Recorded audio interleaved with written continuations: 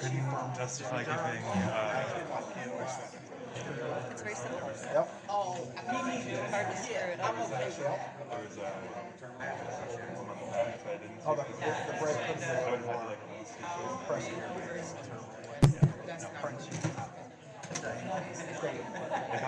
I suppose they make them in the morning so they get a little bit Yeah, because it is moist. grabby.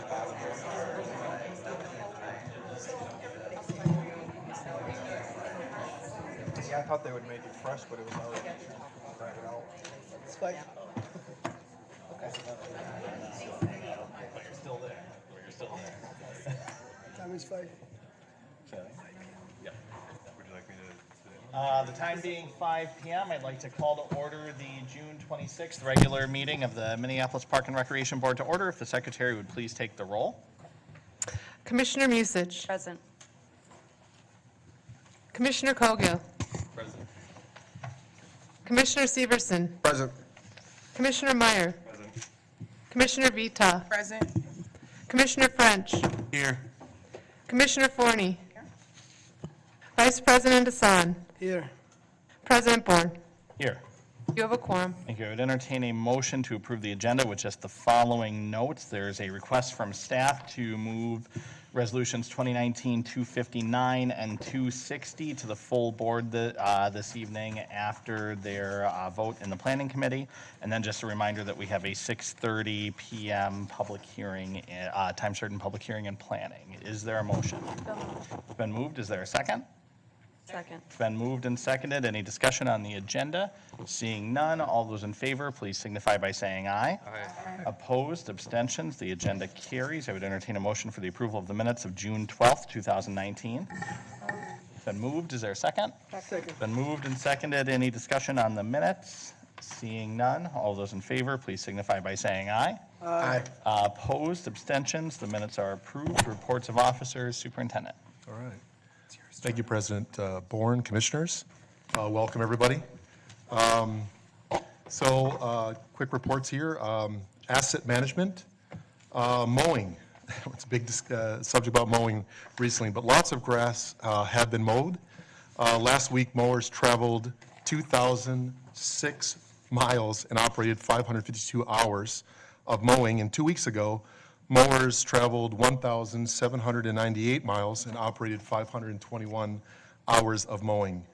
So really impressive, and I know we got on top of that. So great job by our staff and our crew. Pools, 87% of pools were open last weekend.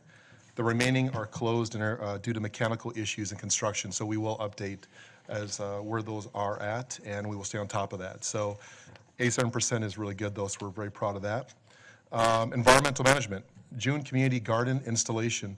So demonstration gardens planted at Franklin Steele Square, built by NPRB Carpentry Shop, installed by Conservation Corps and staff, planted by staff and volunteers from Narcotics Anonymous. Produce will be donated to nearby food shelves and distributed at the park. U-Pick gardeners planted at Bohannon and Sumner Fields. Planting done by Troop 100 volunteers as Eagle Scout projects. Pantry garden planted at Lyndhurst by volunteers, and pop-up garden planted at Lovell Square by volunteers. Wonderful work that they're doing. The next would be updates for the Planning Division. Cedar Riverside Shared Facility Recreation Center project. The Board of Commissioners will hopefully this evening approve the CAC or the CAC charge and slate. The community engagement plan will be a public document once approved. So mark your calendars. The Community Advisory Committee meeting will be held on the third Thursday of every other month, beginning July 16th from 5:30 to 8 o'clock p.m. at the Coyle Community Center. The Minnehaha Parkway Boardwalk and Pedestrian and Bicycle Connection. The new boardwalk for pedestrian and bicycle connection along Minnehaha Parkway at Lindale Avenue is complete. Segments of pedestrian and bicycle trails previously underwater along Minnehaha Parkway are no longer submerged, so the boardwalk is now open for use. Athletics, aquatics, and ice arenas. Aquatics. Today, families from the Coyle Center will have the opportunity, or have had the opportunity, to enjoy a day at the Jim Lupien Water Park. Funding for this is provided by the Barbara Lupiant Family Foundation. Youth sports. Each year, the Minnesota Twins Community Fund offers 10 Bellevue teams from MPRB an opportunity to attend the Minnesota Twins game. 20 tickets, along with arriving early for batting practice. In addition, this year, they are giving each team $300 in concession vouchers. So the 2019 MPRB RBI teams include, and are attending, Botno Badgers, Hiawatha School Park Baseball, the Jerry Gamble Softball, Pershing Softball 2 teams, Powderhorn Baseball, Pearl Softball, Lake Hiawatha Softball, Waite Park Softball, Bryant Square Baseball, and Falwell Baseball. And all the dates are corresponding to those from really May all the way through August. The city qualifier track meet is tomorrow evening, 6 o'clock p.m. at Roosevelt High School.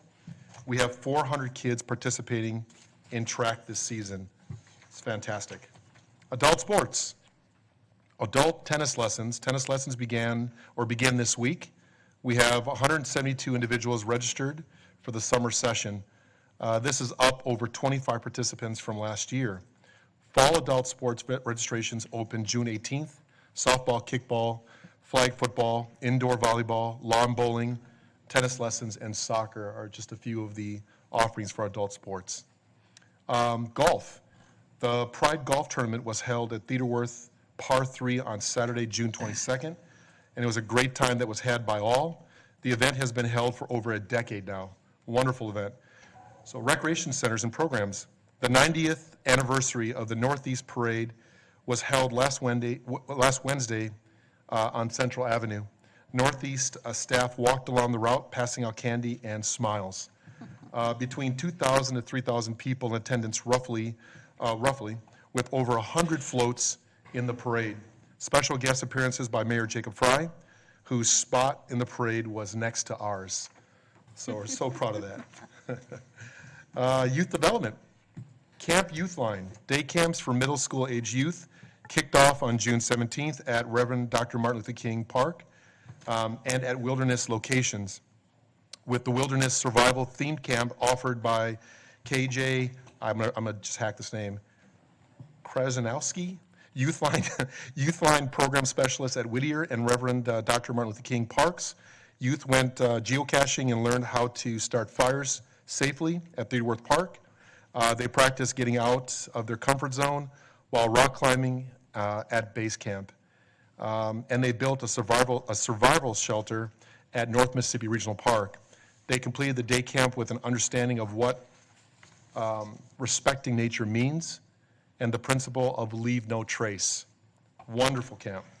Wade Park Summer Rec Plus will host a citywide Rec Plus Rainbow Run on July 11th, 2019.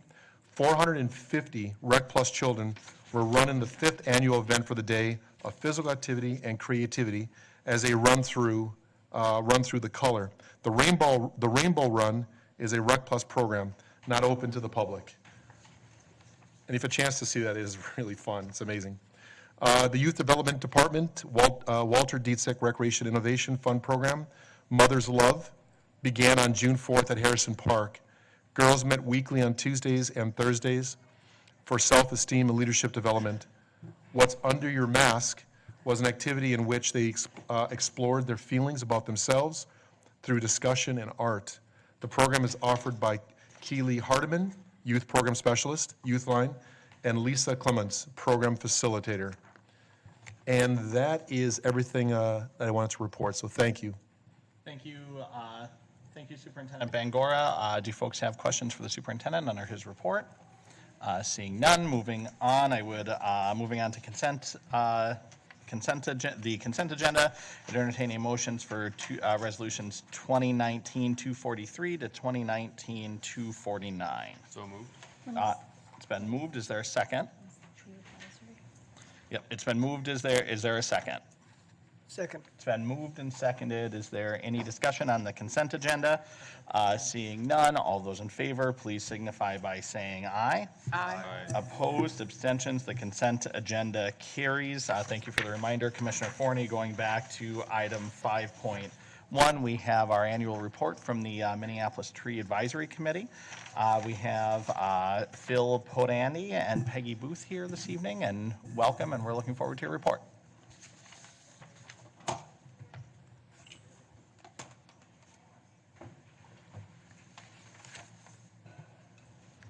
Good evening, Commissioners, Superintendent, and happy summer. My name is Phil Patyandi, your Sustainable Forestry Coordinator. I'm honored to introduce Peggy Booth, who will be giving the annual report from the Minneapolis Tree Advisory Commission. Peggy has been giving advocacy to urban forestry in Minneapolis for decades, and I can say with confidence that the urban forest is a better place because of her commitment and her service. So join me in welcoming Peggy Booth. Welcome. Thank you. I'm very happy to be here as the chair of the Minneapolis Tree Advisory Commission and happy to present to you our annual 2019 report. We are charged with advising both the Park Board and the Minneapolis City Council in matters related to forestry, and we'll be presenting this same report to the City Council Committee in August.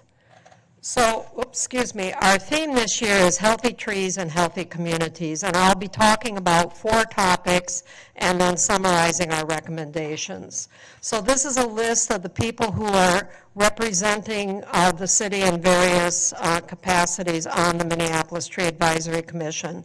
And I do thank the leadership that we have from Ralph Sievert with the assistance of Philip Patyandi. It makes a big difference to us. Our first topic is trees provide important benefits, and the trees in Minneapolis are the growing capital asset that benefits everyone in the city. They are just as much part of our public infrastructure as streets and storm sewers, and trees provide a number of environmental, human health and well-being, community quality benefits, as well as benefiting our properties. It's like having a park in front of everybody's house. And the sustainability report that Philip and others prepared pointed out that each street tree saves us, due to their environmental benefits, $100 every year on average. Now, one of the things I always like to remind you is when we talk about the benefits of trees, they are directly proportional to the amount of leaf area or tree canopy that trees have. The bigger trees with more leaves provide more benefits. It's as simple as that. And also, I want to point out that the city's 2040 plan does have a policy advocating the improvement, the increase, and the care of our urban forest canopy. Research shows that trees help reduce crime rates, calm people with ADHD, speed up recovery of hospital patients. These benefits are also being reinforced by other studies. For example, one in Sacramento showed that more tree canopy cover equals better overall health and more social cohesion in neighborhoods in Sacramento. Another study in Los Angeles found a relationship for school children between physical activity and tree canopy. The more tree canopy, the more physical activity of some of our most critically kids that need to be outside a lot. Also, there's research that's been done that shows canopy cover reduces low birth rate or higher risk babies. All very good, important benefits of trees. Now, when we lose trees to disease or construction or other reasons, we lose those benefits. So there was a study that was done comparing Midwestern cities earlier in late 20th century that had emerald ash borer.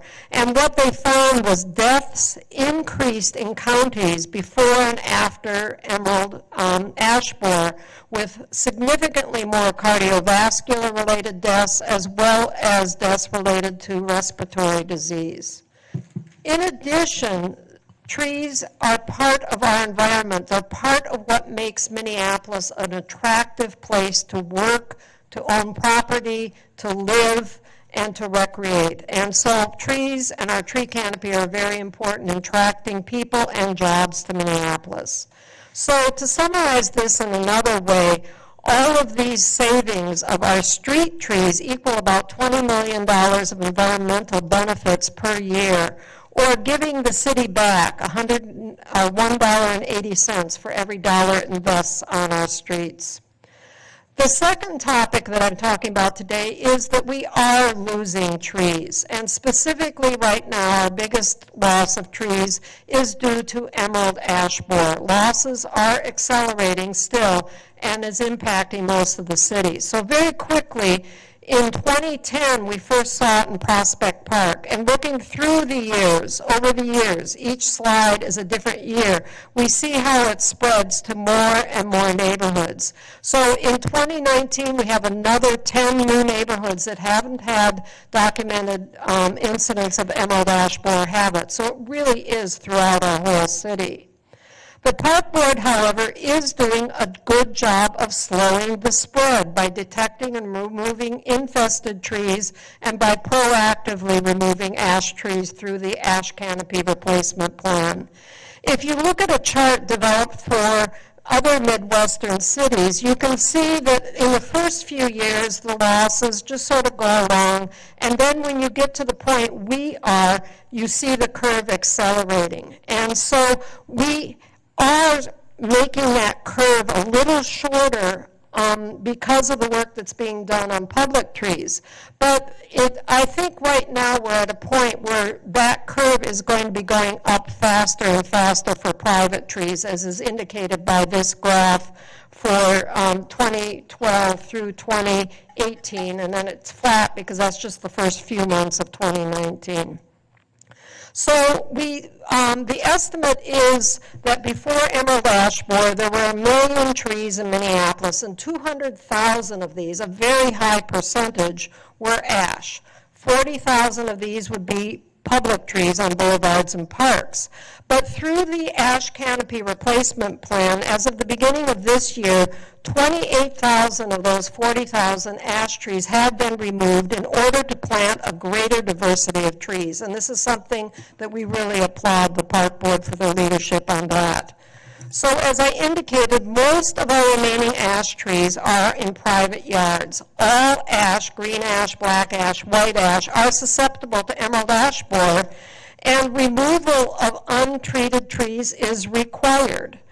So what is, we faced 20, 40 years ago, more like 40 years ago now, the problems with Dutch elm disease. But if an elm sits there or stands there in the yard dead, it can stand there for quite a few years. In contrast, ash trees fall apart. They are much more dangerous trees when they become diseased and dead. So large dying ash are likely to fall and may cause harm when they fall apart, such as this ash that fell on a car. So waiting until an ash dies is more costly and dangerous, and we believe that property owners throughout the city should know if they have an ash and know what they're going to do about it. So the city is commended for a pending ordinance to help property owners remove ash trees because of this infestation. And to just basically summarize, this pending ordinance would allow property owners to have the cost of that removal put on their tax assessment and paid over a number of years, so it's not as big an out-of-pocket cost at one time. And then the owners are thereby encouraged to replant new trees. But throughout the city, our large significant trees have no formal type of protection like many cities have. So trees are being destroyed during development, and the loss of big trees is a loss of community benefits. So how can we grow our city without destroying the trees which help us thrive? Well, one way we're doing it is through the Forest Tree Preservation Coordinator. This is a Park Board staff person, and trees are being saved through plan review and oversight. The position was funded by the Park Board in 2017. However, part of its funding is to come from the city, and they still haven't come up with it. Therefore, the position is only filled temporarily. It has not been created permanently. It has not been filled permanently, and that continues to put our trees at risk. So our first recommendation to you is to fully fund and permanently hire the Forestry Preservation Coordinator. Our second recommendation is more aimed at the city, but the park board plays a role, is to develop a tree protection and replacement ordinance that would be there in private construction to see that the best trees are preserved while we have good development. And that will help us attract more people and jobs. Our third topic is getting trees where they're needed the most. And trees give us healthier places to play. This was pointed out in some of that research. They reduce tree shade, reduces skin cancer, that filters the air. It keeps us cool. It makes our playgrounds and athletic places better to recreate in, more healthy to recreate in. We have Minneapolis Arbor Day, which is doing a great job of reforesting a number of our priority parks. It isn't the only reforestation that's happening in our parks, but each year a priority park is selected. In 2018, it was Reverend Martin Luther King Park, over 150 trees planted of 48 different varieties. In 2019, it was held in Theodore Wirth Park, over 200 trees planted.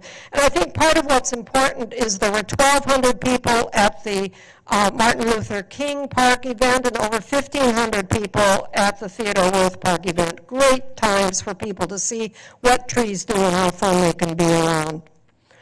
Trees are also lost for other reasons, and not all communities and neighborhoods in the city have the same trees.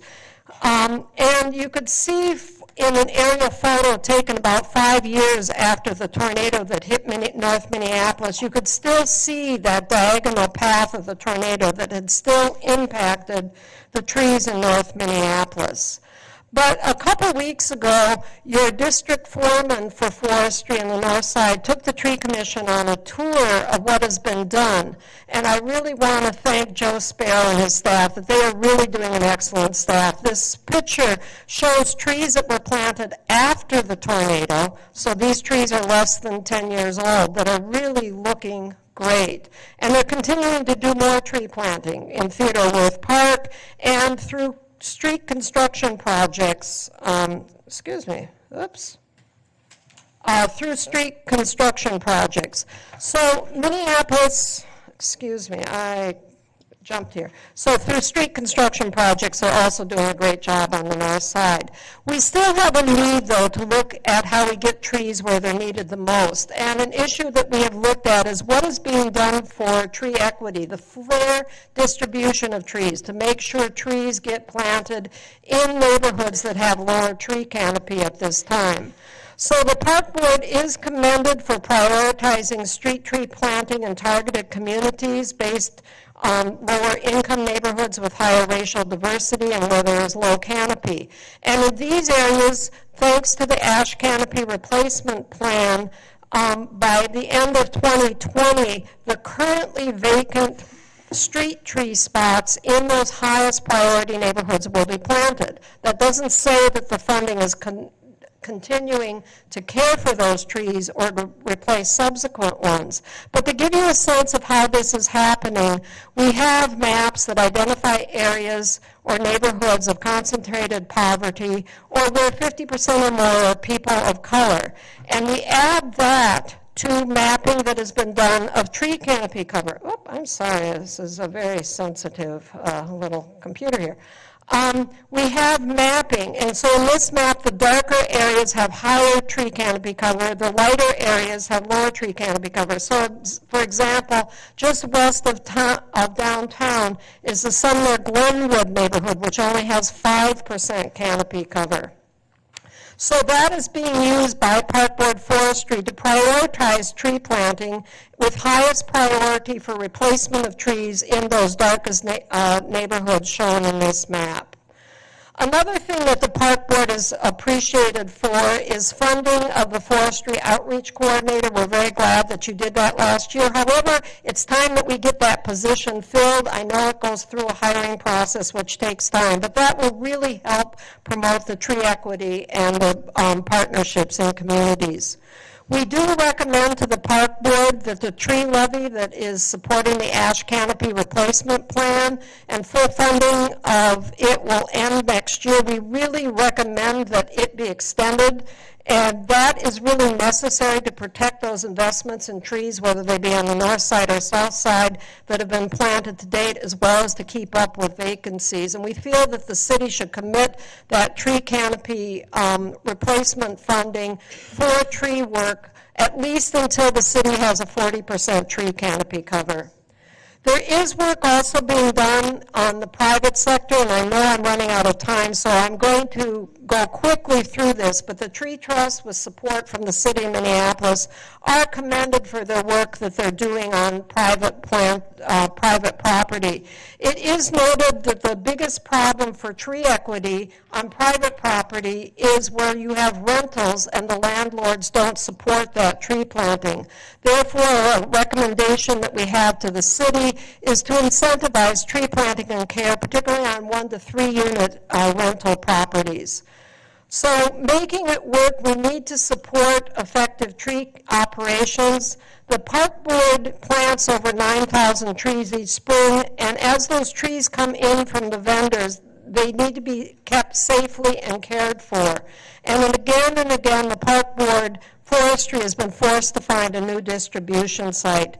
This year it was at Bohemian Flats. That seemed to work out very well, and so our recommendation to the park board is to commit to permanently providing for this tree distribution site, not moving it around and making an orphan use from time to time. There also needs to be long-term plans for processing tree debris, and as well as emergency response plans. The Public Works Department has need for places to put snow. We feel the Park Board and Public Works can work together on this effectively. And so our recommendation is that the city and Park Board cooperate in locating wood waste processing sites. So a recap of our recommendations, and you commissioners have a copy of this in front of you, is to increase tree canopy cover where needed most by extending the levy for public tree planting and care, and for the city to incentivize tree planting on rental properties, to secure permanent sites for tree processing, both the tree distribution sites as well as wood waste processing, and finally to protect significant healthy trees by fully funding and permanently hiring the preservation coordinator and developing a tree ordinance. And with that, I thank you for your attention. Thank you, Ms. Booth. We're going to go into questions and comments. We do have a 5:30 time certain item, so we might ask you to stay for a few minutes after that. So I have Commissioner Meyer followed by Commissioner Cogill.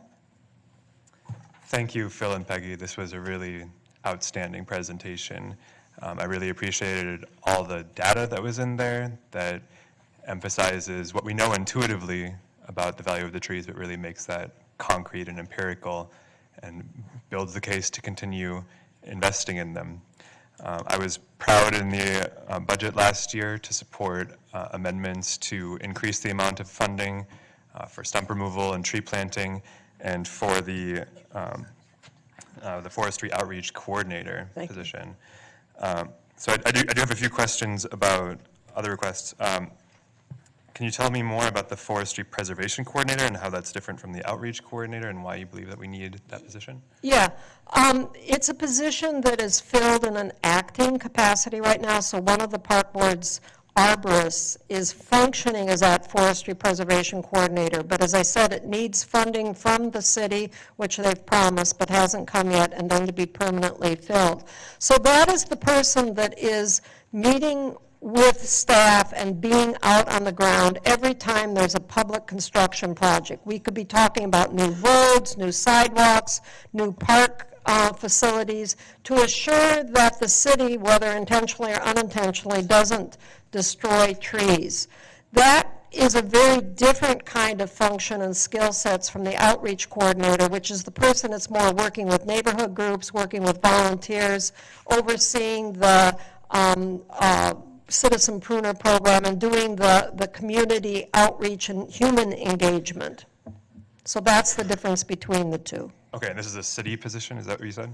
They're both park board positions. Okay, so you want the park board to fund this, not the city? Yeah, but Okay. the city has said that they would contribute funding to the preservation coordinator because it is working with the city on public works projects.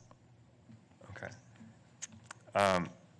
in regard to Bohemian Flats, were you saying that you wanted Bohemian Flats to be the permanent site, or you want us to find another site? I think Bohemian Flats is a great site, but I'm also well aware that the river has a lot of different demands for it. So I am, and the commission is not confident that just because the park board has said, yes, that's a good site now, that it will say, yes, it's a good site in 2 years or 3 years or 5 years. So whether it is that site or another site, we think that the board really needs to commit to say, this is a permanent one. We're going to put it in our master plans. It's going to be there for the long haul. Okay.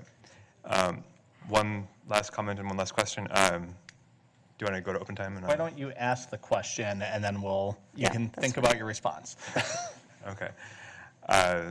Question was, I'd like to be able to share this publicly.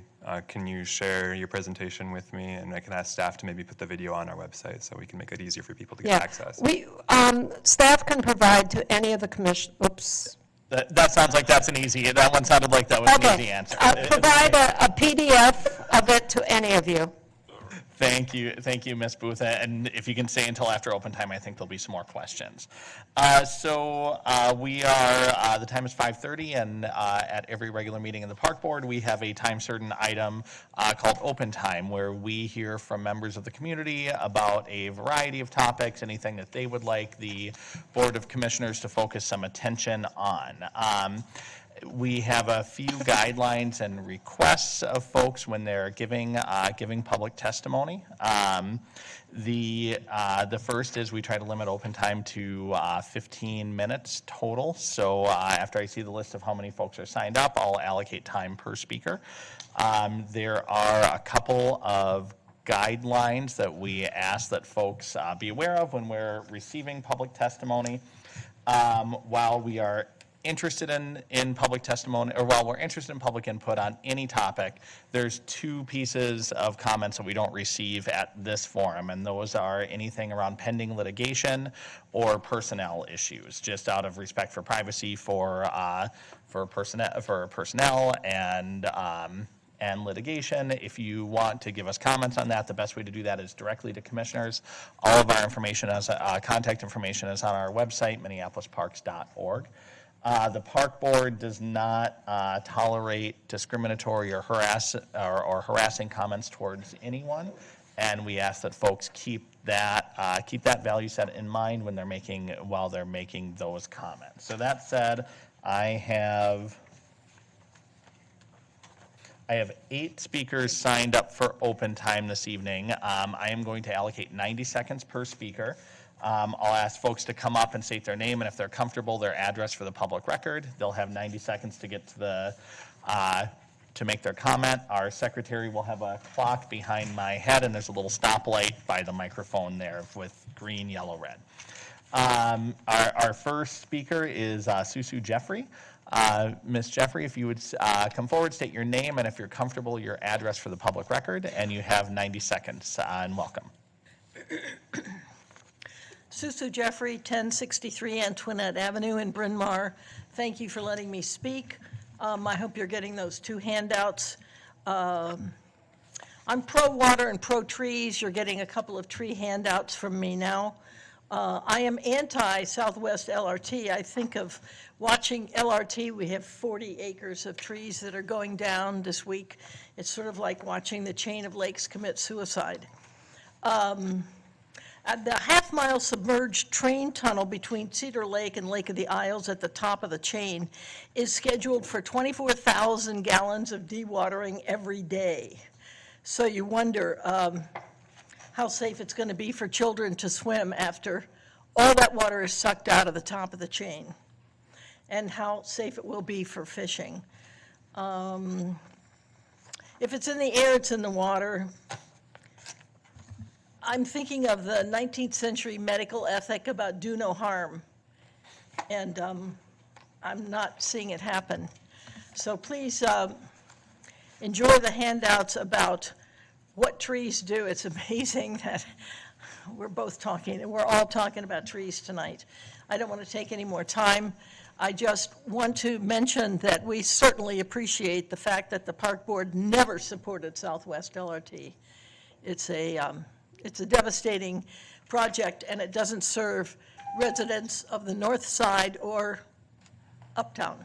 Thank you. Thank you, Ms. Jeffries, and your handout, the secretary received a copy, so that will be included in the public record. If you have any specific questions, I'm going to refer you to Assistant Superintendent Schroeder, who is in the front row there, if you have any specific questions that you need to address tonight. Our next speaker is Tamara Kaiser. Tamara, are you here this evening? Tamara Kaiser? Tamara Kaiser? Our next speaker is Eric Storley. Storley. Is Eric here this evening? Eric Storley? Devin Hogan. Devin, are you here this evening? Devin, if you would state your name and if you're comfortable, your address for the public record, and you have 90 seconds to address the board. Good evening. Devin Hogan, 3403 Nicollet Avenue in Minneapolis. I wanted to talk about four things. Start with two things on your agenda tonight. 2019-241, the resolution about removing gender markers from the athletic signups. That's awesome as a non-binary person. I find that extremely important. I had my driver's license changed to a non-binary marker, and I think it's extremely important that we allow the children and other people that use our parks to have that option as well.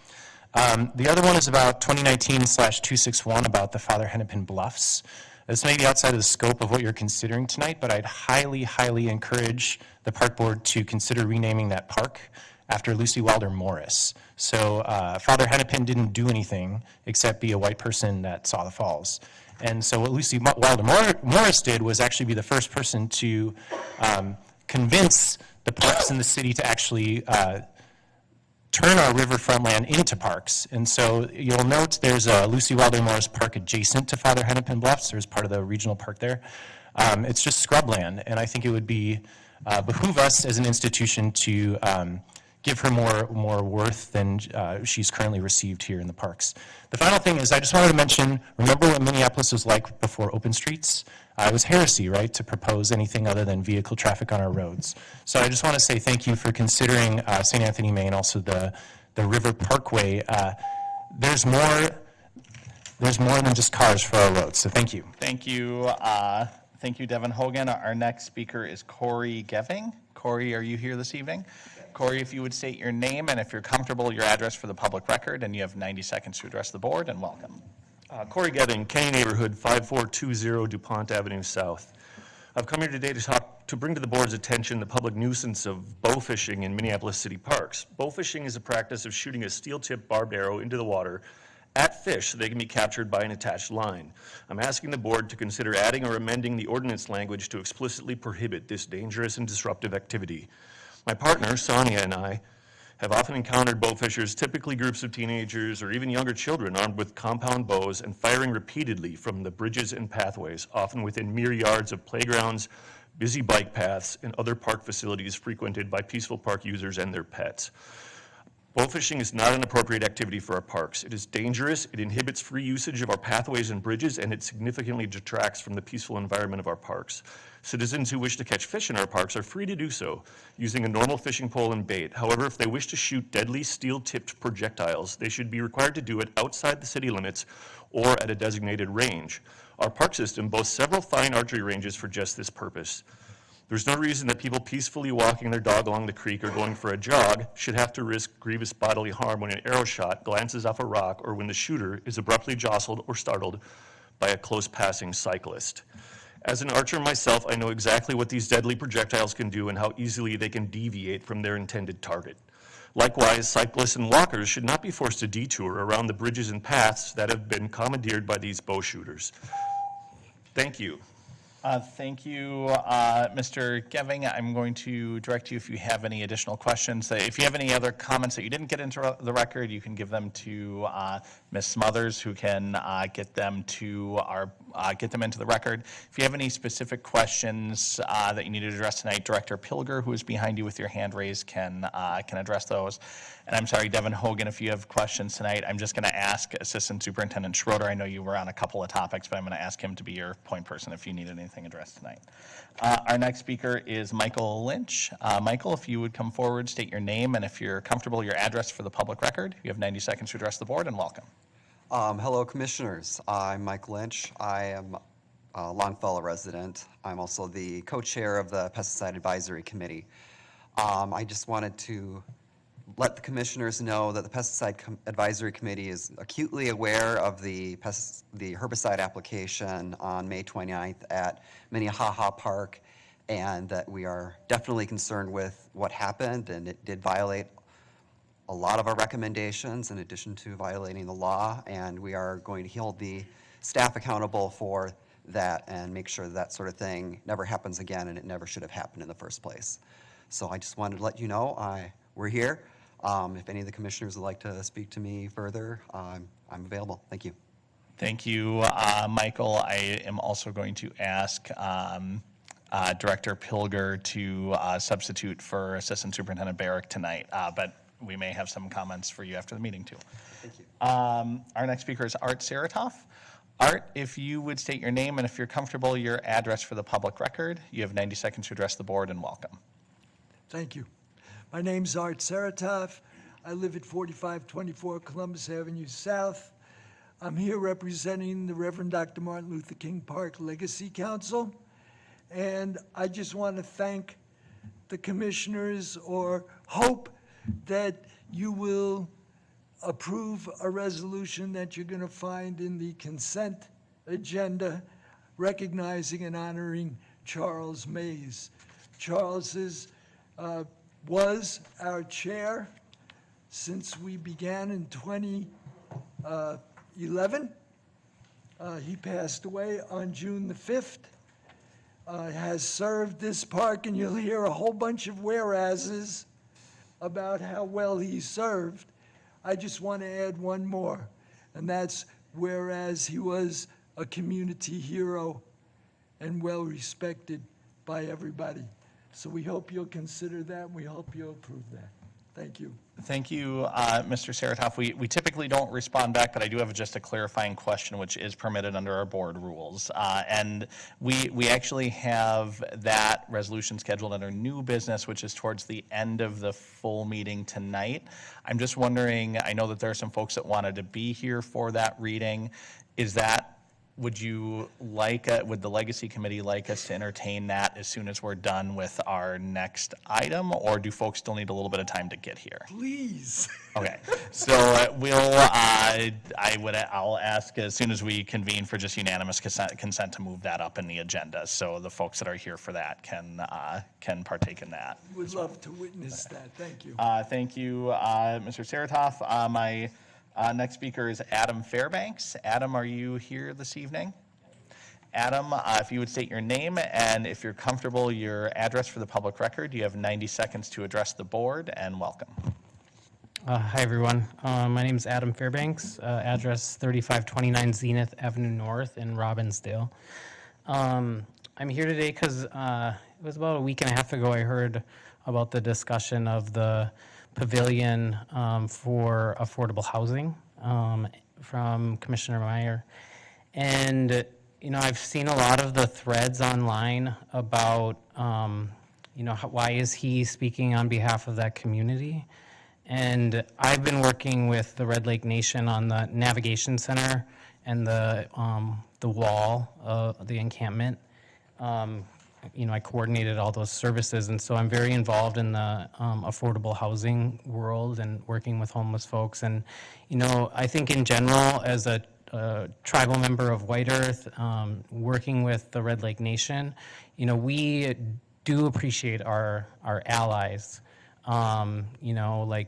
He's not talking on behalf of us. He's advocating for things to help us. And my people, we need that help.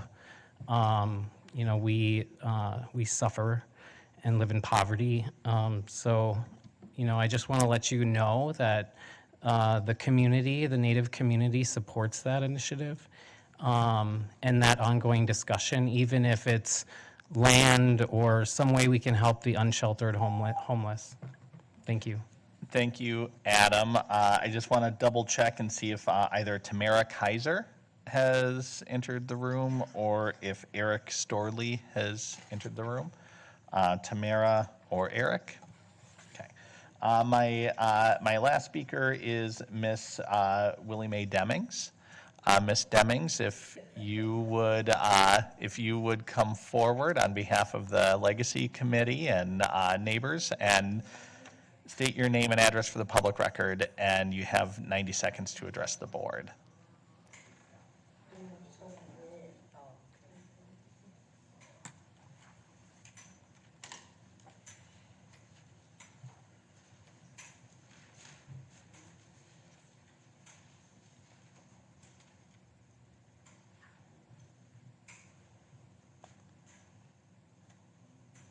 Hello, Welcome, Ms. Demings. I'm moving slow, but still on the go. My name is Willie Mae Demings. I'm a little breathless right now because I've been moving, but I wanted to say something in behalf of Mr. Charles Mays, a man that I've known by name for years, but just got to be in his presence and associate with him just a short while since the doggy park stuff, okay? And, but what I wanted to say was, a reporter called me last week and asked me how did I feel about Mr. Mays, seeing that I got an attorney in 1975, April 21st, a Sunday, 1975, when the police came to my house and brutalized me, and I was trying to get help. And the NAACP came to my rescue, but I did not know that a man named Charles Mays was behind that. And I wanted to acknowledge him and let you all know, and let the city know, and everybody else know the job that he did for me and how it changed my life and made me who I am today and what I am doing today. So I thank you for the opportunity to be able to speak and stand before you and let you know that. And there's a lot that I could say, but I know my time is short and I'm a talker. But thank you for the opportunity to speak and say what I did say. Thank you so much for your comments, Ms. Demings. That is my final speaker for open time.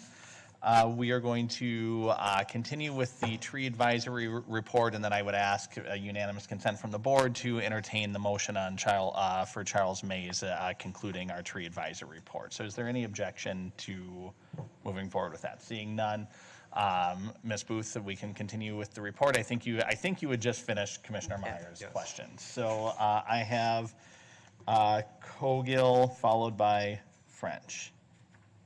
Thank you, President Bourne. Thank you so much for this presentation. This is really, really helpful. I have one just question of curiosity and then a comment. So do we have an estimate? In the presentation, it's suggested that there used to be about 1 million trees in the city. Is it close to that now, or do we have a close estimate to what our tree canopy is in terms of number of trees? Yeah, Commissioner Cowgill, I do not have a specific answer for that. I know that our percent canopy cover has gone down a couple percentage points, so I would imagine that we're probably at least 900,000, but that is just a guess. I don't know for both public and private if we have that current information. And then I'd just like to say, I appreciated the map that overlaid areas of the city that needed trees with kind of racial equity analysis of racially concentrated areas of poverty, and noted that downtown and I think maybe the Elliott Park areas in my district were of somewhat high need, and I know that downtown specifically has had the need to grow trees and has struggled in some areas to make that happen since they're in their little box coffins. So I appreciate that. I'm wondering if there is, to your knowledge, a hierarchy that the park board is pursuing based upon that. Like, is it a 1, 2, 3, 4, 5 type hierarchy in terms of where we're planting trees or where that's recommended, or is it sort of a little bit more general than that? I'm going to let your staff person, Philip Patyandi, respond. Thanks. In general, we're replanting trees where trees have been removed. The equity tree planting priority is happening when we have the available funds to plant additionally. And then it is by neighborhood ranked 1 through 87 neighborhoods to move those resources accordingly. And so that's based on racially concentrated areas of poverty, and also the percent tree canopy. And so they're ranked based on the lowest tree canopy first, but with the concentrated areas of poverty and neighborhoods where there's more than 50% people of color as higher priorities. Right, okay, so, but let's say you have 100 trees now that you're able to plant, are those all gonna go to Hawthorne? Like, if that's the first area, or are they spread out among the top? They're within the highest, the rankings are within four rankings, and so it's for that first tier rankings first. That's what I was sort of. Yep. Fantastic, thank you. I just can't stress enough how important this is, and I know in a couple of areas for my district, I think it's really important. I really hope that we can get that tree preservation coordinator position up and running, and especially in terms of watering and partnerships with other folks who really see the value of trees and preserving trees and growing new trees. This is a time when we're really replacing and planting new trees in a lot of places, and we need all the help we can get. So hopefully we can do that. And thank you both for your work on leading the way on that. Thank you, Commissioner.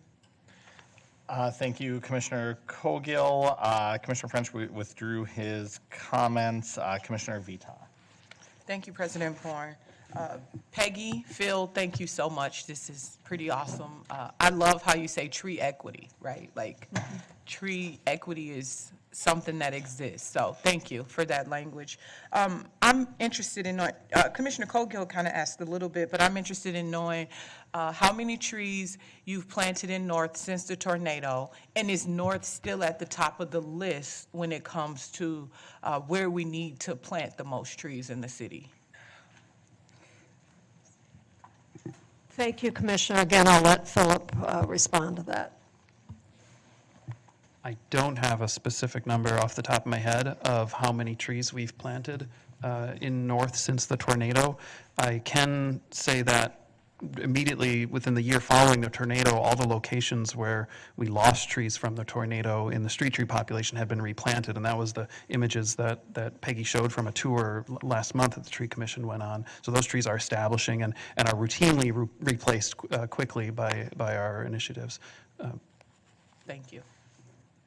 And Commissioner, we will get a PDF copy of the PowerPoint presentation to you, and that does show a map, and there are a lot of neighborhoods in both the north side, particularly the east part of the north side, and what I would call the near south side, Powderhorn. There's really two areas, one on the south and one on the north, that have the combination of factors that make them high priority. Okay, thank you very much. Thank you, Commissioner Vita. Commissioner Forney. Thank you, President Bourne. Peggy, I can't thank you enough. It's hard to me to think how long we've known each other. And all that time, you've been advocating for our tree legacy here. So thank you, really, for all your time and a wonderful report. And Philip, I apologize, I didn't recognize you earlier because there's a few things that were missing from you, first of all. Yep, and then also, you're not hanging in a tree as an arborator. Anyway, thank you both for the report. Couple of questions. You indicated that the city is considering doing an ordinance to help homeowners pay for things. Would it be like the Dutch elm disease where then there's a list of tree contractors, or is that something that possibly this park board would be doing? Do you have any idea how they might be coordinating that? Thank you, Commissioner Forney. My understanding is it would be just like the Dutch elm disease relief that they have. So we could find out from the city more specifics on that if you would like. Oh, well, that was just awesome, Yeah. the Dutch elm thing, giving people that opportunity, because I'm sure there's a lot of people that the cost is, and I think that messaging about how destructive those trees in comparison to the Dutch elms, I mean, the elms, were, it is really significant. And then any way that the Tree Advisory Committee can be seeding, I should say, the extension of our tree forestation levy would be really appreciated, because I Okay. think that is something that, it's imminent, and we really need to be building that. Hopefully, we can renew that, because how important it is. I mean, your slideshow definitely demonstrates how significant it is that trees are needed, and we need that reforestation. Thank you Thank again, you. Peggy. Appreciate it. Thank you, Commissioner Forney. Commissioner Musich? Thank you, President Bourne. I'm going to follow up on Commissioner Forney's questions about the ordinance. It's something that I'm pleased to hear the city is working on. I'm glad to hear that we're going to be trying to mirror what we did with elm trees that were suffering from Dutch elm disease. I'm also really aware of how hard it is for people to pay for a new tree. It's something that when I served on the Tree Advisory Commission, we discussed at length. And I can't help but wonder if more people would plant trees if they were able to include the cost of that in the bundled cost of having to have the tree itself removed. I know that the city of Minneapolis does have the Tree Trust program that does provide trees at a very low cost to people, but there are a number of hurdles.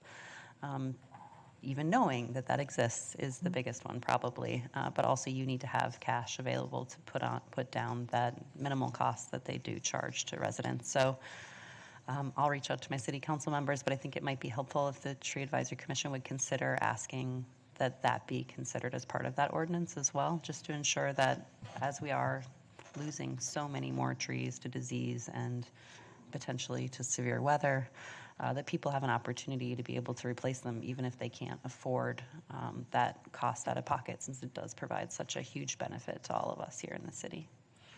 Thank you, Commissioner Musich. I'll bring that back to the Tree Commission and talk to our City Council representative, Robin Garwood, about it. I think that you raise a really good point, and I think that deserves some, to see if we can have that as part of it. I don't know the answer, but I think we should look at that. Thank you.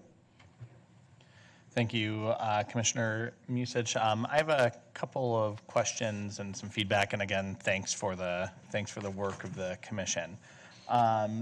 The first one, I think I heard one of your recommendations. I also get the preservation and outreach coordinators mixed up, but it's the preservation coordinator that there is a commitment from the city to fund half that hasn't materialized yet. And I think that I heard you say as a recommendation that you're asking for the Minneapolis Park Board to now fund the entire piece, or you're asking us to double our efforts to get the city to commit?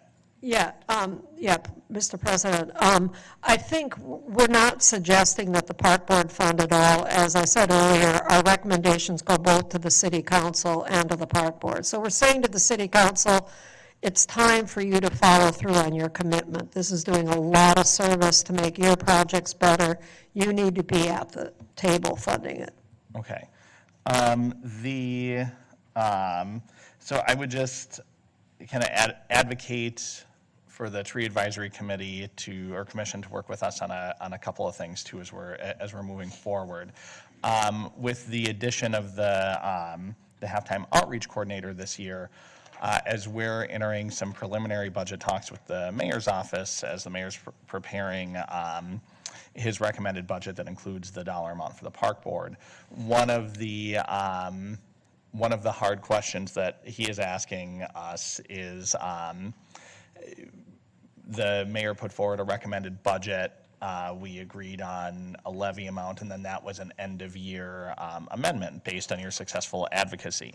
So now we're coming back and asking for a current, what we call current service level support levy, which that number now has included. And it's a little nuanced, but the mayor's perception of our current service level and our perception of our current service level are two different numbers right now. Okay.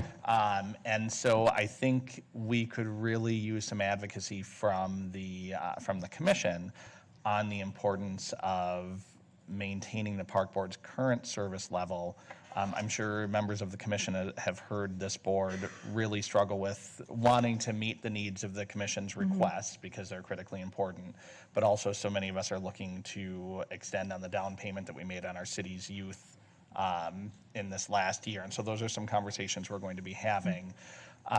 But we really need every advocate to support for at least our current service level and some of our expansions. And I think Commissioner Forney put it really well that that the tree levy is coming to an end sooner than I think any of us want to see that happen. So in the weeks and months ahead, we're really going to be looking for. You've done an incredible amount of job advocating to the Board of Commissioners on some of the budget needs, and we just need to ask for that help in return so we can go to advocate to the Board of Estimate and Taxation in the city of Minneapolis. But thank you for that work, Ms. Booth. I don't necessarily need a response. I think the head nodding is we can work together. I think that makes a lot of sense. Thank you. Okay. Thank you. Thank you for the report, and we look forward to working together, Ms. Booth. Are continuing to work together. So moving on, we're going to go to, if there's no objection, we're going to move on to the resolution for honoring Mr. Mays. We have some folks that are here this evening for Resolution 2019-265, a resolution honoring Charles E. Mays for his service to the Minneapolis Park and Recreation Board. Can I have a motion to get that on the floor? So moved. It's been moved. Is there a second? Second. It's been moved and seconded. I'm wondering if, I know we had heard from some folks during open time, but if there's anybody in the audience that is here to here for this resolution that would like to speak to it. I'm also wondering if there's anybody in the audience that we'll read this resolution into the record, but I'm wondering if there's any members of the community that would like to read it into the record for us. I'm looking to Superintendent Merrill. Looks like she might have a plan or some ideas.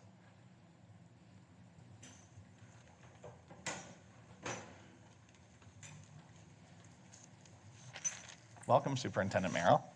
Thank you so much, President Bourne, Vice Chair Hassan, and Commissioners. I'm here on behalf of the Reverend Dr. Martin Luther King Jr. Legacy Council, and we are so excited and happy that the board has chosen to remember and commemorate the work of Charles E. Mays, incredible man. And so just to maybe divide this up a little bit, Mrs. Doris Christopher will have a few words to say about Charles, who longtime friend. Yes. My name is Doris Christopher, and I've been a member of the Legacy Group since its beginning. And Charles has been our leader. And I must say we're going to miss him because he was ill toward the end of his life, but he always made it to meetings, and he picked me up several times because I had trouble with my knees. And I'll say this about Charles. Charles was a man that really never, went out and blew the horn for himself. He always was helping, just like Mrs. Deming said. He did things and didn't expect people to raise up and shout. So we are going to miss him. Oh, this whole town is going to miss Charles because he was a wonderful, wonderful man. And maybe just to finish up, just a couple of things on his dedication to the Reverend Dr. Martin Luther King Legacy Council at the park. There would be oftentimes, in this last year was a trying year for him. He would leave, he would be released, he would go into the hospital, say on a Monday, and they would finally release him on a Thursday. He would leave that meeting coming from the hospital, stop, pick up Doors, and come on to the meeting to chair the meeting. Incredible commitment to the legacy of the Reverend Dr. Martin Luther King Jr. He really felt it was so important that the park really mirror what the vision of the Reverend Dr. Martin Luther King Jr. and worked very, very hard, in fact, with our assistant superintendent for planning, Mr. Michael Schroeder, with developing the master plan for the park.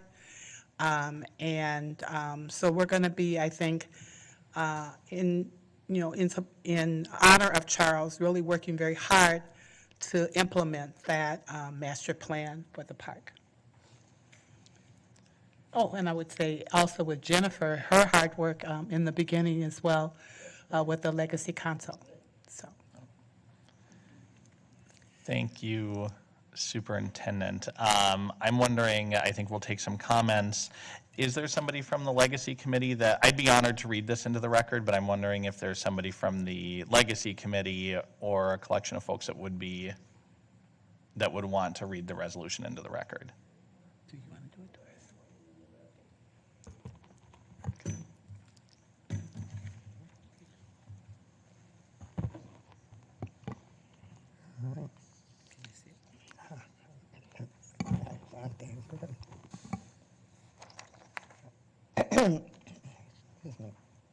Resolution 2019 to 265. Resolution honoring Charles E. Mays for the service to the Minneapolis Park and Recreation Board. Whereas Minneapolis lost a beloved community organizer and civil rights leader on June 5th, 2019, when Charles E. Mays died at peace in his home in the loving care of his niece, Michelle Bratcher Goodwin, and sister Gloria Mays Folsom.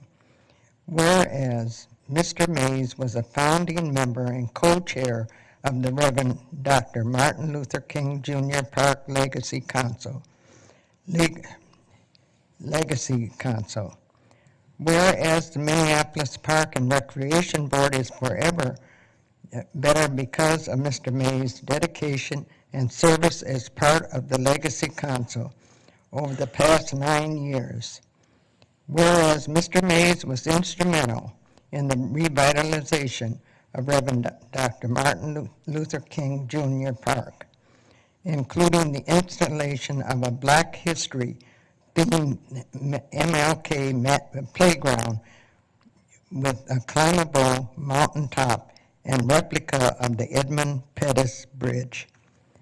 Whereas Mr. Mays won the Minneapolis Park and Recreation Board's MLK Living the Dream Award in 2015, and whereas Mr. Mays will be missed by the Legacy Council, Minneapolis Park and Recreation Board staff, and Minneapolis Park visitors, resolved that the Board of Commissioners honor Charles E. Mays for his service to the Minneapolis Park and Recreation Board, and and resolved that the president of the board and secretary to the board are authorized to take all necessary administrative actions to implement this resolution. Thank you. Thank you for reading that into the record. Commissioner French? It's kind of, I met Mr. Mays when I was campaigning a couple years ago, and I think I was at Dr. Martin Luther King Park, and if you guys know who I am, I'm not from Minneapolis. I don't have any family up here, and he said, French, huh? He said, do you know Ezra French? And I said, I'm way up in Minneapolis, Minnesota, and this guy knows my favorite uncle in the whole world. And I was just like, I said, yeah, that's, and when you're campaigning, your people are telling you to keep it moving, talk to somebody. And I couldn't move. I just wanted to keep talking to this guy. He's from Milwaukee originally, which is where I'm from. and he's from an area called Brownsville, where it was, and people know about Brownsville, it's kind of similar to Rondo neighborhood. And I just found out that he passed away. So and we had always made arrangements to come in, I was supposed to come and hang out with him, but he was getting ill, and I never got a chance to do it.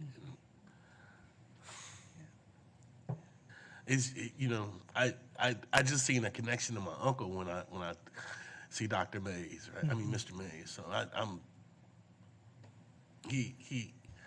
don't have any words. I'm just, yes, let's do it. Let's honor him. All right. Thank you, Commissioner French. Commissioner Vita. Thank you, Ms. Doris. I really appreciate you reading that resolution. The last time I saw Charles, Mr. Mays, he was telling me that we should hire Superintendent Bangora. He was like, all of us were together, and he was getting in the middle of our picture. He was basically photobombing us. But he was telling me that, he said, you really need to hire this guy. He wants to come back here. It's cold. He's leaving a warm place to come back, and he listens. He knows how to listen. Many people don't know how to listen. So I walked away. She said that's true. I walked away from him really, receiving the word that he was giving me about our superintendent search. And he really just felt like he needed to tell me that Superintendent Bangora was the person to come back to the cold weather. So that is just one memory. If you know him, you have many, many memories of him. But he's going to be deeply missed. Thank you. I thank everyone for coming to bring this before us. Thank you, Commissioner Vita. I'll just add very briefly, I've had the honor of knowing Mr. Mays for about 12 years now. And the Star Tribune reached out to me, and it was such fond memories, and folks will remember that Mr. Mays and I met on different sides of an issue, and he was probably the most persuasive and patient teacher that I had ever met. And a lot of times when you're on very different sides of heated arguments, there were a few folks in the Legacy Committee, I'm looking at Ms. Demings and Mr. Mays, were both at meetings where just some of the hardest points into one of the hardest heads for trying to learn something. And I remember Charles said something to the effect of I just haven't taught you yet. And let me keep working on that. And so he was always incredibly patient and sat down and had every conversation with me, and was just the epitome of a gentleman. And I hope that I've taken a little bit of I hope that I've learned some leadership lessons from Mr. Mays over the years, and so he will be sorely missed too. And he was just a gentleman and just a beautiful soul. And I'm sorry for your loss. I wish that I had the opportunity to know him better. I feel blessed in the amount of time that I was able to spend with him over the years, whether we were on the same side of an issue or a different side of an issue. So thank you so much. Just one final comment. I would say that it's a loss for all of us, because Charles was so involved in this community, the work in this city, that the entire city, I think, is at a loss, but we're all the better for having had Charles Mays be a part of our citizenry here. Thank you, Superintendent. I am going to ask the Secretary to take a roll call vote on this resolution, and then afterwards I'm going to ask that the board and audience just commemorate Charles with a brief moment of silence. So Secretary Ringgold, would you please take the roll on Resolution 2019-265? Commissioner Musich. Aye. Commissioner Cogill. Aye. Commissioner Severson. Aye. Commissioner Meyer. Aye. Commissioner Vita. Aye. Commissioner French. Aye. Commissioner Forney. Aye. Vice President Hassan. Aye. President Bourne. Aye. You have 9 ayes. The motion passes unanimously. If folks would join me in a brief moment of silence for Mr. Mays.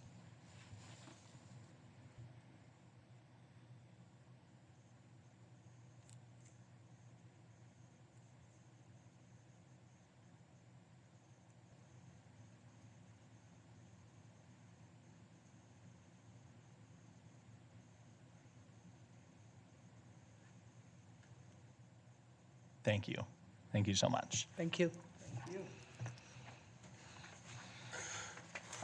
Moving on with the agenda, we'll move to reports of standing committees.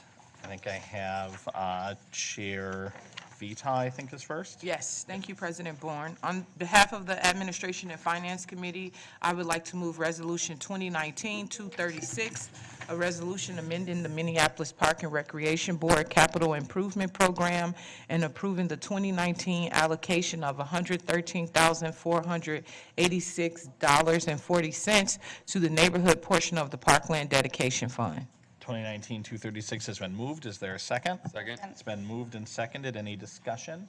Seeing none, all those in favor of 2019-236, please signify by saying aye. Aye. Opposed, abstentions, the motion carries. Chair Vita. I would like to move Resolution 2019-237, resolution approving amendment number 1 to professional service agreement number C44285 with 10X10 LLC to the 26th Avenue North Overlook and Shoreline Enhancement Project in the amount of $66,583 for a new contract total of $191,133. Resolution 2019-237 has been moved. Is there a second? Second. It's been moved and seconded. Is there any discussion? I'm looking to President Evers to see if there's anything that you want to talk about the 26th Avenue Overlook at all, not to put you on the spot. We can just pass the resolution, too. Sure, I'll just take a couple seconds. Thank you. Just that we're thrilled to have released the illustrations, and the partnership moving forward has been great. I hope folks saw the press, and we're still fundraising for it, but we see this as just the beginning. So we're excited to pass it on and to keep building it. So thank you for that support. Thank you, Mr. Evers. Seeing no further discussion, all of those in favor of 237, please signify by saying aye. Aye. Opposed, abstentions, the motion carries. Chair Vita. I would like to move Resolution 2019-238, a resolution approving a donation agreement between the Minneapolis Park and Recreation Board and Minneapolis Community Clay Courts related to fundraising, design, and construction of clay tennis courts in Waveland Triangle, a part of the Minneapolis Park System. 2019 has been moved. Is there a second? Second. 2019-238 has been moved and seconded. Is there any discussion? Seeing none, all of those in favor, please signify by saying aye. Aye. Opposed, abstentions, the motion carries. Chair Vita. I'd like to move Resolution 2019-239, resolution approving a new lease agreement with Eastside Neighborhood Services leasing space for 3 years at the Luxton Neighborhood Recreation Center located within Georgie Luxton Park. 2019-239 has been moved. Is there a second? Second. It's been moved and seconded. Is there any discussion on 2019-239? Seeing none, I would ask the secretary to please take the roll.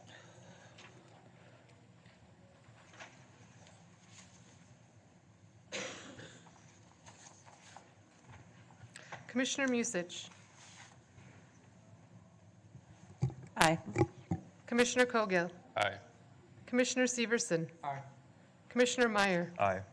Commissioner Vita. Aye. Commissioner French. Aye. Commissioner Forney. Aye. Vice President Hassan. Aye. President Bourne. Aye. You have 9 ayes. The motion passes. Chair Forney. On behalf of the Planning Committee, I'd like to move Resolution 2019-240, a resolution approving the playground concept plan for Fulwell Park. 2019-240 has been moved. Is there a second? Second. It's been moved and seconded. Any discussion? Seeing none, all of those in favor of 2019-240, please signify by saying aye. Aye. Aye. Opposed, abstentions, the motion carries. Chair Forney. I'd like to move Resolution 2019-241, a resolution approving concept plan for park improvements to the upper portion of Father Hennepin Bluff Park. It's been moved. Is there a second?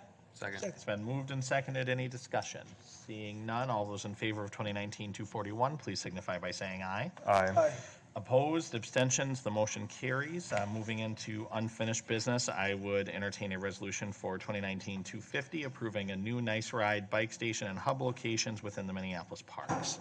So moved. It's been moved. Is there a second? Second. It's been moved and seconded. Any discussion? Commissioner Musich, I'm wondering before the discussion if we maybe want to have Ms. Olson give a brief update. I know this is a continuation of some of the last resolutions we did a few cycles back. Thank you, Ms. Olson. Good evening, Commissioners. Just a moment while I pull up the presentation.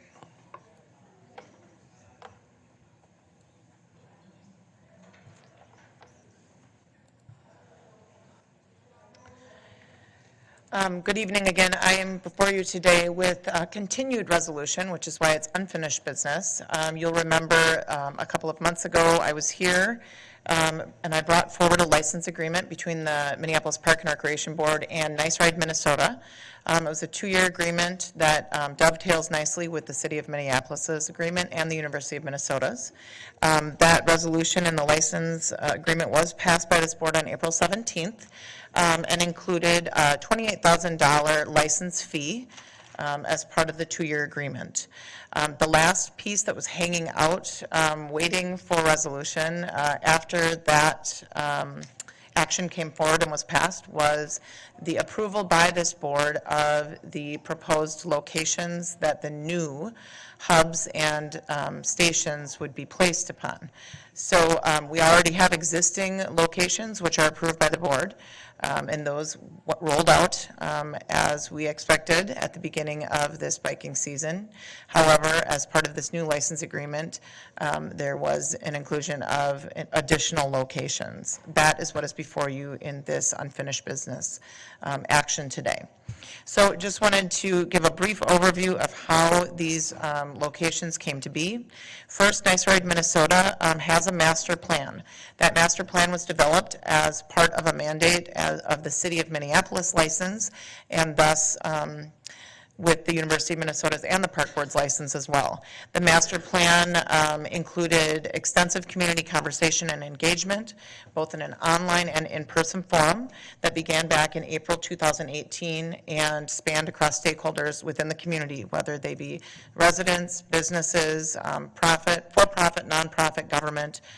They really engaged the kind of entire gamut of stakeholders across the city. As part of the City of Minneapolis requirement for the license, there is an equity distribution mandate.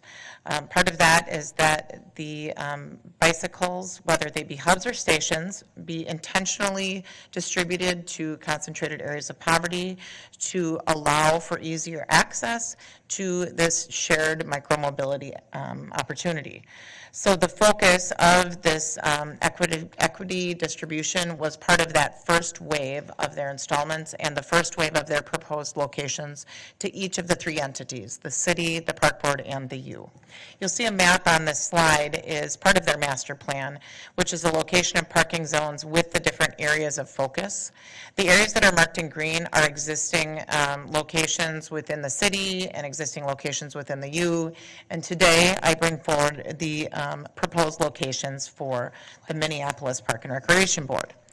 These locations would be, again, both stations and hubs, and they would augment what's already out in our system. Many hub locations don't necessarily have to include further installation of even any markings on our property. They can be placed on existing bike racks, which is actually how the University of Minnesota has approached this entire process. To make things easier, they just said any bike rack is an option for a dockless hub. So any of the blue bikes that you see out in the system or in the community, those are dockless bicycles that can be unlocked by an app on a phone. Those would be the bikes that you would see at an existing bike rack if it was part of that proposal. The green bikes are the ones that you would see in the stations, those stationary pieces that are out in the system. So as this first wave, Nice Ride Minnesota submitted a proposal to me as the staff representative of 37 new locations, a combination of hubs and stations. That proposal was reviewed by the park board, by planning, with keeping a Minneapolis Park Board master plan lens in mind, then by operations for making sure that there was no disruption to our operations and maintenance, and by recreation, because often these sites were proposed in areas where there are staffed recreation center sites. Out of the 37 that were proposed, 9 locations were flagged for review. These were flagged for various reasons, some for access, some for traffic flow. One of them was too close to an amenity. We wanted it moved. A couple were in a strange place, not easily accessible off of intersections, maybe near backstops of baseball diamonds, things that we felt like could be maybe a hazard or a conflict.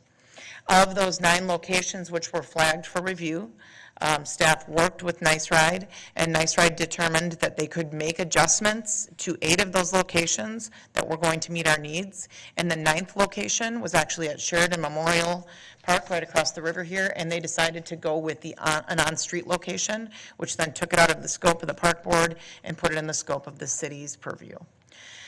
So the 36 locations are now what I'm bringing forward as a final recommendation by me as staff to you as the board. And that's all I have. It's a very brief presentation, but we've already talked about this issue, so this is just tying up loose ends. Thank you, Director Olson. Commissioner Musich. Thank you, President Bourne.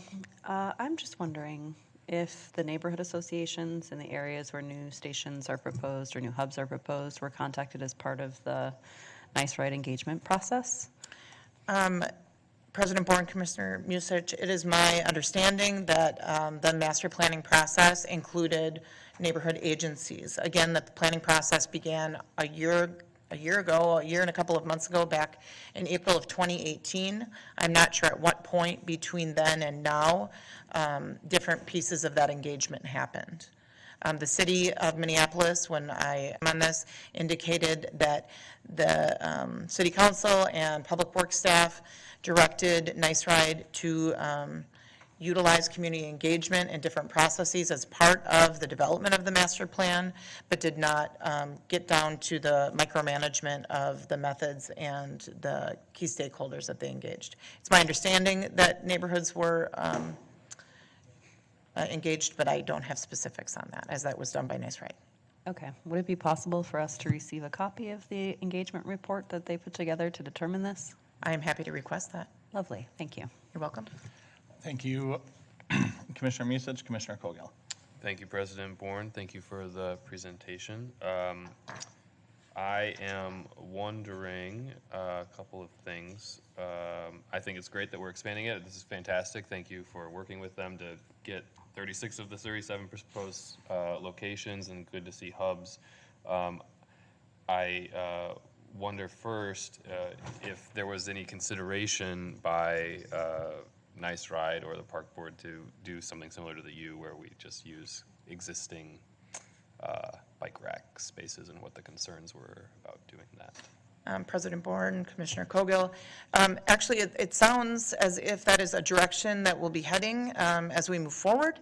However, right now we're kind of in a transition period, our Nice Ride and Lift, in moving from the docked stations to more of the dockless hub ideas. Anywhere that there's a bike rack, of course, that's kind of low-hanging fruit, best option. In some places where bike racks don't already exist, that's where you're seeing some of these dockless hubs being installed. Right now, I can't think of any on park property that have the tape down, because we have not yet done that.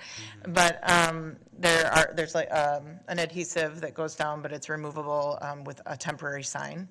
But bike racks are always the easiest. So this says it's for 2019, this resolution. So we would expect to be revisiting this next year, I'm assuming. Is that correct? That's correct. Okay, and in that case, what are there any criteria that you would see for review about if it's working or not? One of my concerns, I guess, is I'm seeing people leaving scooters in the spots, and bikes are falling over because they're not actually bike racks, and all of those things. And I'm of one mind that maybe we should just allow the chaos to go everywhere, and I'm of another mind that we need to be a lot more cognizant of organizing those spaces. President Bourne, Commissioner Cogill. At the end of this season, we'll definitely sit down with Nice Ride and make adjustments, recommendations, and we can always give them the direction that this is how it will be on our property. So they have been fantastic to work with thus far. Just right off the bat with the adjustments that we asked to be made, based on our concerns with the ones that we flagged. It was no problem whatsoever to go back to the drawing board and come up with a new plan. So I feel confident that if we find that things aren't working, that we can definitely work collaboratively with Nice Ride Minnesota to make sure that we make this opportunity for access to micromobility work for all parties. Our case, we want it to work for us, first and foremost, so it can work best for the community. Thank you very much, Director Olson. Appreciate it. You're very welcome. Thank you, Commissioner Cogill, Commissioner Musich for the second time. Thank you, President Bourne. Since we're headed the direction of utilizing existing bicycle racks, and I've encountered many areas within the system that have extreme congestion at the bicycle racks in which there isn't parking already for the people that are bringing their bikes. Is it possible for us to ask that they assist us in acquiring additional bike racks in areas like that where they'd like to go that direction? Because I would have a very hard time convincing taxpayers that a private entity, even with a licensing agreement, should be utilizing public property in that way without helping us to deal with congestion. So anyway, if we could think about that and approach them about potentially helping us get more bike racks installed, that would be lovely. President Bourne, Commissioner Musich, I don't think that that's out of the realm of possibility to ask. And as I mentioned, we are collecting a licensing fee. So we'd have to look at how that fee maybe works into our budget for a capital purchase as well. Thank you, Commissioner Musich. Is there any further discussion? Seeing no further discussion, I am going to ask the secretary to take a roll on this item and just note Commissioner Vita's absence. She had stated she wanted to recuse herself. She didn't do that before she went out of the room. So I just want to, for the record, that she did not participate in the conversation and is not part of this roll call vote. Commissioner Musich. Commissioner Cogill. Aye. Commissioner Severson. Aye. Commissioner Meyer. Aye. Commissioner French. Aye. Commissioner Forney. Aye. Vice President Hassan. Aye. President Bourne. Aye. You have 8 ayes, 1 recuse. Thank you. The motion carries. Moving on into 6:30. moving on to our time certain, I'm going to recess the full board to go into the planning committee for a time certain public hearing. I'd like to call the Planning Committee to order at 6:32. And would the Secretary please call the roll? Commissioner Severson. Present. Commissioner Meyer. Present. Vice Chair Cogill. Present. Chair Forney. Here. I'll take a motion to approve the agenda. So moved. All those in favor, please signify by saying aye. Aye. Opposed? Abstentions? So moved. I'll take a motion to approve the minutes of Wednesday, June 12th, 2019. So moved. All those in favor, please signify by saying aye. Aye. Opposed? Abstentions? Okay, that's moved as well. And we now have the presentation of the Mississippi Gorge Regional Park Master Plan public hearing. Oh, Saeed. Yay. Okay, please take it away. Chair Forney, Commissioners. Hi, my name is Saeed Ali. This is my colleague. Tyler Pedersen. I don't know if it was Peterson or Patterson. I'm representing the Mississippi Gorge Regional Park Master Plan.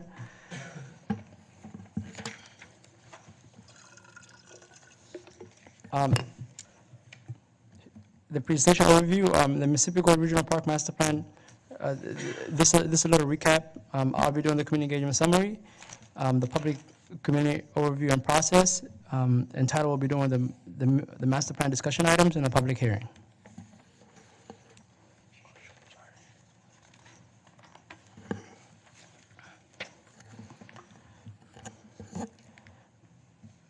The area in the geography area of the master plan, it runs along the Mississippi River south of Bridge Number 9 to just north of Minnehaha Regional Park within the city of Minneapolis.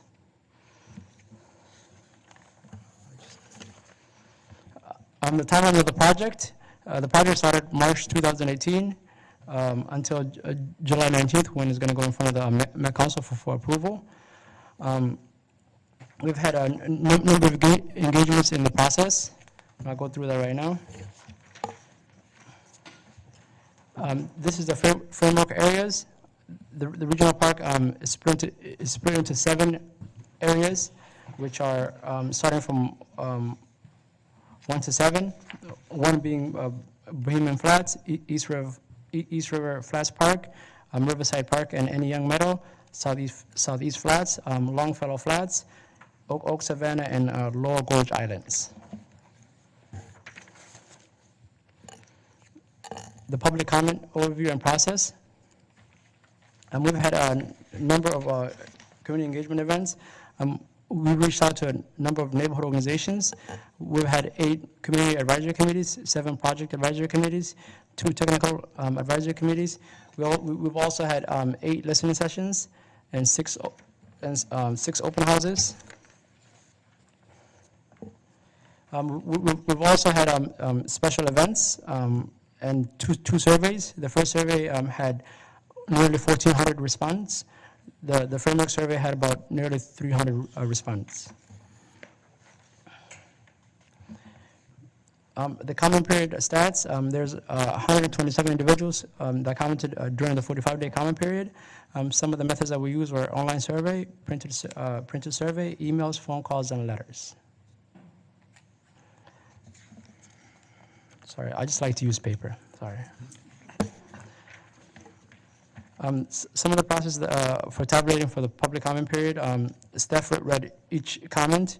There was various comments were separated into spreadsheets. Comments were grouped into themes, and they were assigned in categories based on impact on master plan.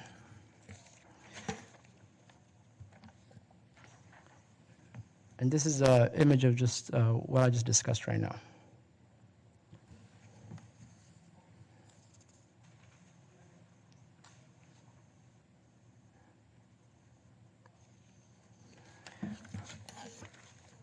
On the theme impact levels, we've categorized it into low impact, moderate impact, high impact, and no impact.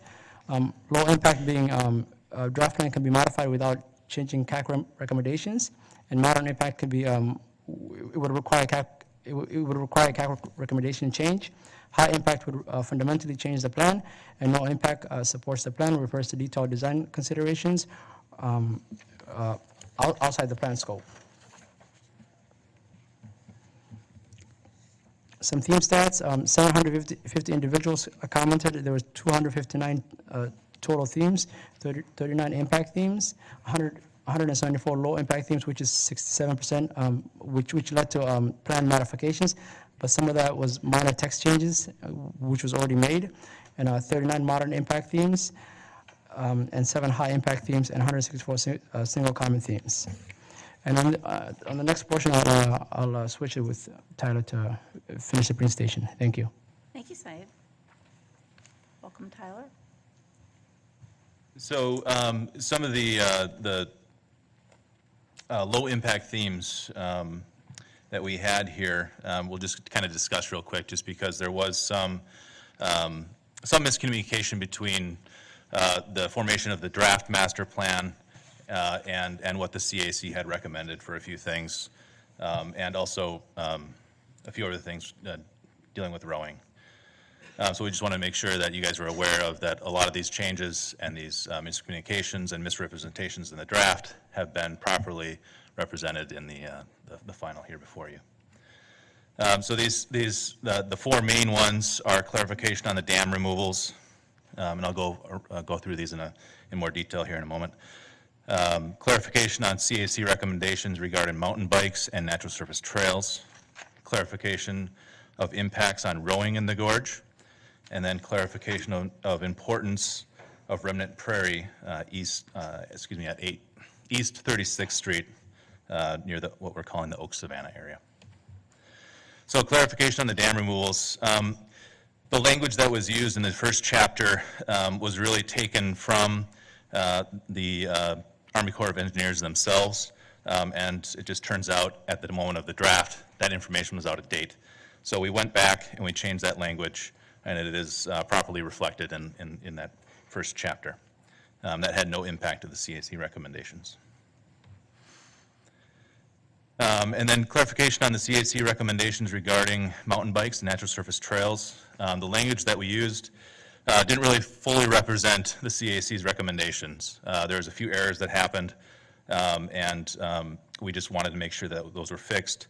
And this clarified recommendations. It didn't change anything, but it clarified. So the language that we wanted to make sure was in there, page 6-43, are the three bullet points at the bottom there. And these were voted on. The majority of the CAC members approved this language. Existing natural surface trails shall be pedestrian only. Explore potential for additional natural surface trails for different uses on the east side of the river, and the Winchell Trail shall be clarified. The extension of it should be studied, and the trail should be pedestrian only in perpetuity. And then some clarification on the impacts of rowing in the gorge. I had a great conversation with a few of the rowers that were really concerned about how we kind of made rowing look when we were talking about, what happens if the dams are removed.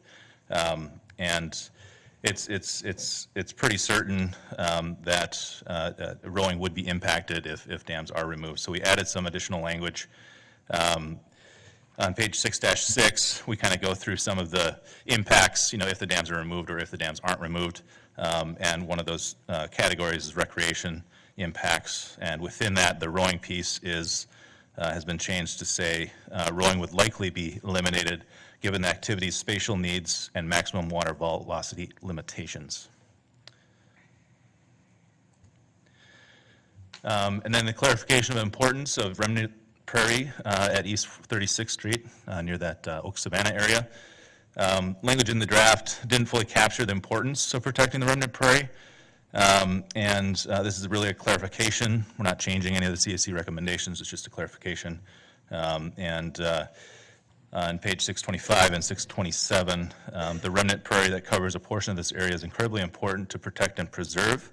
And then the recommendation that's been clarified is G, preserve and protect remnant prairie and restore disturbed prairie to improve quality of natural area and habitat wildlife value. So the important piece there is it's remnant prairie. It's original.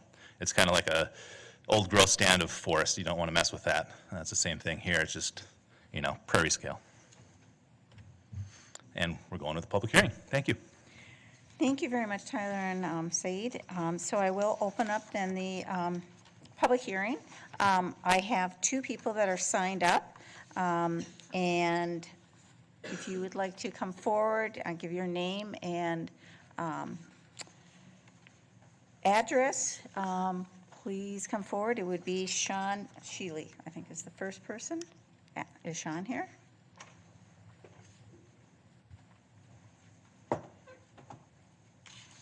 Yes, right. Sean's not here? Oh, okay. I'm sorry. He said he was going to be here a little late, so maybe if you skip to others. Well, we only have one more. Well, there's a lot of people who are here that I know are interested. I'm amazed that they didn't sign up. Anyway, so Irene Jones. Wasn't sure if my name got on there. When I saw you come in and I didn't see you on the sheet, it's like, whoop. I'm delighted you're here.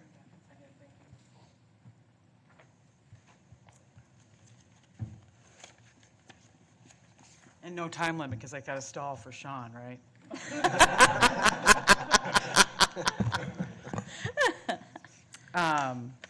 Good evening, Park Commissioners. My name is Irene Jones. I live at 4006 41st Avenue South in Minneapolis. I was one of the CAC representatives appointed by Commissioner Musich on the Gorge Task Force. I also work for Friends of the Mississippi River and was involved in the comments that came from Friends of the Mississippi River, as well as my own input on the CAC as a resident. And I'm here to support the plan I think, I don't know how many, if you read all the 706 comments, ours was just one of those letters, but, you know, we laid out in our letter that there were a number of things about the plan that we really liked, including, so I'm gonna need these, including that, you know, there's gonna be new park development that will activate the northern part of the park more, that will encourage people from lots of different backgrounds and ages to use the gorge. We appreciate that the southern half of the park is going to remain natural with minimal park development. That there's a good discussion about dam removal and how that could impact and or benefit the regional park, you know, not really knowing what the future of that's going to be for quite a while. Plans to improve and connect natural surface trails is also something we really like, and the Winchell Trail. We like the pedestrian trails that are, the natural surface trails that exist now are to remain pedestrian on the west side of the river, that there's plans to remove invasive species and conduct ongoing restoration, to improve wildlife habitat, and then expansion of wayfinding and interpretive signage to enhance the visitor's experience. In our initial letter, we had asked for a few things, and I think Tyler did a great job of working with all the different stakeholders and met with some of us, and you know, the things that we asked for the most part, did change. We asked for a stronger emphasis on the ecological significance of the gorge, and I think that got enhanced in a few places, and we also understand that the Department of, I think it's Environmental Stewardship it's called now, you know, has staff that have done some more detailed plans for how to manage these areas, and that they're going to be getting a lot of attention, so that is good to see. We wanted, you know, more about the oak savanna and that remnant prairie. Friends of the Mississippi River and the Park Board have worked together on some of the restoration at that site for many years, and it's kind of it's a jewel of the system, and it's one of FMR's proud accomplishments too, because we've had so many thousands of hours of volunteer work there. And so I was glad to see that some changes happened there. And then lastly, we, you know, wanted the clear direction about the natural surface trails. We wanted to make sure that the CAC's 3 objectives got included in the plan. And I will say there was some controversy, you know, during the CAC process, and there was extra meetings and lots of discussion. Oh, you're going to... Sorry. You cut me off anyway. Anyway, guess maybe Sean came in. Okay. Yeah. So we're happy to see that that is going forward, and I think in spite of all the controversy, the community and the natural resource community, also National Park Service, and everyone is pleased to see that there's going to be some protection of the gorge and keeping those trails pedestrian. So thank you. Thank you, Irene. Okay, so Sean, we've been awaiting your arrival, and you want to step forward and read your address for the record? We'd appreciate it. Hello, everybody. Sean Shealy. I live at 4012 Queen Avenue South in Minneapolis. Do you have any words you want to I say? do. Oh, please. And I have 3 minutes. Okay, great. So I was the chairperson for this committee. I think it landed in a really great place. I'll take my time to talk about the trails. Certainly was the subject of a lot of debate during the committee. I'm a sustainable trails designer, builder, so I had a lot of interest in the gorge. I've been hiking and biking there since the mid-'80s. I really liked where the previous 20-year plan landed. There were a lot of action items. One of the action items that I brought to the attention of the committee, I'm not able to make a motion as the chairperson, which was the only motion that was unanimously accepted. And what I was hoping to see in the plan, and I hope that you'll push as a priority, was to make the Winchell Trail a priority, as well as the Oak Savanna. So as we toured the Oak Savanna, it was pretty disturbing how blown out that is. There's a very large gorge there, a lot of informal trails. So from the point of view of what should be the first thing to be done out there, I think that's the high priority, and the committee certainly came up with that same conclusion unanimously. The rest of the trails, there's the Winchell. It's a walking trail. It's a lot of informal trails down there that should be rethought. Multi-use should be considered, in my view, and On the east side of the river, I think the erosion is also a large issue. There's a lot of informal trails over there. So it's one thing to talk about protecting the river, but I think you start by fixing the trails. Erosion is the largest problem with the river right now and the way that drainage runs. So rolling grade, sustainable trails, we know how to build them. We've been doing this for 20 years now. And there's a standard, it's easy to follow. The Winchell Trail needs to be addressed as well. On the east side of the river, there's a trail that runs almost from the university all the way to the Ford Bridge. And actually sat on another committee for the city of St. Paul where the trail picks up on the east side, they want to continue on and finish the trail system down at the farm. So that would create something like a 10-mile urban trail system. Multi-use hiking, biking, adventure trail. To connect with that, you know, like I said, a lot of informal trails that should be thought about as a network of natural surface trails. But primarily, I joined this committee because I'm into sustainability, building things the right way. The river gorge, I've spent a lot of time there. I see a lot of erosion. This would be a very simple fix if this is a priority.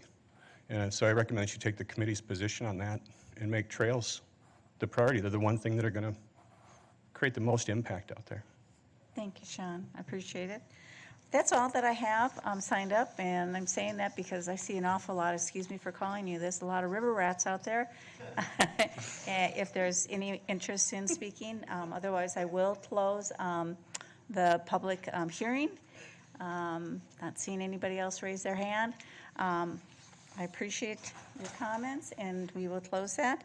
And so, would you like me to continue with?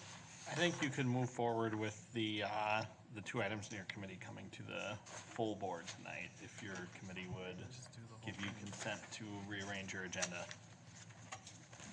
I think that's 259 and 260. Okay, so not to go further on with the gorge. Correct. Right, okay, all right. So with that then direction and everything, I've closed the public hearing. So we will move to Resolution 2019-259.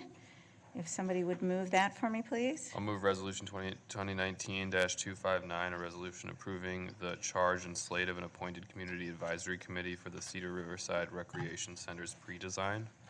All those in favor? The motion? Oh, yeah. First of all, any discussion on this? I do have Oh, you do? Oh, excuse me. All right. Commissioner Meyer. Thank you. I'm looking forward to seeing this CAC get started on its work.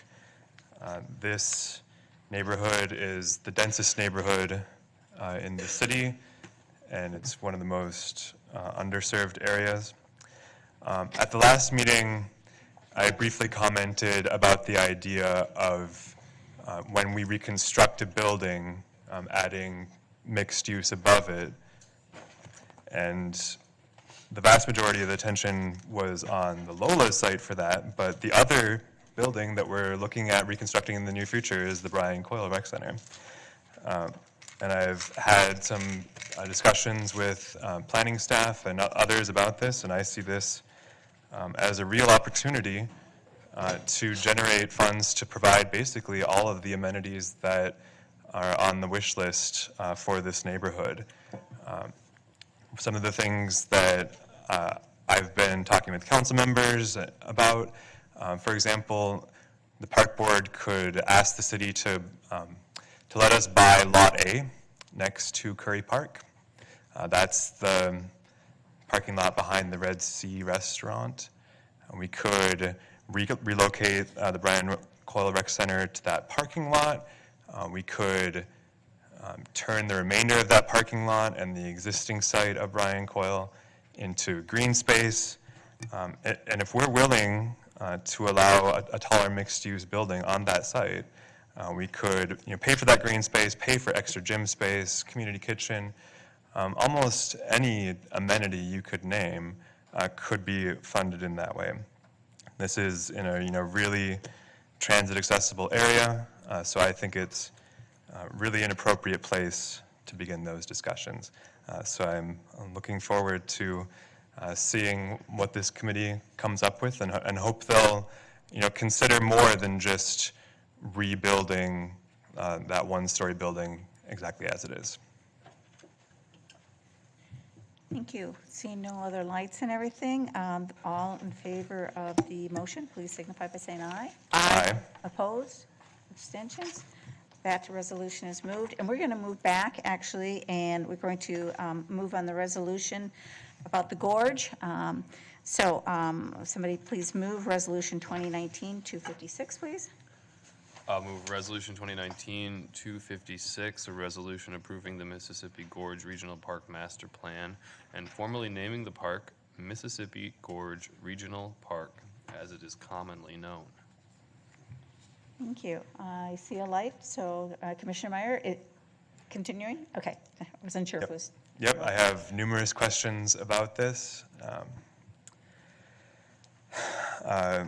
So I read through the comments and the proposed changes. First, I just wanted to confirm there weren't any lists of proposed amendments like there were for the service area plan. I didn't miss that in the packet today.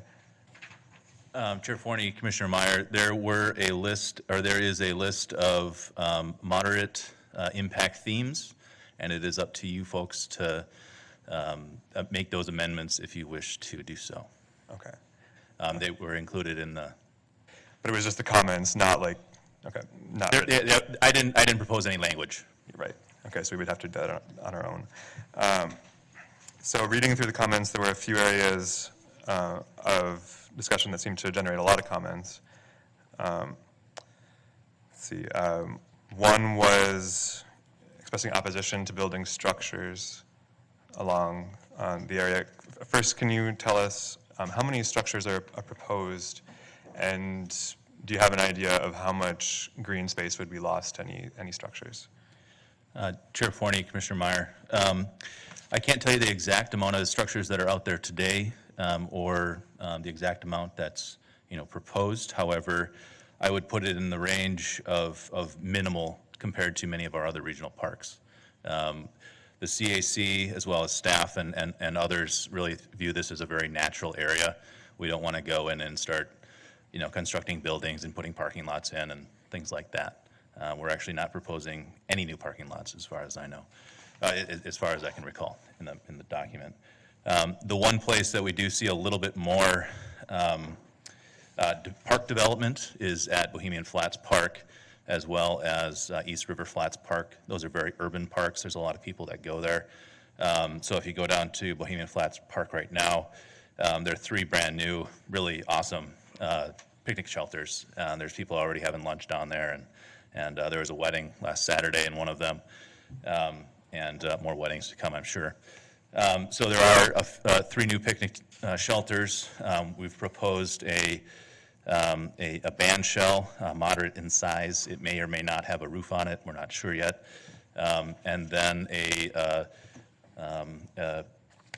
community center or a cultural center type building at Bohemian Flats.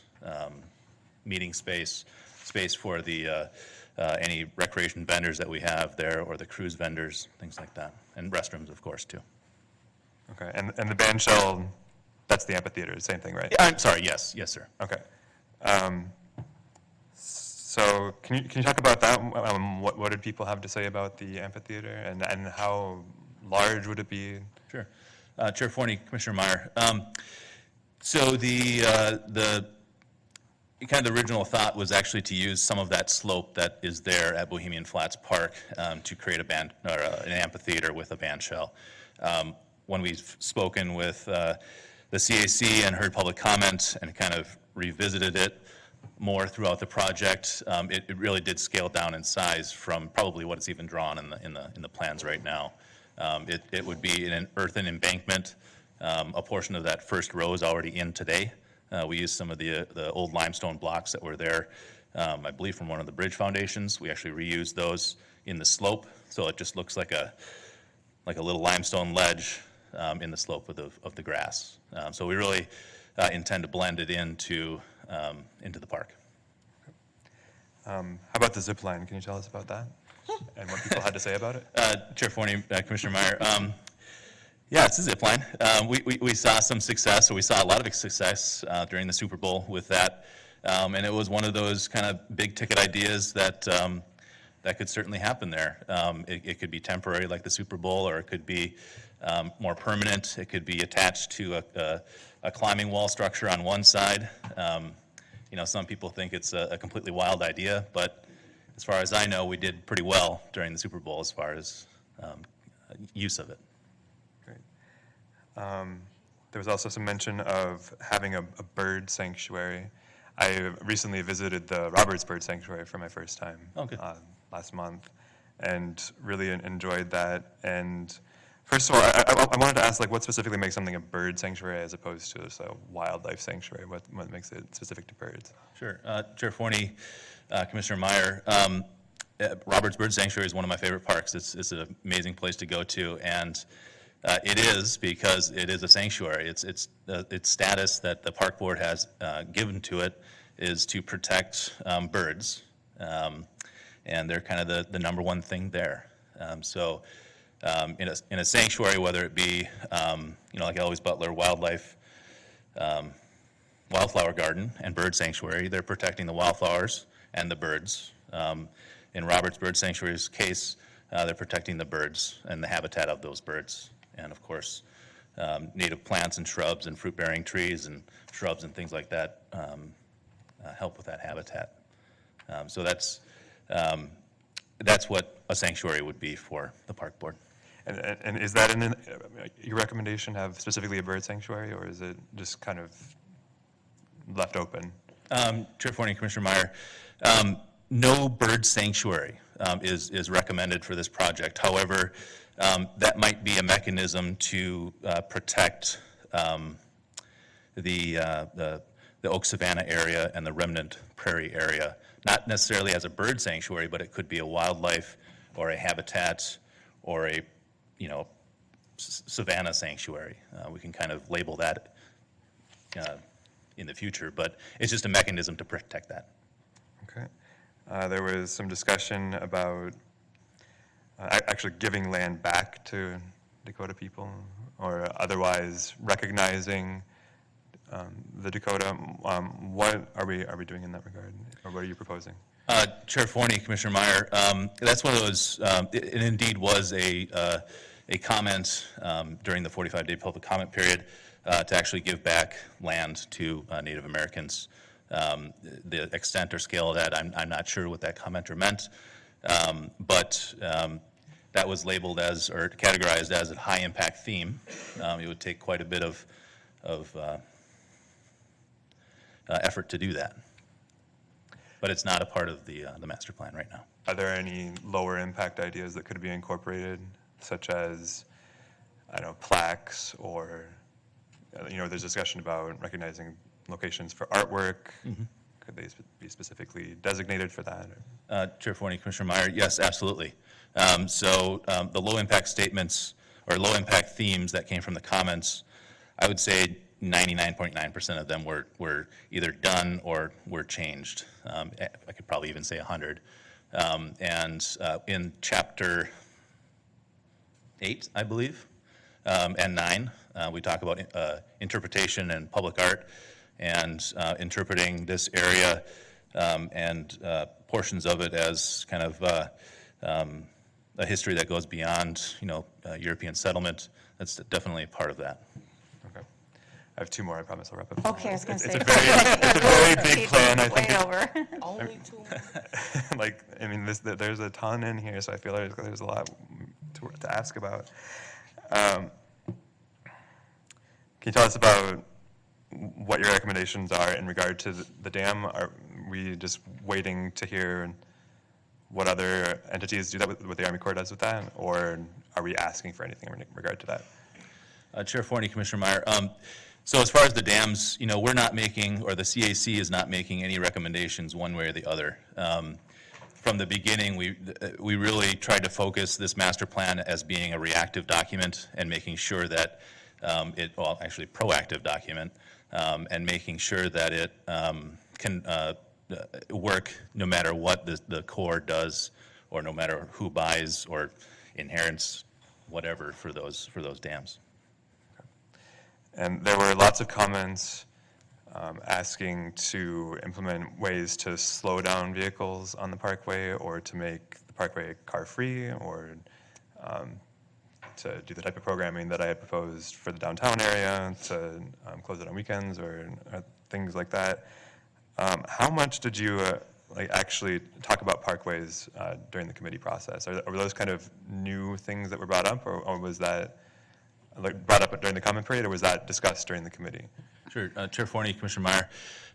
As far as I recall, and I just want to remind folks that I was the project manager for the implementation piece of this for Bohemian Flats and Young Meadow.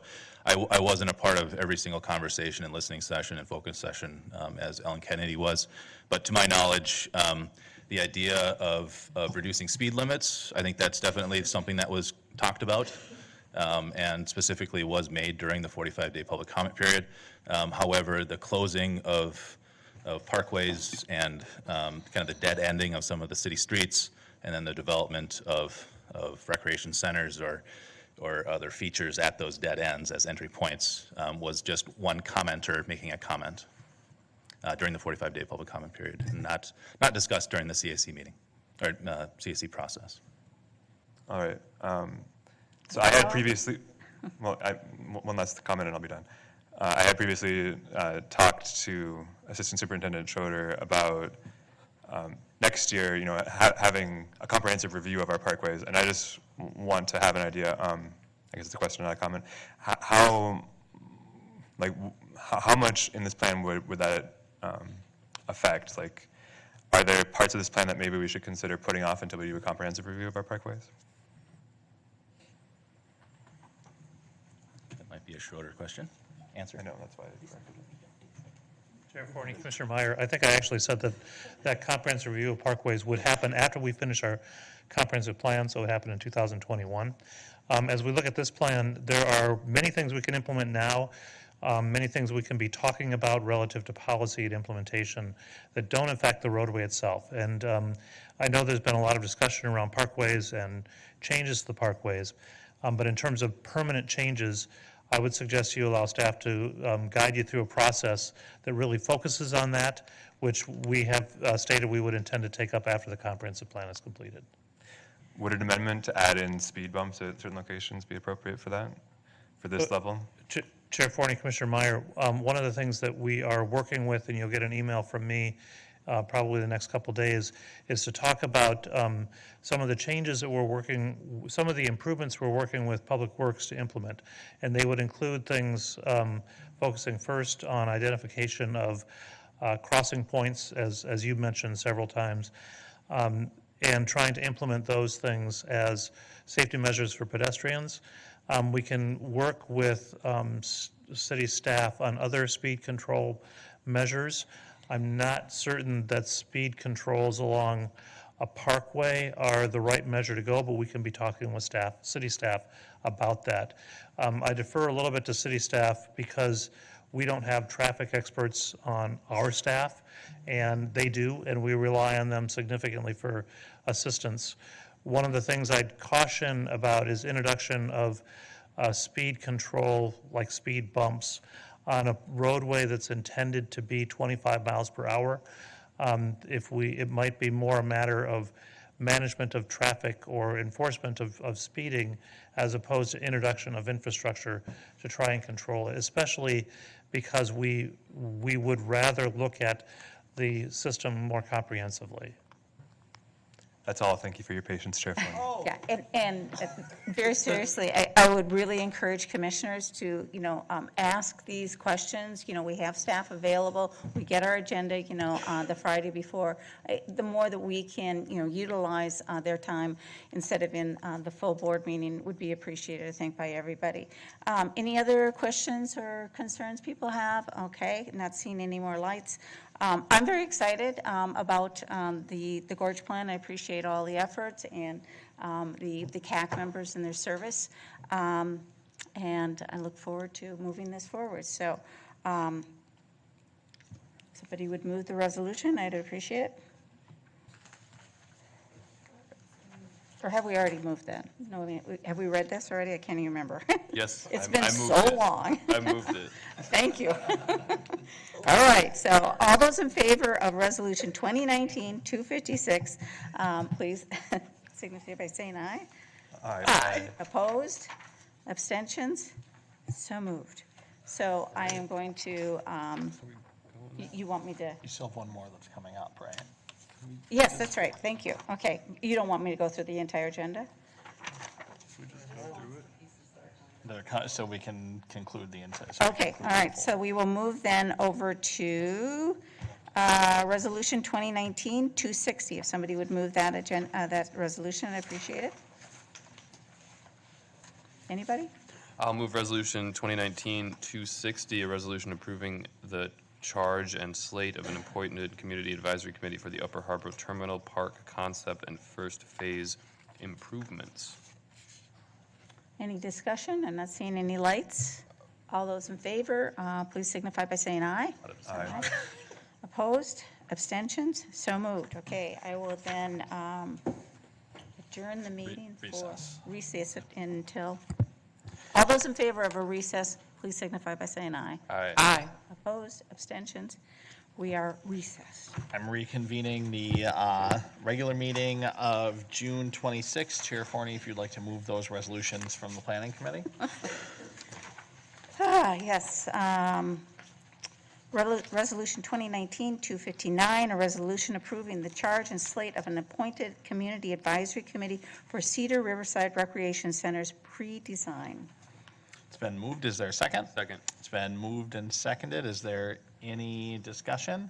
Seeing none, all those in favor of the resolution, please signify by saying aye. Aye. Opposed, abstentions, motion carries. Chair Forney. Moving Resolution 2019-260, a resolution approving the charge and slate of an appointed Community Advisory Committee for Upper Harbor Terminal Park concept and first phase improvements. It's been moved. Is there a second?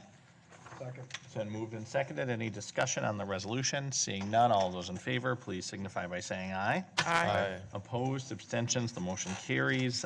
New business, I would entertain a resolution for 2019-261, directing staff that any and all binary gender identification questions collected by the Minneapolis Park Board for the purposes of program and activity enrollment be eliminated or switched from a required participant disclosure to an optional disclosure by June 27th, 2019. Is there a motion? So moved. It's been moved. Is there a second? Second. It's been moved and seconded. Is there any discussion on the resolution 2019-261? Commissioner Meyer. I'm very excited to see this happen and just in time to be completed for Pride Month. I understand that this is something that the Park Board has been trying to do for years, but we have a problem with the software, making it a required thing that you have to enter in a binary gender question in order to fill out an application.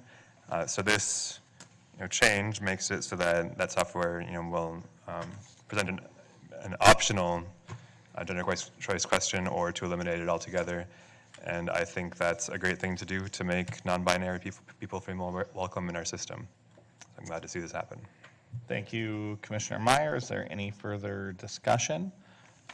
Seeing none, I would just say I want to thank the board for considering this resolution, and I want to thank the staff for working through it. I've been saying for some time now, it is, if you want to rent a canoe rack online from the Minneapolis Park and Recreation Board, you can't do that without making a binary disclosure of gender identity, which I think that there are some folks that we are pushing away. I want to thank our staff for working together to make sure that the information that we're still able to collect for folks that do choose to disclose one of those binary pieces, but while we are continuing our work around gender inclusion and gender identity inclusiveness, that we're not losing data as well. So I want to thank staff for putting together that work. And moving forward on this, I think it's an important and yet small thing that we can be doing. So seeing no further discussion, all those in favor of 2019-261, please signify by saying aye. Aye. Opposed, abstentions, the motion carries. I would entertain a resolution for 2019-262, 262, a resolution establishing process for appointment of supplemental legal counsel by the Minneapolis Park and Recreation Board. Is there a motion? I will move Resolution 2019-262, resolution establishing the process. It has been moved. Is there a second? Second. It's been moved and seconded. If before discussion, I'm just going to ask Council Rice to give a brief overview. He and I drafted this resolution based on some direction that the board gave in our, as part of our budget process last year, and to reconcile with the charter authority given to commissioners on the board. So Council Rice, can you give a little bit of background on that? Sure, Mr. President. Yeah, when you became president, President Bourne, you asked several questions about what the authority was to appoint legal counsel, how it was done. This is one of the prerogatives of the board. The board, under the charter, hires attorneys. A practice had arisen previously where legal counsel was used to hire. The board approved a standardized professional service contract and gave the superintendent authority to enter into that. That resolution was really silent on legal counsel, and lawyers had been hired under that, under supervision of the superintendent. You raised concern about that. Last year, as part of the budget, the board adopted a resolution that made it clear that the authority to appoint legal counsel resides with the board and the board only. And that's basically what this resolution does, is it just reaffirms that, puts it on the record, so. Thank you, Council Rice. Is there any discussion or questions on the resolution? Seeing none, all those in favor of 2019-262, please signify by saying aye. Aye. Opposed, abstentions, the resolution carries. I would entertain a resolution for 2019-263, appointing special counsel in the matter of Save Lake Calhoun versus Sarah Strawman et al. For a contract up to $20,000. Is there a motion? It's been moved. Is there a second? Second.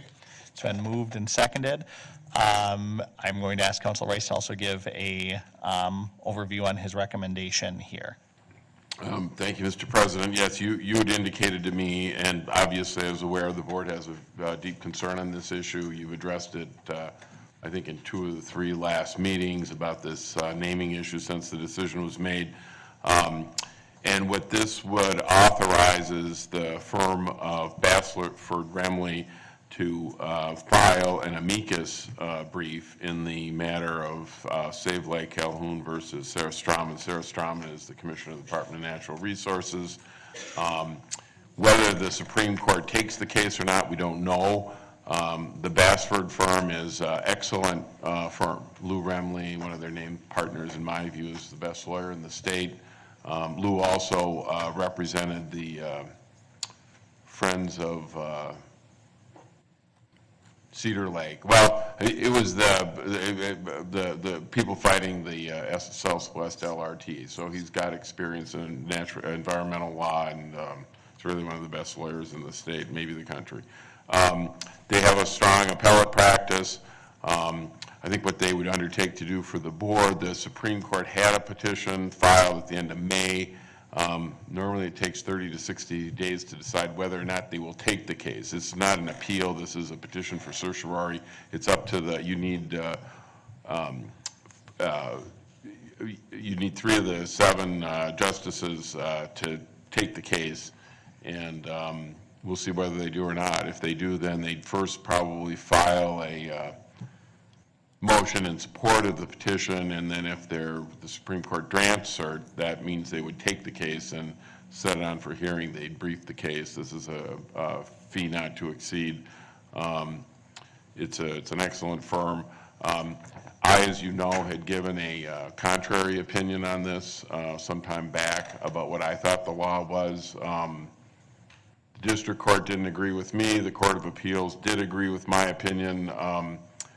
You kind of compare me to a broken clock. I might be right twice a day. I don't know. It's up to the Supreme Court. This is a case that could go either way. It's very significant. The DNR is asserting that they have the authority to name lakes, notwithstanding a statute that appears to say that if a name has been in existence for 40 years, you have to live with it unless you go to the legislature. There's also an important administrative aspect of this that would be under attack. It's the so-called writ of quo warranto, which means how far can a citizen go in challenging the actions of a government. That's how Save the Lake Calhoun brought their action. That's an interesting administrative question about how far they can go. That's also a matter I have some familiarity with because the leading case on that is a case called Bryce versus Connolly. But be that as it may, that's another story. I think this is a good firm. I know the board has an interest in this matter, and I would recommend that you retain Bassford Remley and represent the board's interest in the matter. Thank you, council. Are there any questions for council or any discussion on 2019-263? Commissioner Colgill. Would we expect to have a contract amendment to this? Should it be heard by the state Supreme Court? Mr. President, Commissioner Colgill, no, this is a not to exceed, so it's an all-in proposal. They'll write a brief asking the Supreme Court to take the case. Ordinarily, the Supreme Court takes maybe 1 out of 12 cases, but if they take the case, it's about 50-50 on whether they'll reverse the decision. So they'll spend some time, I don't want to speak for them, let's say it's a quarter of the fee to, ask the court to take it. If they do take it, they'll write a full brief. If they don't take it, I expect you'll get the money, some part of the $20,000 back. I see. I'll certainly. We'd just be spending less than the Yes, 20. yes. We'd be spending less than the 20. Yeah, if they don't take the case, I would guess that you'll get at least 3/4 of the amount back, or you won't expend it, rather. Right. Okay. Thank you. Yeah, we won't, they'll submit bills for the work they did. I'll look at them. We'll make a recommendation to superintendent before he approves anything. Thank you. Is there any further discussion on 2019-263? Seeing none, all those in favor of 2019-263, please signify by saying aye. Aye. Opposed, abstentions? No. There's one, the motion carries.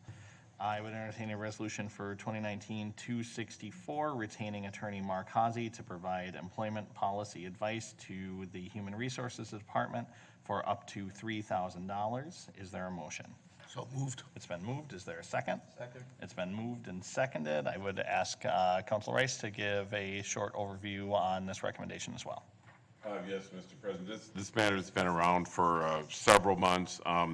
Our HR department, May Brooks, is going to be looking at our employment policies, how we recruit people, how we reach out and talk to people.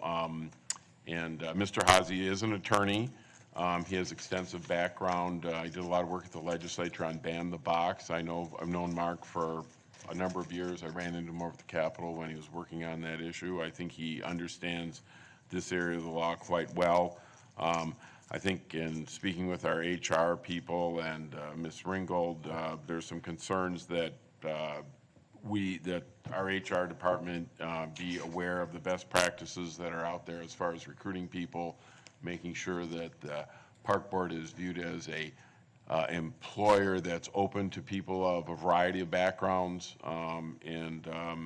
I spoke with Mr. Hazy. I thought what he was suggesting is $3,000 to basically meet with a team of people from HR to just share with them his wisdom, knowledge, information about the topic would be of benefit to them about the status of the law. So it's none of the legal work, but he had extensive engagement throughout the state with Ban the Box and the community of, communities of color, people with disadvantaged, people who had prior interactions with the criminal justice system, that it was just really a way to make sure.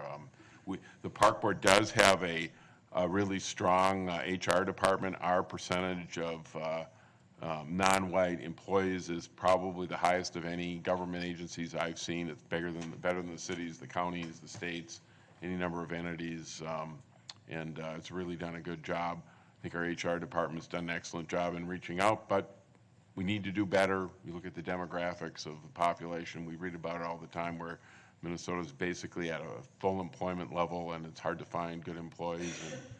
I don't think we want to miss any opportunity to employ talented people. Thank you, Councilor Rice. Any questions or discussion on 2019-264? Commissioner French.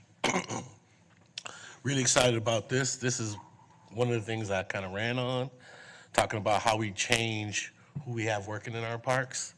Because some of the youngsters that come in our parks aren't perfect, so sometimes they need imperfect teachers or imperfect folks who have made mistakes and can guide youngsters and try to keep them away from some of those mistakes they're making. I think we waste a lot of good knowledge and a lot of good experience when we deny certain people from working in our parks. So this is awesome. I'd like to hear more. Mark Hawsey's an awesome guy. I've worked with him on some other issues. So I'm really looking forward to it, really excited to Mark coming aboard and checking out our HR practices. Thank you, Commissioner French. Any further discussion, questions, comments? Commissioner Vita. Thank you, President Bourne. So has Mr. Hawsey previously worked with our HR department, or will this be the first time? Mr. President, Commissioner Vito, I think this would be a first time. Thank you.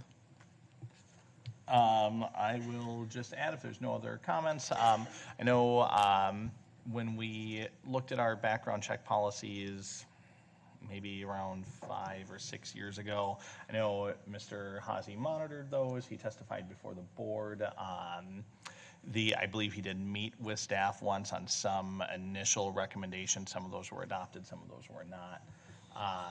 The Minneapolis Park Board still has a lot of what I think are some alarming lifetime disqualifiers for employment, for gainful employment in our organization.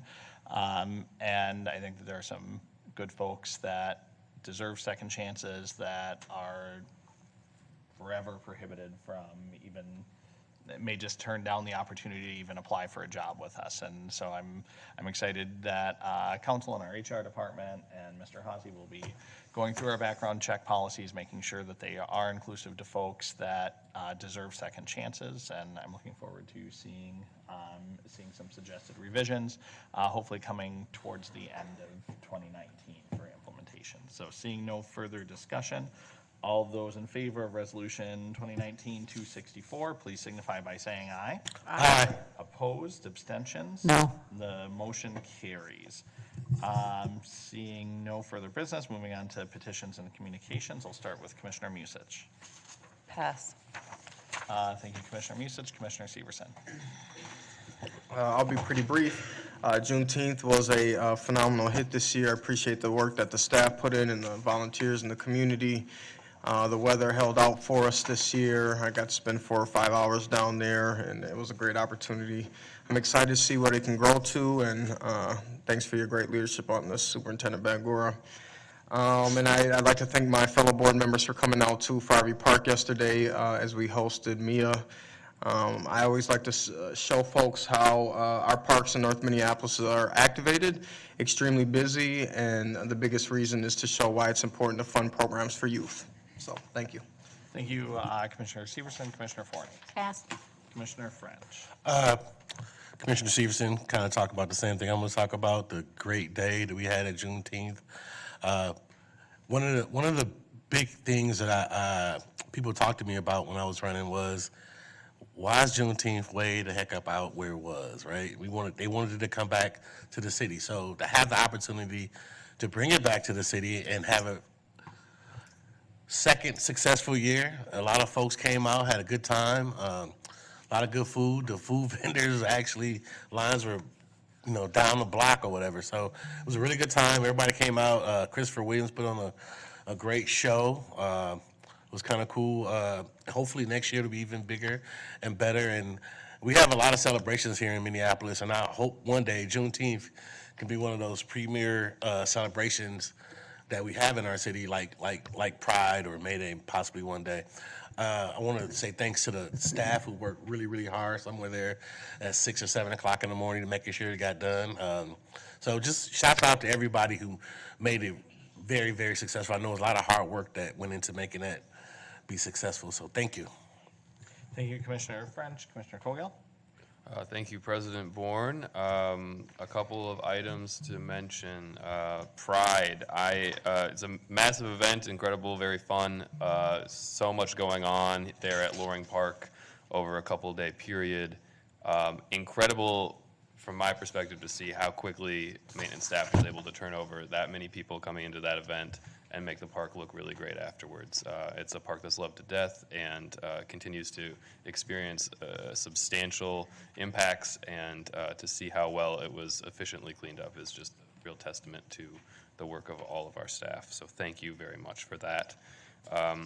I also would like to thank staff for the kickoff at the Commons Park. I was unable to attend, but I'm very excited by the opportunity for MPRB to show off how we do events and how we can get youth serving events at the park now that we are the operator there, and to continue to partner with Green Minneapolis in making sure that that's a space that is welcoming to everybody and that is activated and safe. So I'm very happy about that and look forward to the next steps there should we continue to be operating that park in the coming years. I also was really happy to be invited to the north side and to Farview Park yesterday. It was really great to be at that site for the meeting with the MIA trustees. And thank you to Commissioner Severson for making sure that, and all the staff for making sure that we had a little tour afterwards. It was really great to have all those folks at that site and seeing it. And it was really interesting to see what some folks weren't aware of, like the fact that we have a Rec Plus program.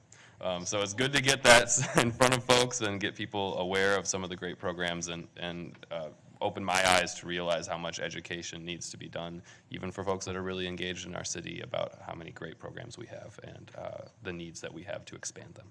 So thanks. Thank you, Commissioner Cogill. Commissioner Meyer? Thank you. I really enjoyed participating in the Pride Parade. It was a special one commemorating the 50th year of the Stonewall riots, and we've come a long way since then. The weather report said it was going to rain. Commissioner Vitaw promised me it wouldn't, and it didn't, and I will never doubt her weather predictions again. But, we've also got a few days left of the Healthy Rivalry Challenge. Who would have thought that Commissioner Forney is the most active of all of us by a lot?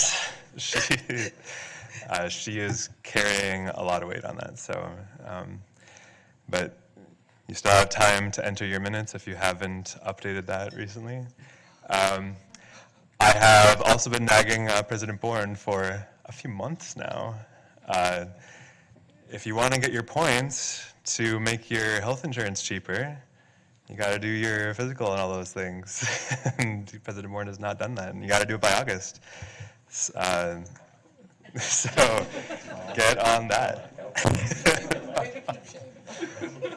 I waited for a couple months.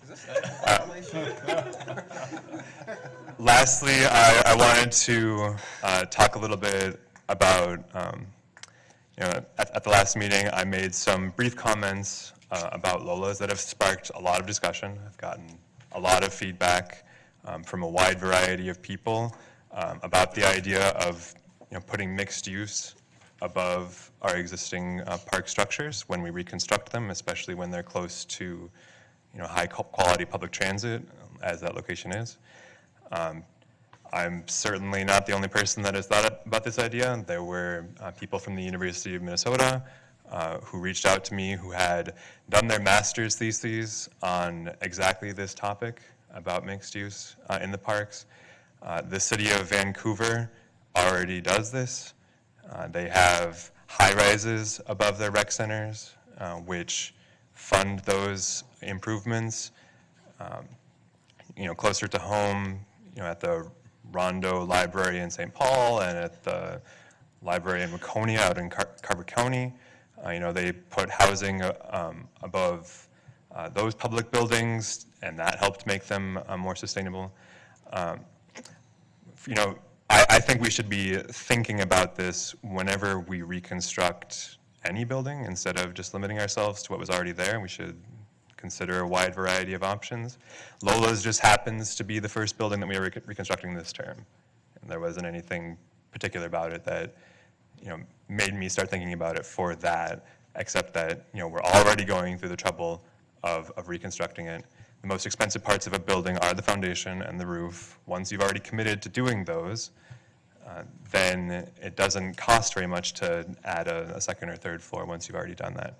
That said, I put out one idea for consideration about housing. It's certainly not the only one that we can consider. There are a lot of other things that we could talk about, like putting the classrooms for the sailing school above a reconstructed restaurant, maybe having more than one restaurant, maybe having a coffee shop, having a patio area on the roof. There are so many things that we could look at, and I hope we have a broad discussion, but I just wanted to say a couple things about what I am not proposing, because people got confused about it. And so some people said, oh, you can't turn green space into a building or something and develop it for profit or whatever. I just want to be really clear that I think, I'm only talking about the footprint of existing buildings. I'm not talking about losing any green space. On the contrary, I think there are opportunities to expand our green space if we generate revenue with things like this. I already mentioned the possibilities for Cedar Riverside. Another one to be looking at is the massive parking lot that we have next to the Calhoun Executive Center. But I take our charge to preserve and expand green space very seriously, and would never go against that. I think we are enhancing that by considering these options. And lastly, I did not envision the park board, owning or operating anything that we put in mixed use above public facilities. We could basically condoize a building where some other entity owned the top floors, whereas the bottom one would be accessible to the public. So I look forward to future conversations about that, and I hope that people are willing to be open-minded, think creatively, and be willing to consider more than just what we've always done. Thank you. Thank you, Commissioner Meyer. Commissioner Vita. Thank you, President Bourne. So first thing is, we had our first Park Police Advisory Council meeting last week. It was a good meeting. It was a way for us to get connected with one another, just pretty basic introductions. What are we going to do moving forward, setting some ground rules. And I just want to shout out Radius, because she was wonderful at facilitating that meeting. She did a really good job, and she actually got compliments from some of the committee members on how great of a job she was doing as well. So we appreciate that, and we're looking forward to future meetings. Other commissioners said it, but Juneteenth was wonderful. I remember Juneteenth at Bethune before, but then I also remember Juneteenth at Theodore Worth, where the streets were just packed with people from throughout the entire state. So it's good to see it coming back. I mean, I remember Juneteenth at Mississippi Regional, where no one was out there practically, and it was always bad weather. Commissioner Meyer jokingly said, I told him it wouldn't be bad weather. What I said to him was, Black Jesus would never let it rain on Pride.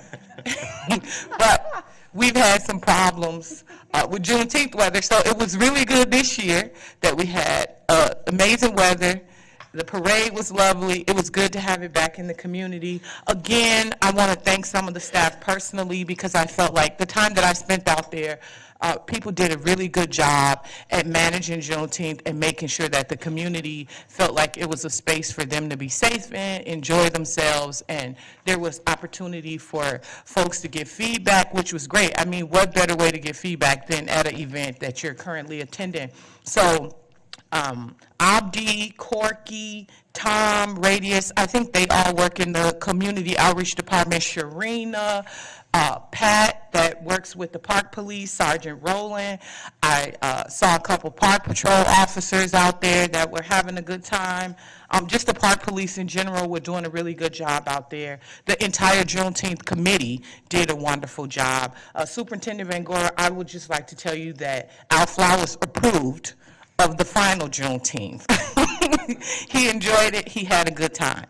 There is room for improvement, but he had a really good time out there.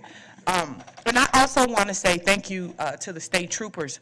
A few commissioners and I met with the colonel of the state troopers some months back and asked that they have a presence at Juneteenth and that they bring some of the troopers that were people of color, and they did that. They represented, and they weren't standing behind the table. They were walking around engaging people, talking about careers. I stopped. They didn't know who I was. I stopped to talk to them, and they started asking me, did I want to be a state trooper? So they were doing what we asked them to come out to do. It was great. It was good representation. So again, Juneteenth was lovely. I absolutely loved the Kids Corner. That was so good that the young people were separate and could do their own thing, have a good time. Parents felt like their kids were safe. So, again, kudos to everyone who did the organizing around Juneteenth. Also, got to give a shout out to my neighbor, Jeremiah Total. He was the lifeguard of the week last week, and he texted me to let me know that he was lifeguard of the week. So I figured I should shout him out. He's a great young man. He cuts my grass, so I love him dearly. And he's the lifeguard of the week. Also, Live on the Drive was good. Had fun out there. Good music, movies. The grass is looking good at Annie Young Meadow. I don't know what they did to get that grass up and going so far, but it looks good out there. I think Annie would be proud. Pride was great also. I think the only thing that's missing from Pride is a park board float. Why are we not in that parade? I don't understand, right? We're the leaders of that, and we're the only ones that don't have a float. Every other government organization has a float, is well represented with staff, electeds, everybody. We need to really get on this. I mean, we really need to have a presence at that event. That is a park event, and we need to have a presence. In my opinion, we need to have a presence at that event. And then lastly, I would like to apologize to the Pesticide Advisory Committee. We hear you, we understand the concerns, and I just want you all to know that we're working diligently to make sure that those concerns are corrected. That's it for me. Thank you, Commissioner Brittow. Vice President Hassan. Thank you, President Bourne. I will be brief. One of my favorite events that happen in the parks is movie nights in the parks. Movies in the parks. I'm excited tomorrow at the Pracket Park. Along with my wife, and I encourage my colleagues to also come see the beautiful, the other side of the city. One of my favorite parks, I talk about Beaver a lot, but also Pracket Park. So I invite all of you to come tomorrow. I wish there was one that's happening at Phelps Park tonight, but there's going to be one at, we can't be there, we're here. We're stuck here. The movie tomorrow is about First Man. Back here, the movie starts at 9. Yes, I think tomorrow starts at 8:45, and if you guys can, come join us, you know. Well, I'll bring some tea if you guys want.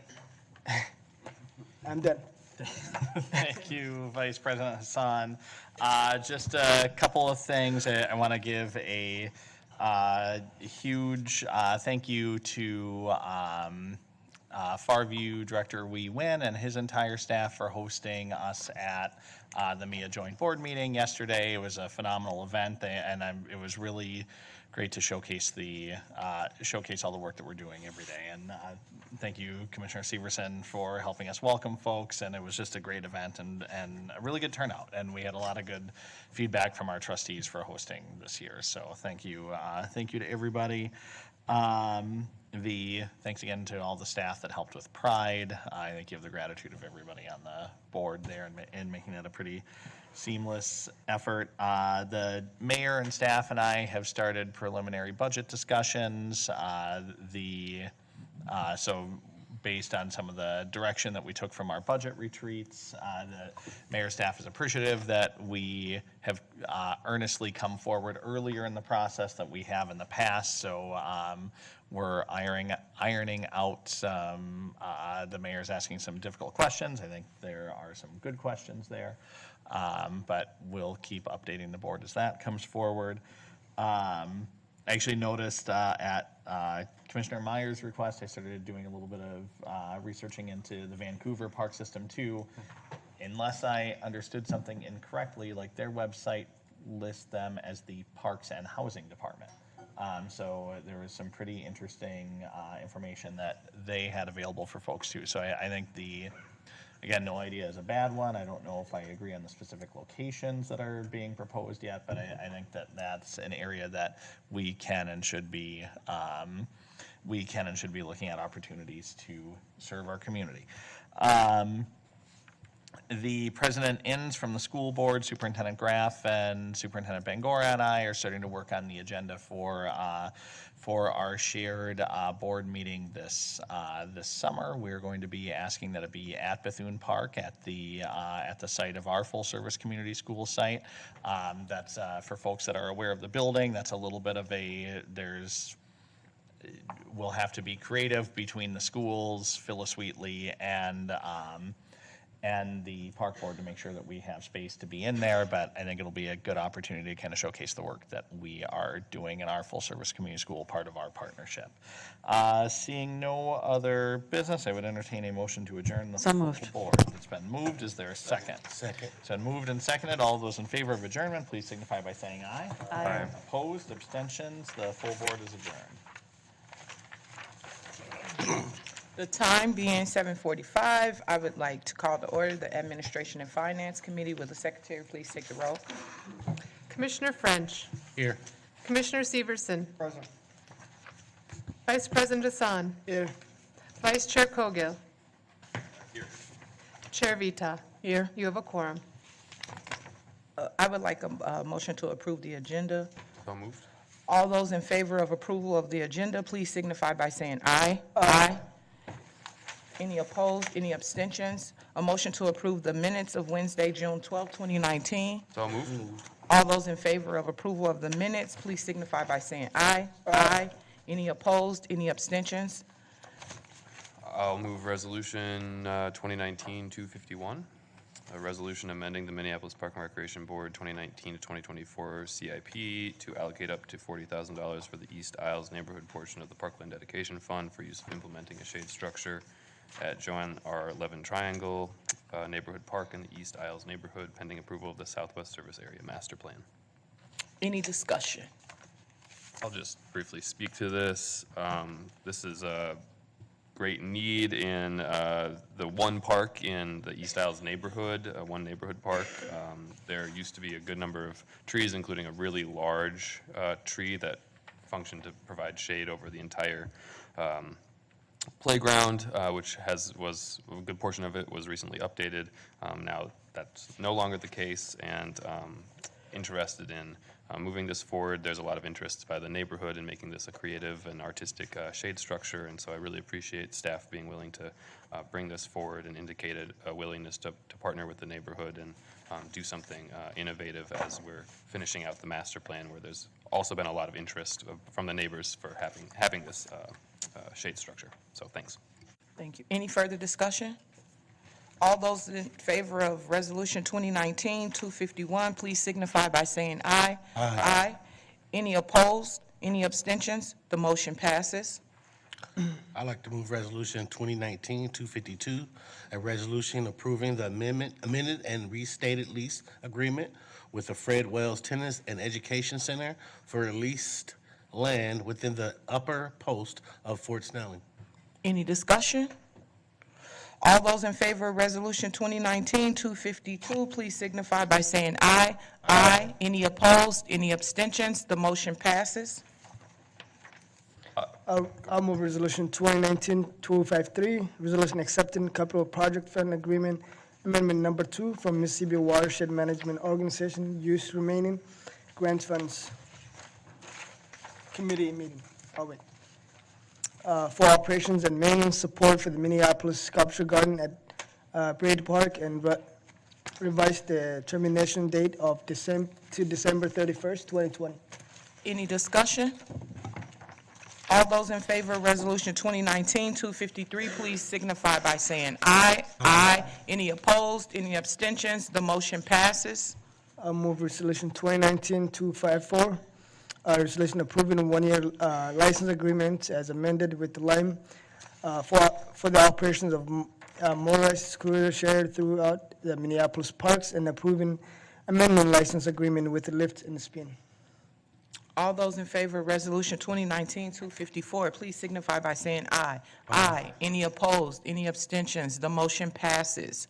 We have a study report item, and we will have Deputy Superintendent Ringgold present, please.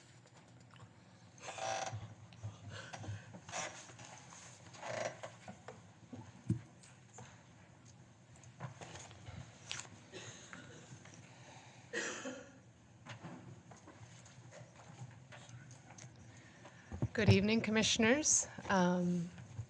Chair Vita, I'm going to begin by introducing Alana Mosley. She is our legal counsel on this project, and she's been doing a phenomenal job. I also want to point out Luz Ramirez. She is our urban scholar. She's been helping with this project too, and has been digging in and learning a lot of creative ways to find information about ordinances.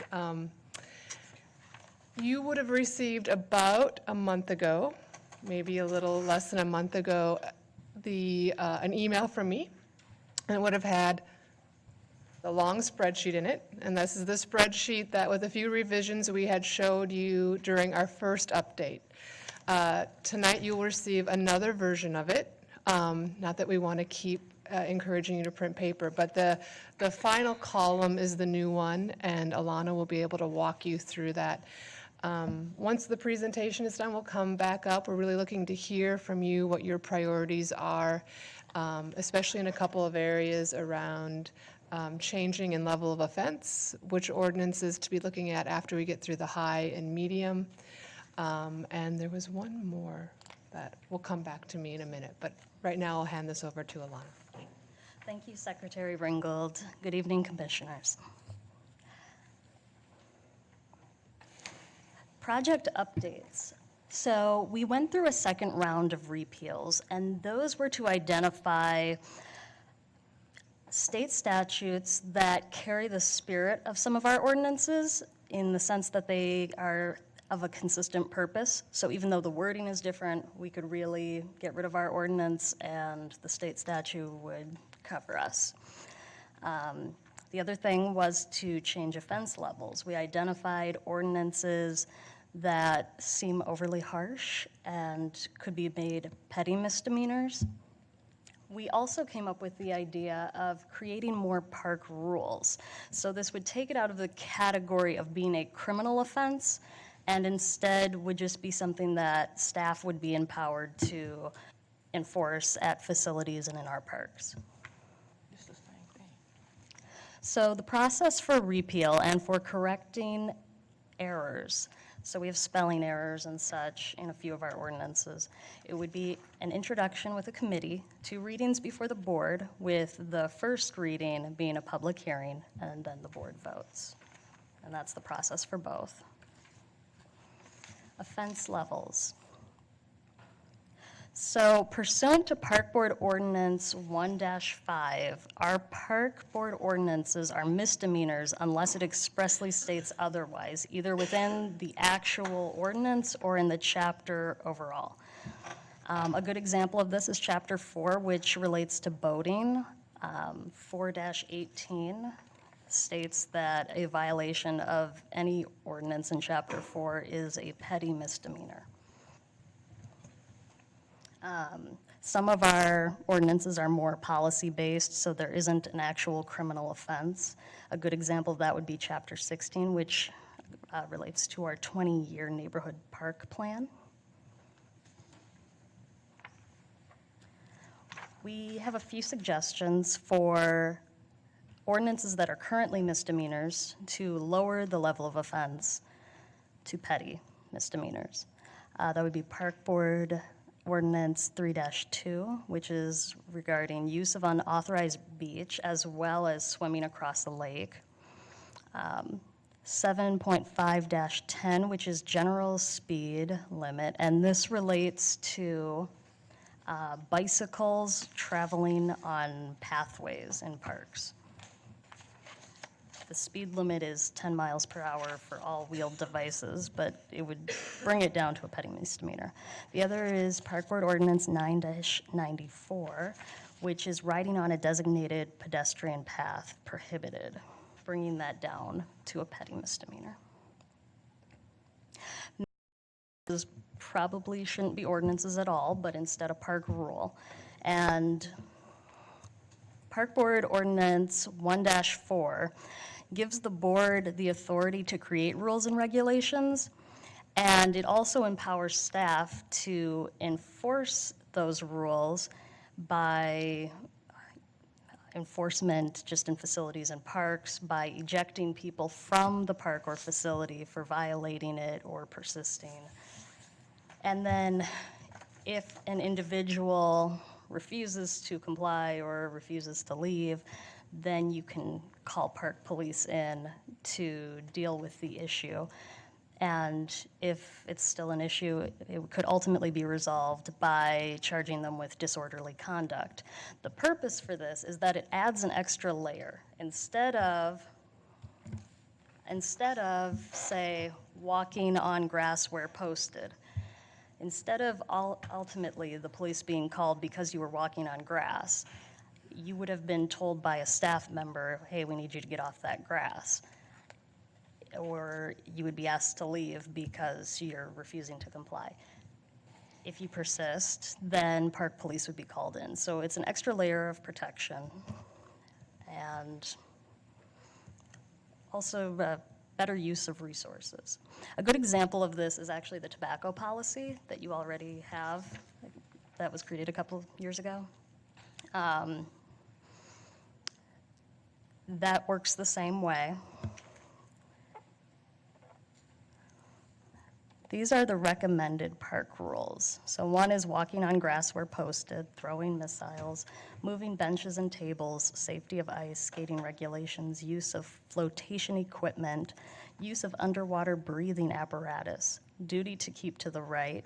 This refers to bicycles on pathways, meeting other users, overtaking and passing, following too closely, and speed. So then the plan for ordinance revisions.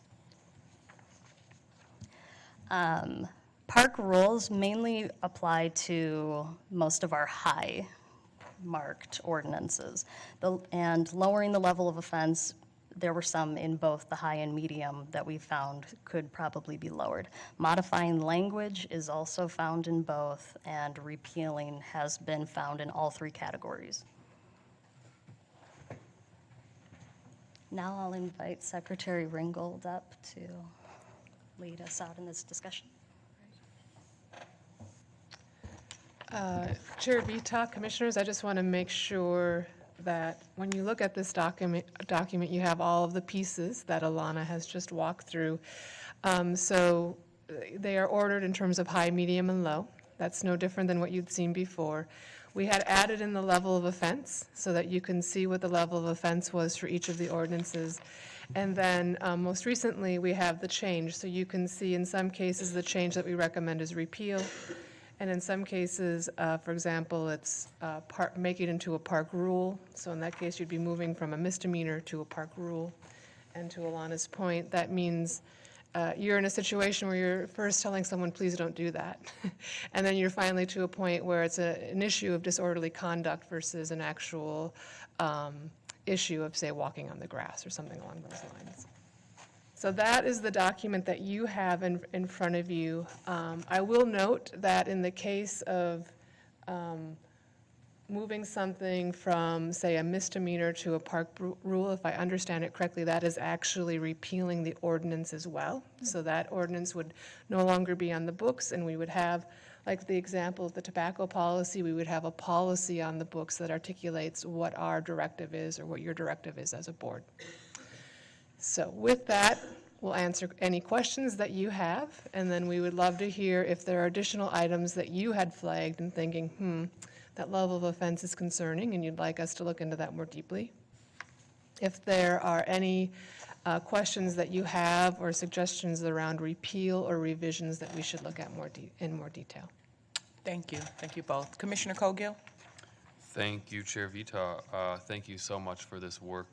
It seems, I haven't looked through all of it completely, but exhaustive and very thorough, and I'm looking forward to these changes. I think my overall comment is just at first perusal, I could see more opportunity for changing some of these ordinances to rule guidance. And I would be interested in seeing a more evaluation of that, perhaps in consultation with Chief Ohado. An example to me of that is the park hours ordinance. I'm interested, or loud noise, you know, if somebody is unknowingly at the park after hours, or unknowingly or knowingly making too loud of a noise, if they are just told that that is not allowed, I don't see how that wouldn't be enough to change the behavior. So I suppose, especially something like park hours or some of these others where maybe folks aren't aware of what the rule is, we don't have postings everywhere, I think that would be helpful. So that's maybe a general comment to maybe look more closely at that. I don't want to go through every odd item, but that would be helpful. Thanks. Commissioner French? I was just wondering, if the rules aren't followed, why disorderly conduct and not just a trespassing and just asking them to leave? Good question. Chair Vita, Commissioner French.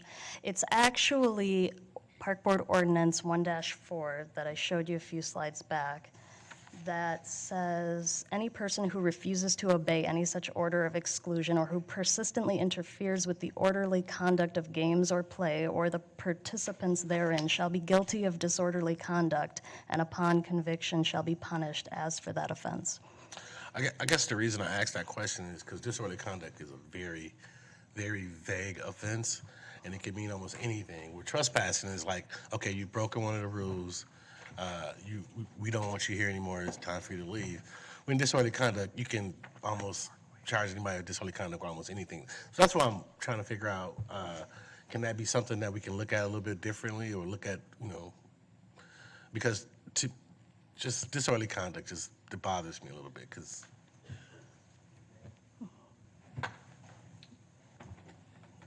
Commissioner Musich?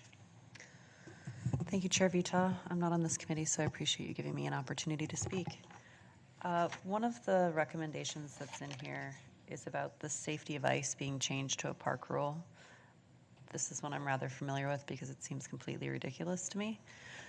What sort of rule would we implement to replace the ordinance, which currently states that no one can be on ice until the superintendent states that it is safe to do so? I'm unclear on what potential rule we could put in place to replace that, rather than just striking it completely from anything. Chair Vita, Commissioner Musich. Correct, the current ordinance says unless the superintendent says so, but we never declare the ice safe because that's a major liability. Because the ice is never safe. Right. Yes. So the policy or rule potentially could be that we don't ever call the ice safe, so please don't be on the ice. Something to that extent, I don't know. Okay, so it'd be some sort of written guidance for the public indicating that no ice is ever safe, and to follow whatever protocols are advised by the DNR or something like that. Okay, that makes sense. Thank you. The other one that I'm a little concerned about is PB 3-2, which is the use of unauthorized beaches and swimming across the lake. I'm a little concerned that if we were to reduce the penalty for swimming across the lake, which to do so without support is incredibly dangerous, that more people would do it, because it's like a parking ticket or a speeding ticket, and you just pay a small fee, and it's cheaper than the $2,500 that we charge someone to hire a lifeguard to assist them. I'm concerned that people will abuse it and put themselves and anyone that would have to rescue them in danger. So I would ask that we be very thoughtful and discuss at length with aquatics the added opportunity for death of our patrons. through a rule change like that. Thank you. Commissioner Forney. Thank you. I also am not on this committee, so thank you for letting me speak. The funny thing is I look through so many, I don't know if it's funny.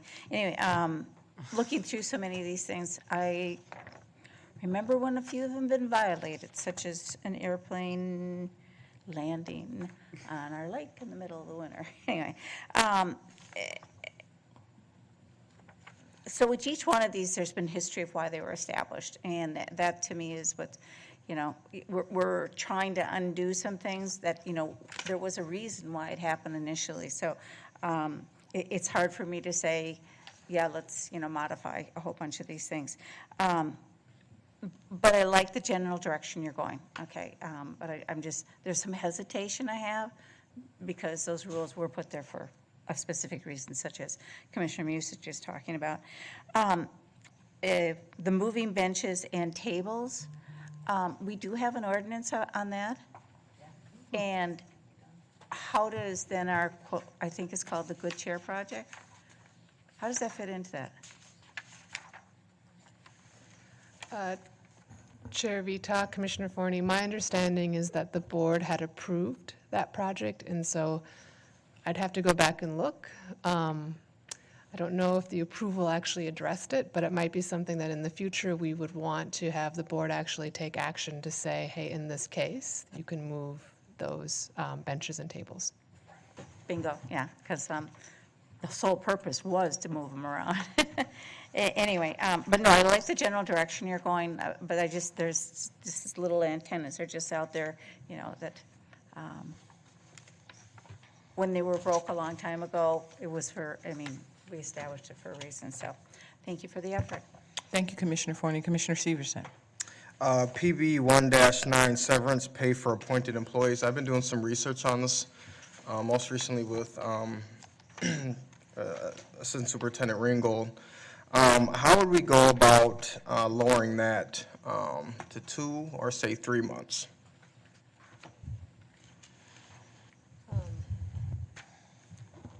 Chair Vita, Commissioner Severson, that would be an ordinance change. So in the same process that Alana had mentioned, there would be an introduction to the committee to, you know, basically modify the language of that ordinance. There would be 2 readings before the board, including a public hearing at the first reading, and then the final vote by the board. It would follow the same pattern as the other ordinances.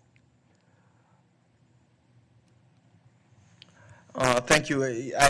I'm hoping to have more conversations, but I hope to bring this to a few of my fellow commissioners to have further conversations about what this looks like for the taxpayers of Minneapolis.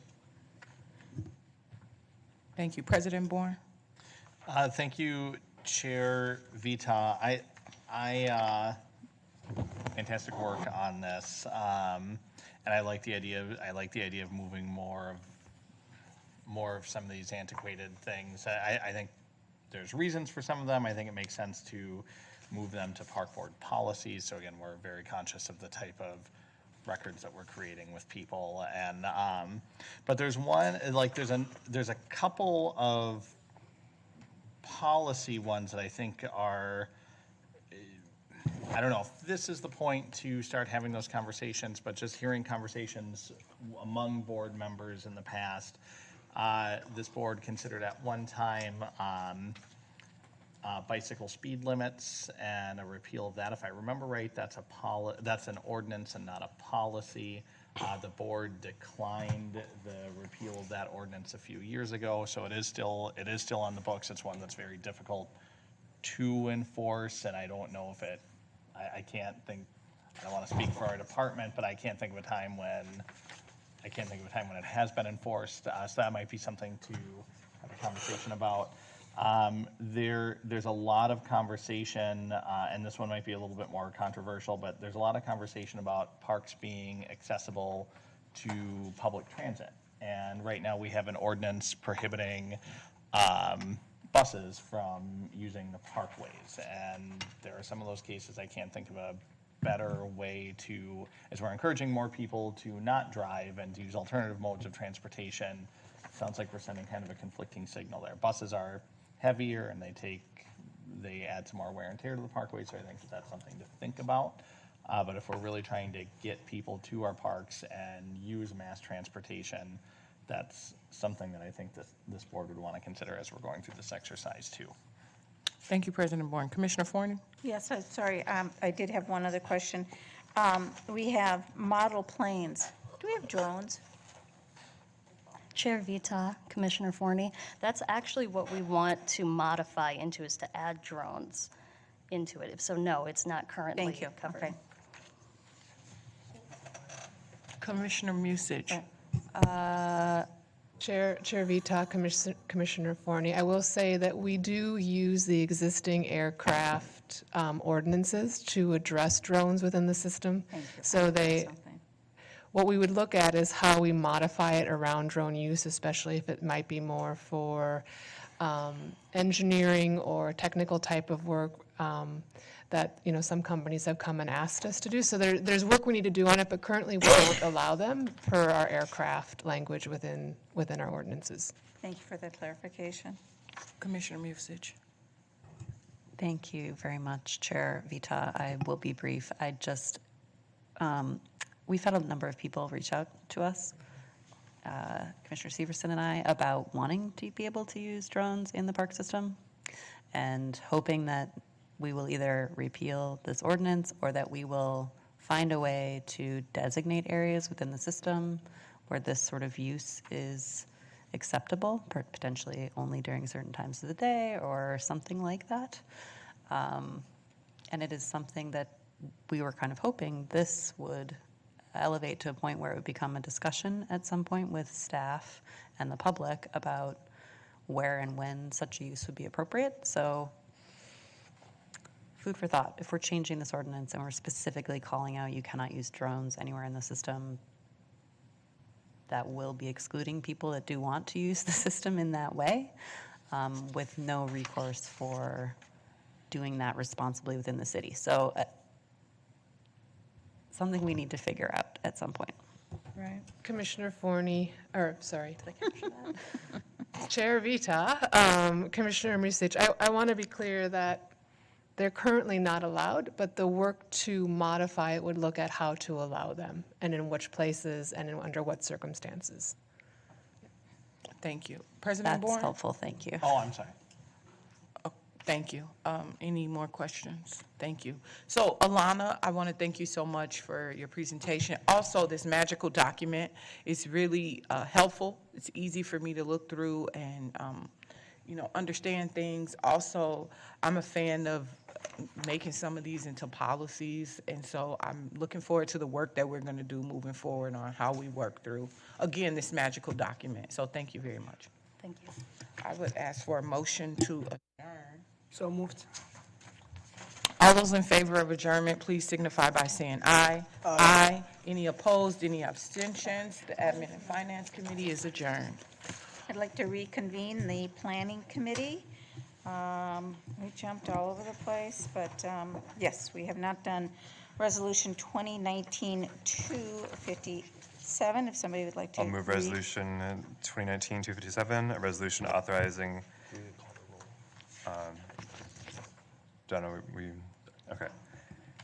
Resolution authorizing updated limited use permit, 2726-0182 with the State of Minnesota Department of Transportation to operate and maintain the portion of St. Anthony Parkway Regional Trail that is within the right-of-way of Trunk Highway 47 of the State of Minnesota. Any questions anybody has on that? A need for any presentation? I'm not seeing any lights. So all those in favor of the resolution, please signify by saying aye. Aye. Opposed? Abstentions? So moved. Okay. I'll move Next Resolution 2019-258, a resolution approving the agreement between the Mississippi Watershed Management Organization, the City of Minneapolis, and the Minneapolis Park and Recreation Board regarding the cooperative effort to prepare designs for stormwater BMPs on the northern section of Columbia Golf Course within the 1NE watershed located within the City of Minneapolis. And I would like a presentation on this one, if there's one available. I see Stephanie back there. Cliff.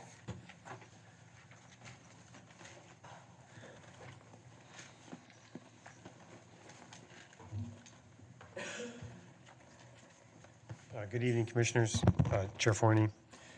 Tonight, we'll just have a brief presentation on this latest agreement that really comes out of a memorandum of understanding that was agreed to by this board in 2017 between the City of Minneapolis, MWMO, and the Park Board. And it really centers on specific neighborhood initiatives to control flooding, initiatives within Columbia Golf Course to maintain playable golf course, and at the same time help to control flooding. So when we think about these initiatives that we jointly came up with, again, we're trying to improve that stormwater management, increase flood resiliency within the neighborhood and within the golf course, and reduce pollutant loading within the Mississippi to the Mississippi River. One of the primary goals that our staff had was to improve playability on that course, and then overall improving ecological function within our golf course, and of course reaching back into the neighborhood section of the watershed. Just a really brief timeline just establishes kind of where we're at and the work that's been done by our organizations. So again, we had a cooperative MOU that was approved in 2017. One of the things that the Park Board did was adopt a master plan for Columbia Park, which included the golf course as part of the East of the River Park initiatives. Design agreement approvals, that's what we're working on here now. Again, as a group, we want to make sure that the board, the council, as well as the MWO board is aware of and is agreeing to continue our work together on the first phase of design for the 1NE watershed. And again, hoping that we get approval tonight, we're going to be working on community engagement this summer. This winter and into 2020, we would final design, and then hopefully, if funding were to all come together, we would start construction in spring of 2020 or fall of 2020. This is just a brief reminder of the approval of the master plan for Columbia Park, and again, it preserves the golf course play. There were significant improvements or changes, if you will, to what we'll call the neighborhood park section of Columbia Park. And then if you look at some of the blue sections here, the idea that as we build resiliency into that course, how can we also help control flooding and reduce pollutant load to the Mississippi? So there are some components here of the master plan that the board approved for East of the River that is taking into account, or will be taken into account as we continue our design work. But of course, it's not just Park Board initiative, it's also our project partners. So from the MPRB staff, we have our Water Resource Supervisor, Rachel Crabb, myself, Carrie Christensen, and Joe Green from Golf Operations has been involved in the early discussions as we've pushed this design forward. But of course, our other main partner is the MWMO. Stephanie Johnson is here tonight. Marcy Bean has helped as well from MWMO, and Kelly Moriarty from the City of Minneapolis is here, and Lisa Goddard. So it's a number of staff that have been involved in the early design and the early steps forward of this project. I'm going to ask Stephanie from MWMO to come up and just talk briefly about some of the initiatives and how the MWMO, has been taking leadership in this latest design initiative. Welcome, Stephanie. Thank you. Good evening, Commissioners. Thank you, Cliff. First, I'd like to start just by saying thank you for the partnership to date. This has been a really exciting and rewarding project for our organization to be working on in partnership with the City of Minneapolis and the Minneapolis Park and Recreation Board. So I appreciate the opportunity not only to have been working on it, but also to be here tonight to talk about where we've been and where we're hoping to go. The Northeast Stormwater Initiative is really something that came out of a large modeling initiative that the City of Minneapolis and the MWMO have been working on. So what we've been doing is we've been developing very detailed stormwater models, essentially of the storm sewer network throughout the city. And how we use those is to both understand how the system's operating, where we have stormwater management issues, where it's flooding, why it's flooding, where we have water quality issues, and then to make management decisions based on that. Look at projects that might be helpful to implement and prioritize those projects to look at where we can get effectively the most bang for our buck or actually get some work done. The City of Minneapolis has been doing a number of these studies using those models. They've got 5 different pilot project areas spread across the city.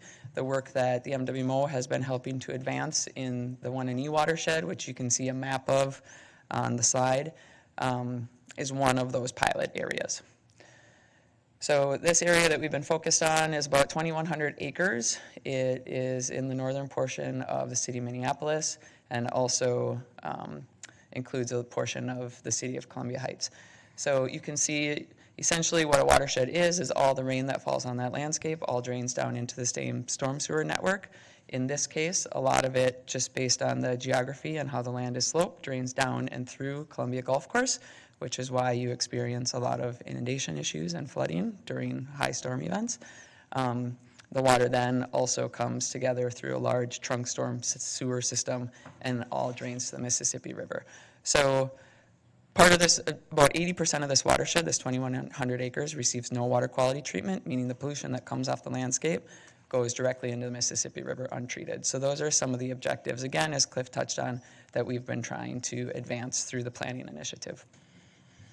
On the lower portion of the slide, you can see some of the conceptual project ideas that came out of this and were prioritized.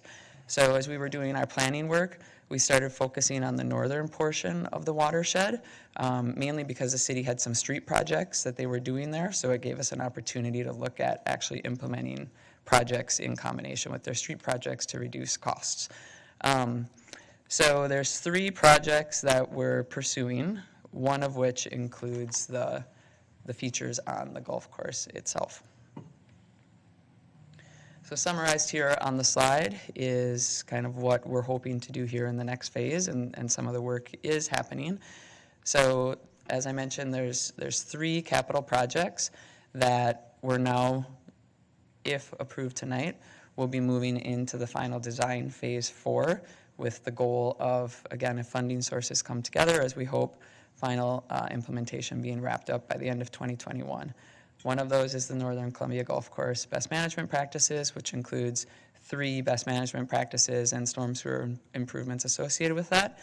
In addition, the City of Minneapolis is advancing 2 stormwater projects upstream in their right-of-way of the golf course, and those projects will be complementary to anything that would be done on the golf course. So essentially, they'll be capturing some of that water upstream, taking it off the system, filtering it, and then that water, naturally now does come down through the golf course and will, in the future come down cleaner and mitigated. In addition to that, we've been advancing our work on the southern side of the golf course, currently in partnership with Park Board staff. So the MWMO and Park Board have been doing monitoring, just basically trying to understand how the water's functioning, collecting samples, and we will be using that information then as we move forward to advance planning and looking at capital projects on the southern side to address some of the issues down in that portion of the watershed.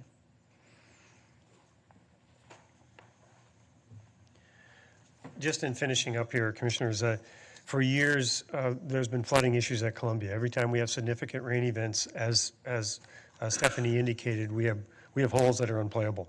So it reduces the revenue, reduces playability of that course. So again, when we looked at this as a whole with MWMO and with the city, the idea is what can be done in a totality. So really, yes, there's work and improvements that can be completed in the neighborhoods upstream, and that's really the city's purview. But when we look at the golf course, we have to make sure that our assets are protected, and that's really what the previous board really wanted us to do as well. So again, for us, it's really important that we reduce that flooding on Columbia. and we allow those holes to be playable, really, or the time of inundation or the time that they're flooding during a 100-year storm event would be greatly reduced. And there's a photo on the side here which really looks like what is that? Well, that happens to be a pipe that runs through the northern tier of Columbia, and it's in really poor shape. And right now, that's responsibility of the park board. And what we're trying to do here, and really the city has come forward, and MWMO, in this case, to come forward to help alleviate or remove that burden from the park board. So there would be a change in ownership of that pipe, potentially, as we get improvements to our course, and there's a greater functionality in that storm pipe, et cetera, that would be the responsibility of the city. And then just the improved ecological function. We look at Columbia, and it's a beautiful place, and it's one of my favorite parks in the city. And yet, as we know, as some of the commissioners have talked about, as some of you have talked about, that golf course is a monoculture, correct? Well, what are things that we can do in these BMPs to create diversity, create an increased ecological function? So that's really the goal. It's the goal of the MWMO. It may not necessarily be the goal of the city, but it's a goal of ours. It's a goal of the MWMO. It's an opportunity for all three entities to come together to each achieve a common good, and yet their individual goals are achieved. And then just water quality. As we think about looking ahead to the next, 30 years, right? The park board wants to be that leader in stormwater, in increasing or improving stormwater quality as it discharges into the city, it discharges into the Mississippi. And in Columbia, for years, again, we've been flooding, and this is our opportunity to achieve that goal and yet increase playability. So tonight, we're just asking for your support to move forward with design of these BMPs in the northern half of Columbia Golf Course and Columbia Park. So we'll take questions if you have some. Commissioner Meyer, I believe. Thank you. Thank you, Stephanie, for being here. I saw you waiting for a couple hours, so I appreciate you sticking around for that. I'm really happy to see this moving forward. We have lots of flooding issues, broken pipes, and ecological issues that I hope we can fix as soon as possible.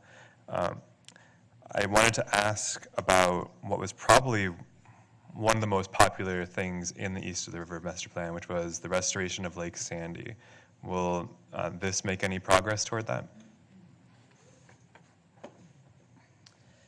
So, as I mentioned, the work that we're doing currently on the southern side of the golf course is just additional data collection. And so what we're trying to understand from a science and engineering perspective is essentially how that system functions. So the work that we're looking at right now in the cooperative agreement before you is associated with the best management practices on the northern side. The planning work that we're continuing to partner with your staff on is associated with the whole, which includes that southern side. So did that answer your question? Yes, thank you. Commissioner Musich. Thank you, Chair Forney. I believe Commissioner Severson was before me. His light's probably Oh, I hiding didn't behind even his see your computer. truck. I'm Okay, sorry. thanks. I was just hoping that someone could read us the bottom couple bullets on all the slides because they're not displaying for us on the screen, but we can see the tops of all the words. And I figure if someone typed it on there, it's probably important I know what it says. Oh. It's like it'll say ongoing study of Southern Columbia Golf, but then you can see the top of a bullet. And then it says planning something.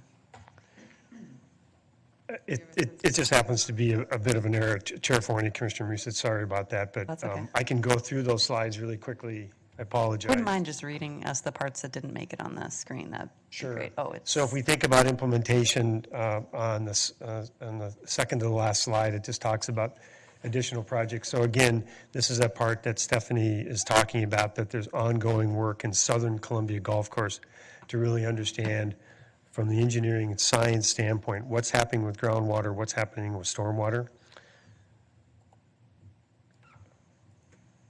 I think it's the last one is the other one that has that. Right.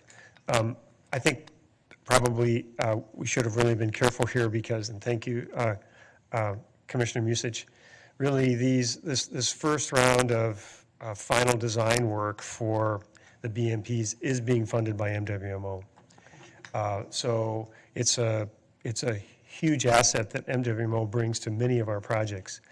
As you know, they've helped with the sculpture garden, they've helped with Halls Island and many other projects, and this is just one of them, right, where they're helping us design this, really the final design for the BMPs. Wonderful. Thank Thank you. you so much for the clarification. I appreciate it. Super excited to be working with the MWMO on another project. I'm always just awed by the volume of work you're able to get done as such a small agency. It's really admirable. So thank you so much for your partnership on this project. Commissioner Severson. Thank you, Chair Forney. So I have a few questions. Is the city dumping their water on our property? Chair Forney, Commissioner Severson, if you look at our parks across the system, across the city, oftentimes they were in existing low spots. So you can easily say, yes, we are taking on city neighborhood water through our parks. At the same time, though, it's not, in this case, just dumping, right? We developed that parcel, Columbia, into this golf course. It's been a long-standing tradition of golf at Columbia. So this project is trying to, when I came in 2011, one of the first calls I received from the golf course manager at the time was, you have got to help us in South Columbia because we are pumping groundwater or pumping water. We just can't, we can't keep these courses playable. So it's been a long issue for us to how to deal with stormwater.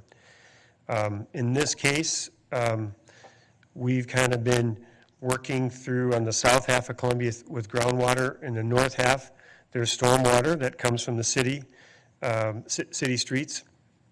This project goes a long way to solving that problem, and again, trying to keep our course playable. So essentially, the city is dumping their water onto our property. Chair Forney, Commissioner Severson, at Columbia, there's a pipe that takes a portion of the stormwater through and tries to deal with it as best it can. And this project would improve that. Being politically correct there, okay. So would you say the city of Columbia Heights is also dumping water into our course?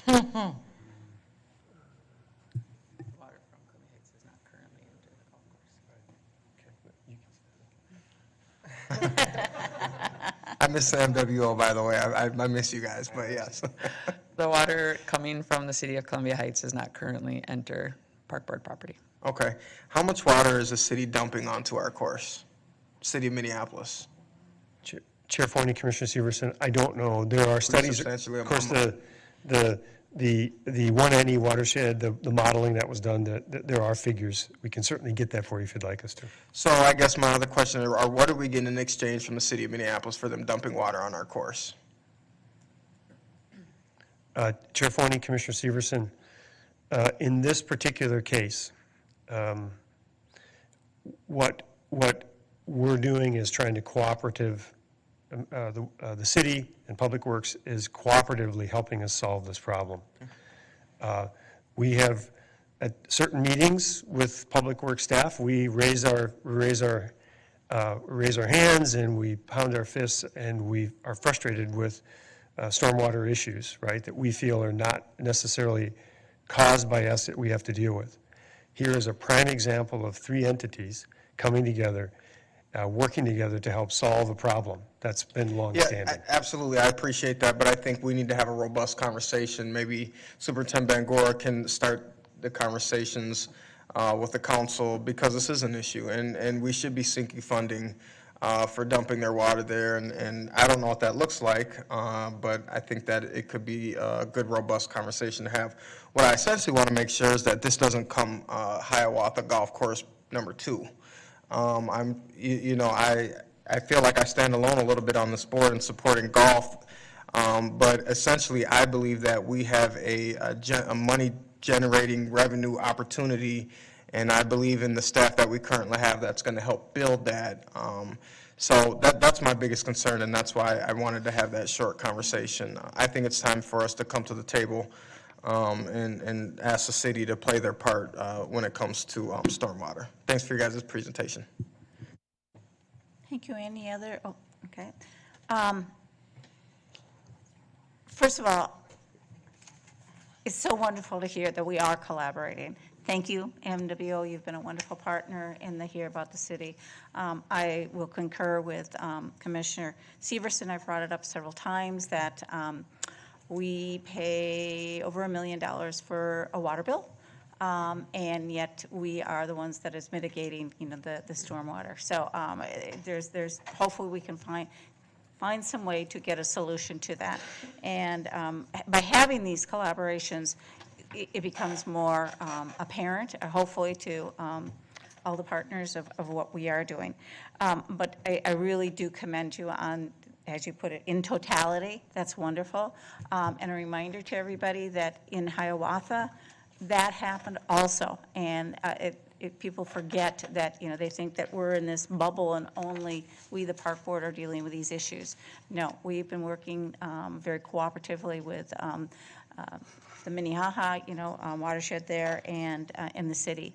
So I applaud you and look forward to that. And hopefully we can find some wonderful solutions for all of it, including a new pipe. So thank you all. See now. All those in favor of the resolution, please signify by saying aye. Aye. Opposed? Abstentions? That action is moved. So now we have two study items, okay? West Broadway Avenue Bridges Reconstruction Review and Project Update with John. Oh, there, and our guests who have been so patient.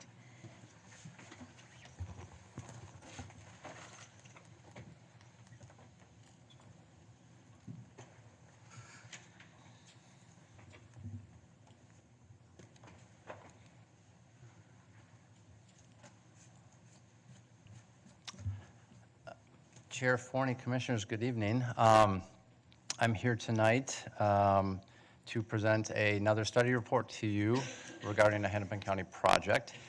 This one is for the reconstruction of the Broadway Avenue bridges. This is a very important project, not only to Hennepin County, but it's also a very important project to the Park Board because there will be impacts to two of our parkways, Theodore Wirth Parkway as well as Victory Memorial Parkway.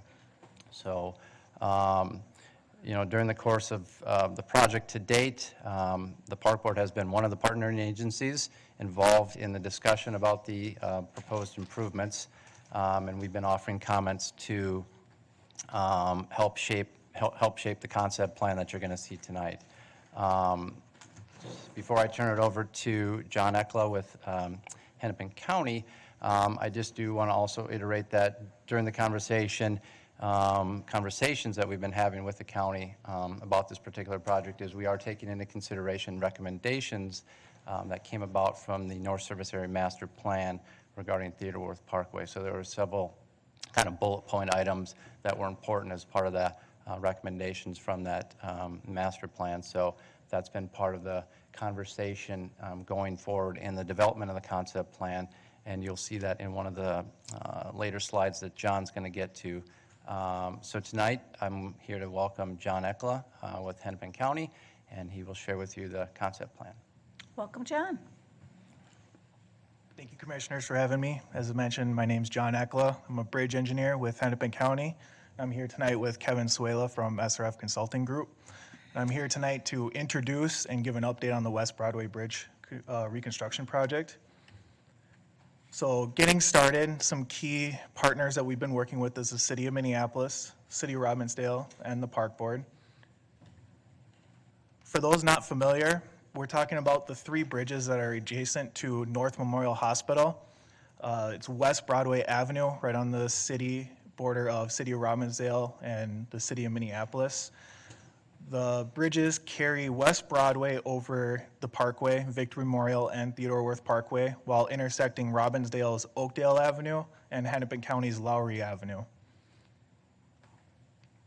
Some timeline that we've been working through. Public engagement began in late 2018 along with preliminary design. We've moved now to that point where we're at a 30% design stage. Through 2019, we'll continue through the design process where we anticipate construction to start fall of 2020. Project goals is to engage with the community, to address safety and accessibility, to improve multimodal connections, economy, active living, and have a more maintenance-friendly project. Some key features is to replace the 3 structures that are at the end of the service life, to minimize construction impacts, especially since we're immediately adjacent to a hospital. It's been very important to coordinate with them to ensure we're not introducing any safety concerns, to improve multimodal access, and then also to improve visibility underneath the structures. So as John mentioned, we have been working with park staff to address the North Service Area Master Plan. This has been addressed as a problematic area for the park board. Issues resulting in multiple crossings, an intersection that doesn't have a safe feeling, and then also free rights that exist at the intersection. So another high-level view of what we have here, you can see existing conditions right next to what is our proposed view. Some background on the project. Hennepin County's early intention was just to replace the top of the bridges. The foundations for the existing bridges are in fantastic shape, but we released a community engagement survey in late 2018, and the early indication from that was that the community did not feel safe traversing the intersection down below. So we eliminated that option and said that we needed to address the intersection down below.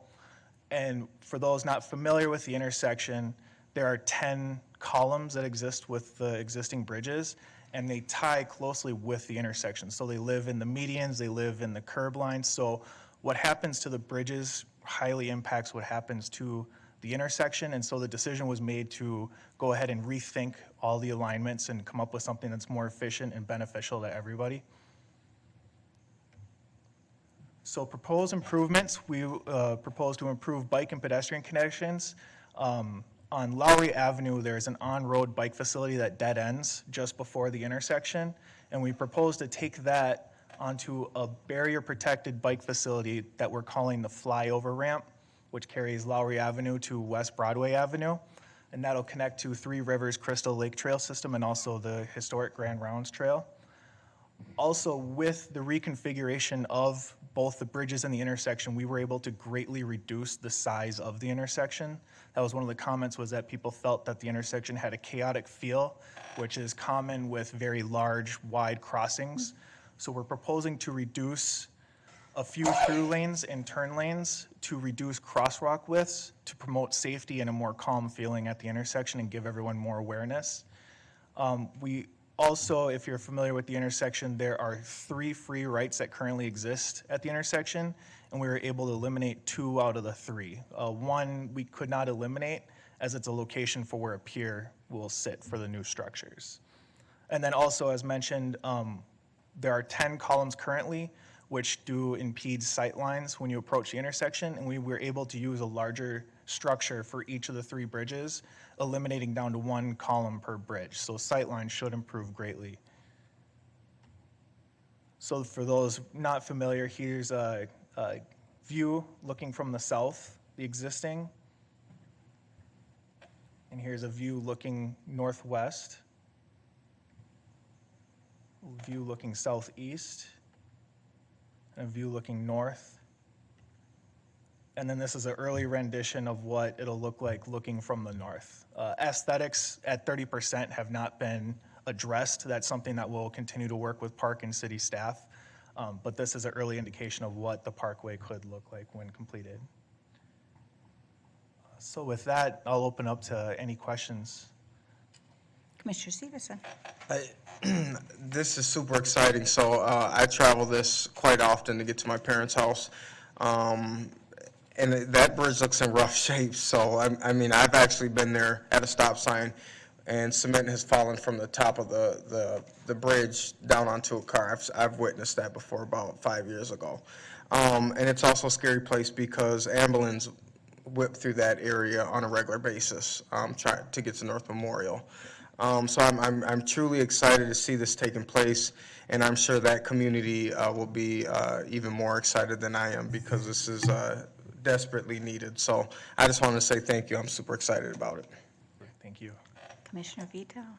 Thank you, Commissioner Forney. This is literally in my backyard, this intersection that you're talking about, and it's really complicated and hard to figure out when to cross the street, when, even when you're driving. Are you talking about that bridge that kind of just swoops right up over Laurie Avenue, the one that? Yes, yep, that's what I Okay. refer to as the flyover. Okay, all right. So that's the flyover, just Yep. that one that just goes right into Robbinsdale, like past Hy-Vee or whatever. You just kind of shoot out at that light. Okay. Yeah, I'm like Commissioner Severson, I'm really excited about this. I see a lot of people getting confused about how to cross it. Honestly, my dogs got out a few weeks ago and they ran right across that intersection, and all I could think was, they are not gonna make it, like running in that direction. And luckily, the paramedics caught them and put them in the back of the ambulance and held them until we came and got them. But that intersection is so busy, you know, that's all you can think of. Is like, a lot of people go the wrong way because of how you need to get on Laurie and how you come off Laurie Avenue versus Broadway. Like, it's just always really messy and complicated. And you see a lot of pedestrians sitting on their bikes or standing, waiting, because they don't understand which way to go in that particular intersection. So thanks so much. I'm just excited about the photo of the possibilities of that intersection. So thank you. Any other? Okay. What's the timeline for this? So we're looking to start construction in late 2020. We anticipate a 24-month construction period. Okay. So that's obviously a long period to deal with construction. The good news is we're trying to keep accessibility in the area as open as possible. We expect that West Broadway will remain open during that time, and we're working with city and park staff to determine the best solution to best accommodate the hospital. So some form of the intersection will be open, but there are significant changes to be made, so some detours could be anticipated. Great, and to me, you know, improving our trail connections in that area and the safety of it is really paramount. And I'm just wondering if you have any excess, you know, concrete, would you mind filling a few of our potholes on Theodore Worth? That would be really appreciated. So thank you very much with that presentation, and I appreciate for you staying so late. We have another presentation. Commissioner Forney, can I ask another question, please? Oh, I'm sorry, certainly, I didn't. Thank you, I'm sorry. I just wanted to know if you all are taking any park property or any private property for this construction. There are 3 temporary parcels in Minneapolis that we may impact. And by temporary, that's just regrading. But no, we don't anticipate taking any Minneapolis Park Board property. Everything is currently on Hennepin County property, and anything that will impact Park Board property will be a temporary impact. Thank you. Thank you, Commissioner Forney. Okay, great. Thank you very much. We'll move on then to our next study item, and that's the Minneapolis Department of Transportation 3rd Avenue Bridge South Construction Coordination Discussion Item. And it's Cliff. Chair Forney, Commissioners, we have another bridge project. Yay. I want to start out by saying that with Hennepin County staff just leaving and with MnDOT staff here in the room, I just want to tell you that both staffs, Hennepin County and MnDOT, have been very cooperative. Tonight, really, you're going to learn about this project, and some of you maybe have heard about it or knew that it was coming. But MnDOT came to us over a year and a half ago, and they're still a ways out from final design and a ways out from construction. The point is that they're talking to us early, because from a partnership standpoint, they really understand, or really, you know, as much as we value parkland, they have to maintain a bridge within their easement over parkland. And they too have come to the point, especially in this Central Riverfront Regional Park area, to understand the value of parkland. So tonight I'm just going to introduce Chris Holberg here from MnDOT, who will walk you through the 3rd Avenue project and be able to answer any questions. Again, there's no action you're taking tonight, it's just so that you understand the Third Avenue Bridge project as we come back to you this summer with some other actions that you will be voting on. So, Chris? Welcome, Chris. Thank you. As Cliff said, my name is Chris Holberg. I am MnDOT's project manager for this Third Avenue Bridge project. Thank you all for the opportunity. I always like to start out with a quick overview of where in the world are we, right?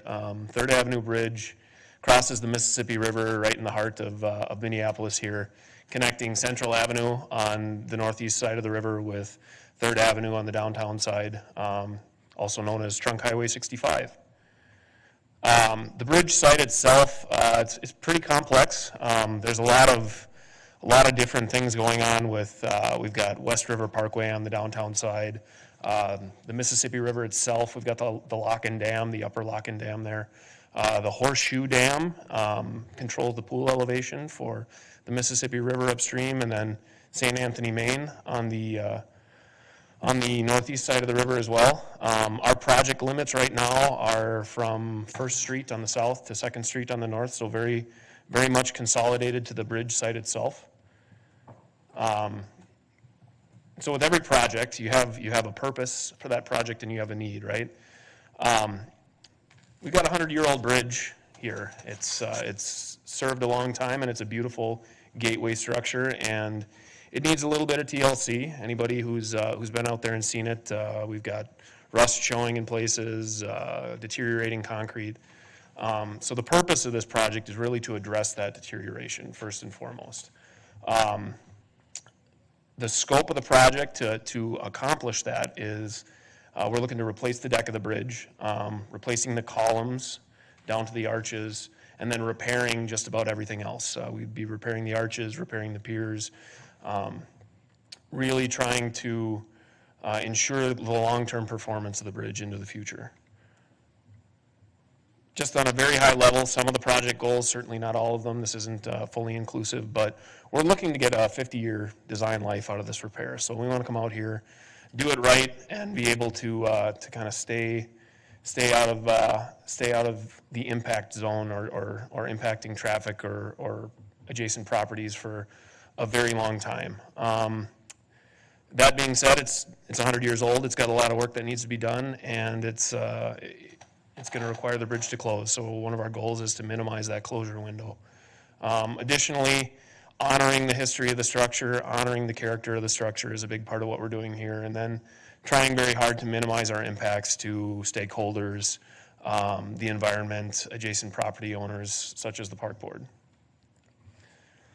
On a very high level, we've got some documentation that helps to guide our decision making, but the big ones here are that this is a structure that's listed on the National Register of Historic Places. So that kind of governs a lot of the decision making in terms of kind of the historical aspect of it.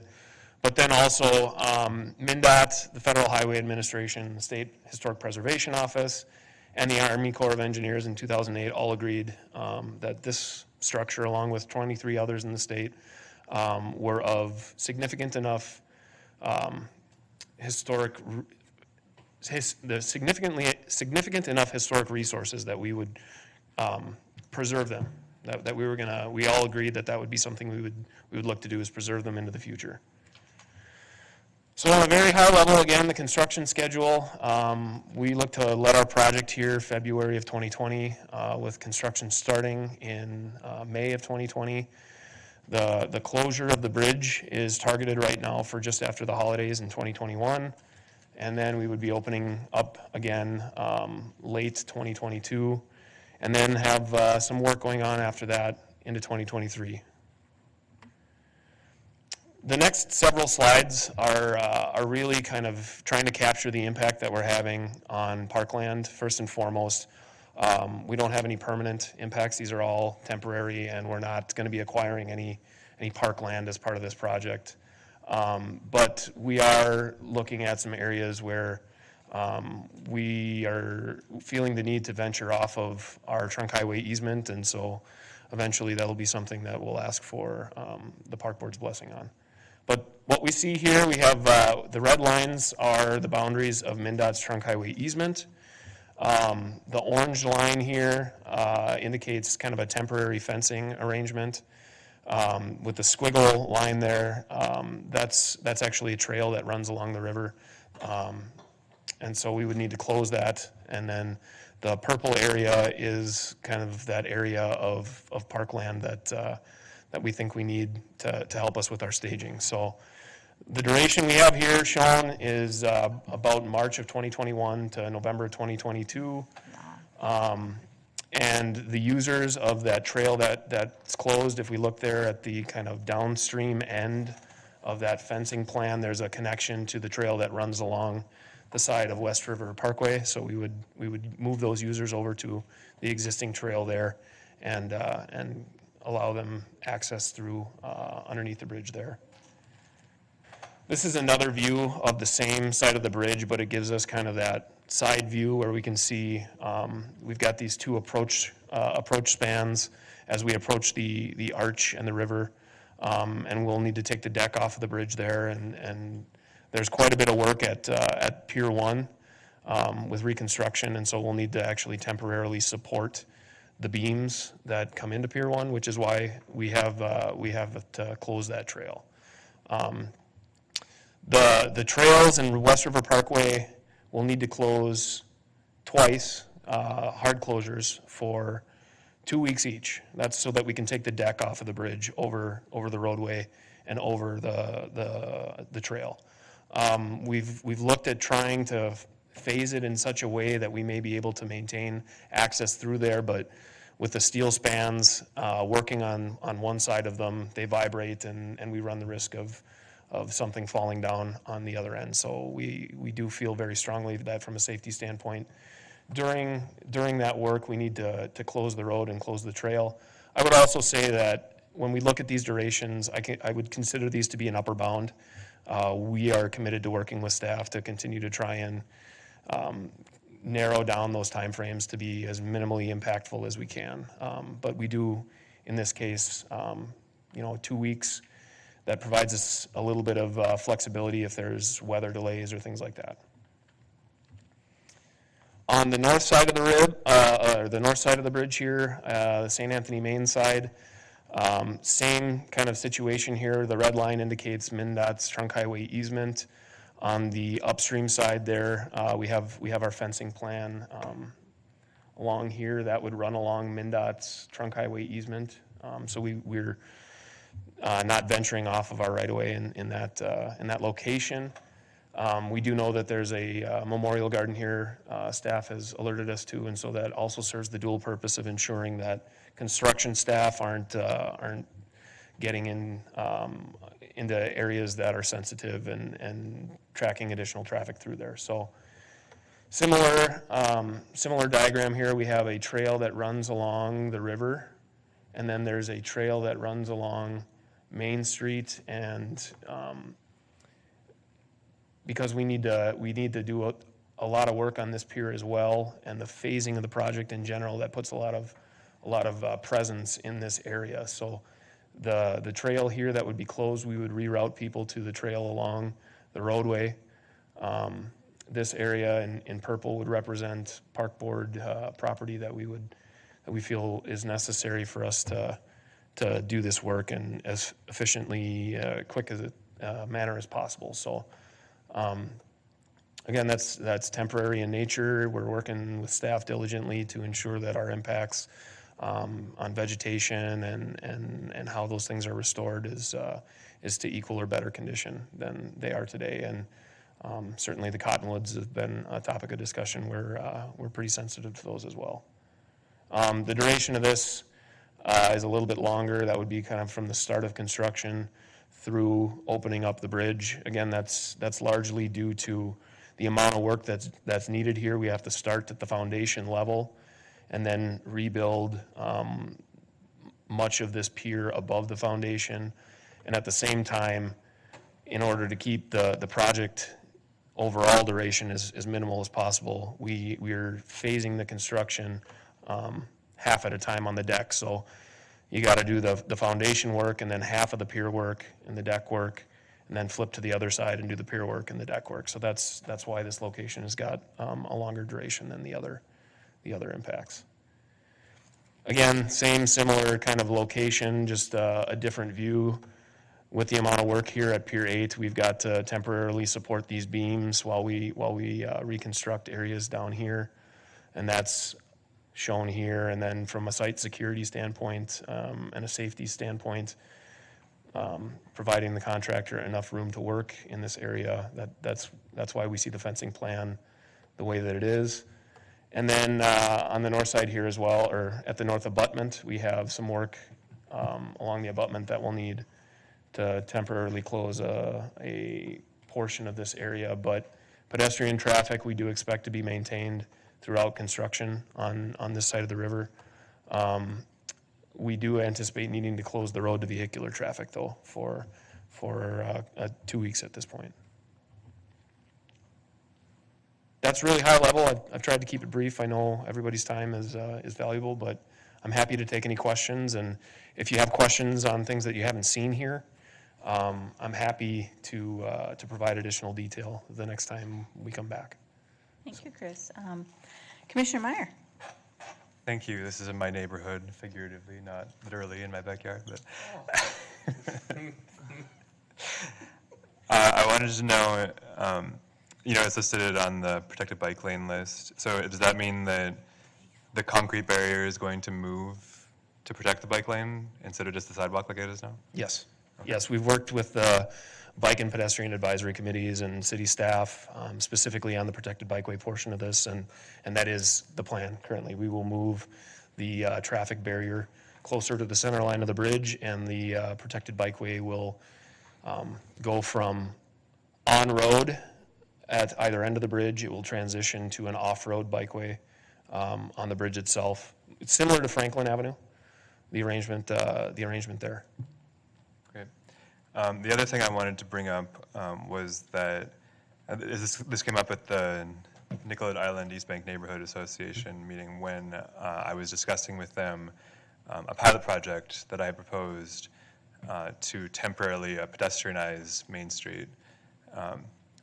And they brought up that with this construction happening, that would be an ideal, almost natural experiment to test that out.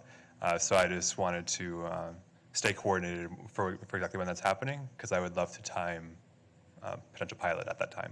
Yeah, I think that's really exciting, actually, and I think we'll absolutely want to stay closely coordinated on that, trying to find opportunities for partnership.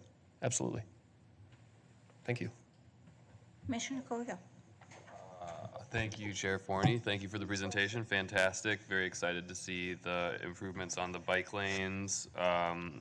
And I'm wondering, so you mentioned that some trees are going to have to be removed in the West River Road side of the project. And are those planned to be replaced by MnDOT? Yeah, okay. Yeah. If there's something that's going to be removed, we would look to put those back. So do you know how many? Is it? I can't really tell. It looks like it's just like 2 or 3 trees, or you know how many trees it is? Yeah. Commissioner Forney, Chair Forney, Commissioner Cogill. I'll just say that, so our forestry department has worked with MnDOT, kind of been on site and identifying that really on the West River Parkway side, it's very minimal removals, and it really relates to kind of structural things that are growing in. But Craig will prepare a dollar value, right? So that'll be part of it, and then we'll supplement with new planting. Okay, great. And my other question is, do you expect with the equipment down there that there'll be major like structural impacts to the pavement or to the road right-of-way that would end up needing to be reconstructed or anything like that? So that's something that we are working with staff on. Exactly what the framework of that is. I know certainly West River Road, I've already had MnDOT's, we have a pavement van with instrumentation, and they've gone out and run this, and so we've got some data that we can tie back to, and we're working with, again, park board staff as well as city staff on how to proceed there. On the St. Anthony Main side, it's more difficult to assess, I guess, condition based on traditional metrics, so roughness and things like that on a cobblestone road. It's just a challenge.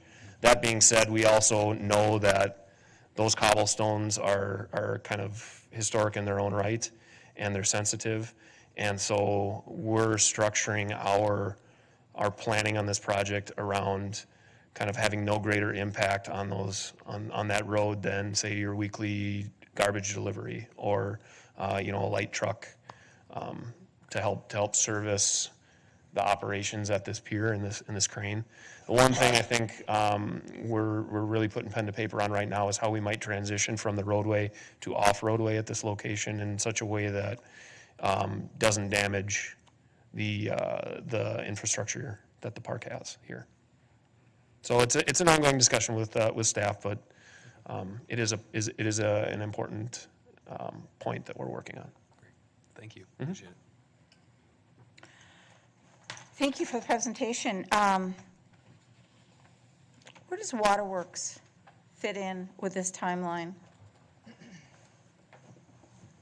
Chair Foyne, that's one of the things we've been working with MnDOT on. So the idea here is we're going to start, hopefully, with all the bids coming in and contracts being able to be awarded, start construction this summer. And so Waterworks or? Waterworks, sorry, Okay. Waterworks this summer. So the idea is for us to be kind of out of the parkway, have those improvements done, and for the most part, Waterworks all complete by the time MnDOT is beginning their work. So then, at that point in time, we're hoping that the WUNRF will be activated. Right.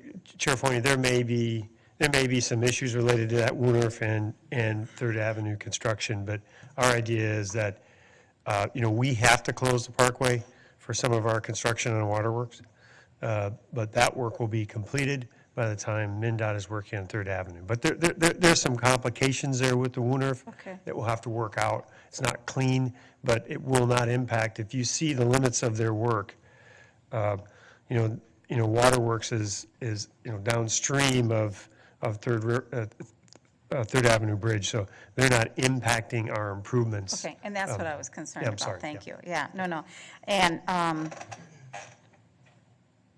with that vision of Waterworks, et cetera, all in that area, what's always been envisioned is connections. That's why I was asking about the WUNRFs. And so any way we can get any vertical connection? So it's not a part of the scope of this project, but I think we'd certainly work with the park board on a potential future connection there, as trying to find ways forward.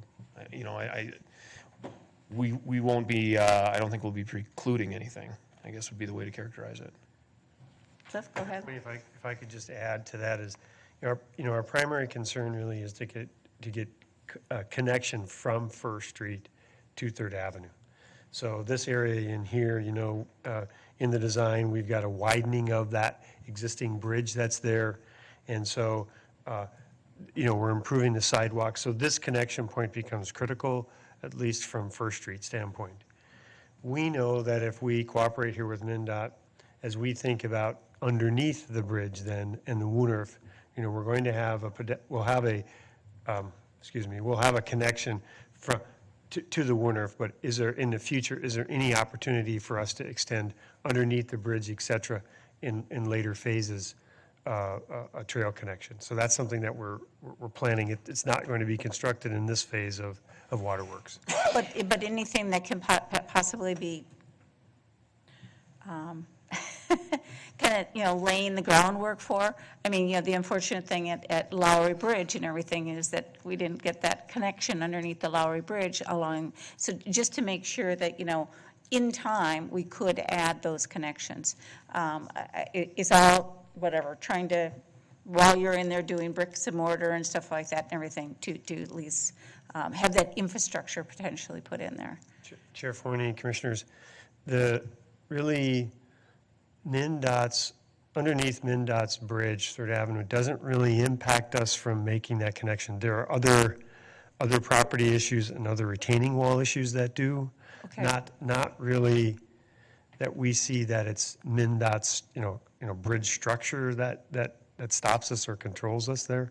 There's other things going on there that make it a bit difficult. But we're working towards that. And And as we access underneath the bridge, Third Avenue Bridge, we'll need support from MnDOT to do that. Wonderful, yeah. It sounds like you're all thinking about those things. In worst-case scenario, we can always put a zip line. I mean, the majority of the board here have a zip line, so, hey, got to keep thinking of those options and everything. I don't see any other lights, so with that, thank you so much for the presentation. I'll take a motion to adjourn. All those in favor, please signify by saying aye. Aye. Oppose? Abstentions? We are adjourned. Time being 9:09, I would like to call the Recreation Committee to order. Secretary can call roll. Commissioner Forney. Here. Commissioner Musich. Absent. Vice President Hassan. Here. Vice Chair Severson. Present. Chair French. Okay, I'd like to ask for approval of the minutes. So moved. All in favor of approving the minutes, say aye. Aye. All opposed? All right, so we got just one action item tonight. We got a study report from Youth Line, the Youth Line evaluation finding. I think Therese Cox will be handling that, so let's roll. Thank you, Commissioners. I have a very brief 9 o'clock presentation for you. Just a little bit of background. So if you remember, just about this time of year last year during budget season, we came before you and talked about funding 2 additional youth line positions with the caveat that I would be conducting a youth line evaluation to understand the strengths of the program, where its opportunities for improvement are, what's working, what isn't. And so we'll be delivering that for you tonight. I just want to give you a little bit of a background on some of the other ways that we got here. So in regular procurement fashion, I reached out to the target market program, put out our scope of service, and then had 2 firms respond. And one of those 2 happened to be Dr. Stacy Grayachea, who you've met before, as she helped us move the then stalled Quest program, Quest project forward. And so she'll be talking tonight in just a minute about the findings of the evaluation. As it relates to Youth Line, I'm sure some of you are more familiar with its history than I am, but it was developed in 1991. If you can remember what was happening in our city around that time, this was a time when there was a tremendous amount of youth violence in the city in general, lots of drugs and crime. This is just about the cusp of time when we were dubbed Murderapolis. And so the kinds of intervention programs that was cropped up both here locally in Minneapolis but across the country were very similar to what was developed, very similar to what Youth Line turned into. So the goals of Youth Line is to be a mentorship program, help young people develop life skills, develop leadership skills, and then also to have some recreational experiences. Youth Line in its history has had a tremendous amount of success over the years. They have done some really good work, particularly in the early years. They have gained national recognition as a model that has been copied in other cities smaller than ours, similar to ours, and perhaps in some ways larger than ours as well. I want to make sure that I say again that Youth Line has had a tremendously successful history, and we will talk about where the opportunities for improvement exist. So the early model was 17 youth specialists, and it was a 1-to-1. So one employee was assigned to one park. They were assigned to the parks with the highest need in the city, and that was reevaluated each year to see if what was happening in the city was changing or in that neighborhood, and then they would either adjust where staff were deployed or would add another body. Current staffing model is we are down to 10 youth program specialists, Youth Line staff, and we are at 18 parks. So staffing has gone down, the number of parks being served has gone up, and many of these staff are shared. I think we just have 4 Youth Line staff that are dedicated to one park only. The others are all paired part-time at 2 different parks. So I will invite Dr. Stacy Gray-Achea to come up and talk about the evaluation process and the methodology.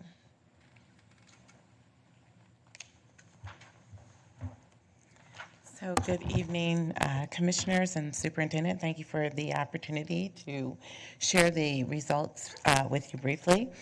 As Assistant Superintendent Cox explained, I was hired to conduct the evaluation, looking at the purpose to look into effective staffing, to examine the outreach, the program development, delivery, center space availability, and support.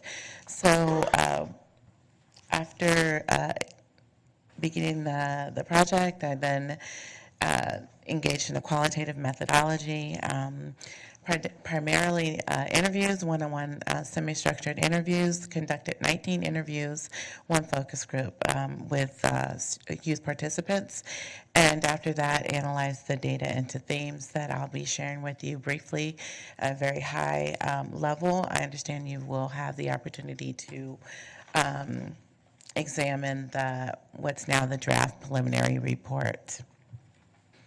So after analysis, the results really, I concluded 7 themes that were really emerging to the top. I'll go over these briefly. The first, widely varying perspectives of the service model across interviewees, resulting in equally varying degrees of depth, scope, and quality of programming. And this really gets to the varying perspectives in the service model. I'll give a brief example around what was suggested as a perceived lack of a mentorship model, knowing that the research suggests that intentionality and framing of a mentorship model has a high correlation with effectiveness of mentorship. So this would be one of the examples around the varying perspectives. The second theme, an outdated understanding of the need for Youthline. As Assistant Superintendent Cox indicated, the program was started in 1991 when the city had particular needs. It is now 2019. The program in and of itself has not really changed. There is still a need for the program, but what would have been high needs, sort of concentrated areas at that time, may look more like the city in its totality right now. Youth have very different experiences than they did in 1991. Resources are allocated differently. Our society functions quite differently. So the need and the resulting design of Youthline would need to be updated. Theme number 3 was a substantial disconnect between facility recreational specialists, directors, and Youthline program specialists. And this was a pretty large, pretty big, substantial theme that function-wise and roles and responsibilities don't necessarily seem to be understood across the two groups. Theme number 4, Youthline is severely under-resourced, not just financial resources, but materials, technology, space in centers, space in the organization. Theme number 5, the current cadre of Youthline program specialists do possess extensive education experience and expertise in youth development. Again, a very different one than what the cadre of Youthline program specialists may have looked like in 1991. There are several individuals with particular expertise in the area of youth development. We know that youth development as a field of study has actually grown quite a bit. Master's degrees, much more of a experienced and educationally advanced cadre of staff than what is even required in the position description. The next theme, the lack of clear organizational communication, both across the park board regarding the function of Youth Line, the role of Youth Line in the organization, and also within recreational services regarding the expectations, roles, and responsibilities of Youth Line staff. Lots of different perspectives on that, but not quite as much consistency and reliability and perspectives. And then the last theme of the outcomes, Youth Line outcomes, not articulated, understood, or measured in ways that's relevant to what we would need for program improvement and program impact.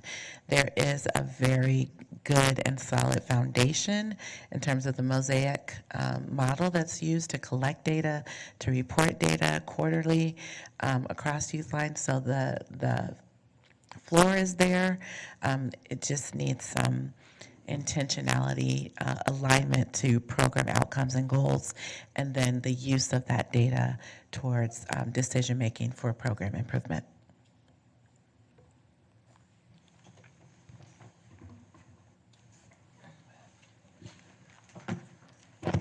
Thank you, Dr. Stacy. So the recommendations that come out of the evaluation are in front of you. So to outline core strategies to embed for program coherence. So really about making sure that everyone understands the intent of the program, that they're marching in the same direction. That has not been a message that has been either articulated recently or it has changed in a variety of ways over time, and it needs to be reestablished so that we are all thinking about and implementing the program in the same way. Prioritize innovative strategies to update the program. We've talked about its rich history, but it is not current, and the mission needs to be updated for greater effectiveness and to be more current with today's standards for youth development. As Dr. Stacy mentioned, the field of youth development has grown tremendously. So the idea of thinking about just intervention purely is not an outdated model. Many places are thinking about both intervention and enrichment simultaneously and thinking about how to do both of those. Ensuring alignment, making sure that both the rec specialists and the Youth Line staff understand where their lanes are and where they intersect. That is certainly unclear at this time to both groups of people, which leads to in some cases, some confusion at the work site, and in other places it leads to some challenging relationships among peers.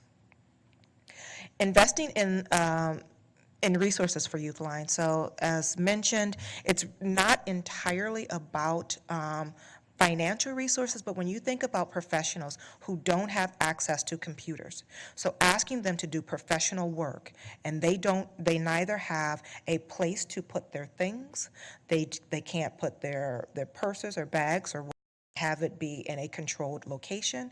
They don't have a place where they can sit, dedicated space to do their work, and they don't have dedicated access to computers with current technology on it. So yes, there are computer labs in many of the rec centers, but they aren't supported by the same technology that the other professionals in the organization have access to.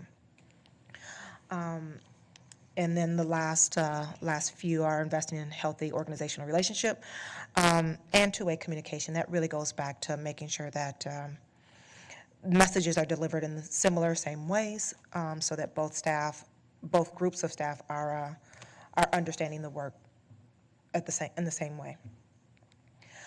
Establishing measurable program mission. Absent an established mission, you can't create strategies that lead to outcomes towards the mission. And so, again, people who have been in the role for some period of time have memories of what it used to be. Some newer employees are kind of making it up as they go. And there's clearly a lack of mission. What are we working towards? What's the outcome we want to see so that we can design the ways to get there?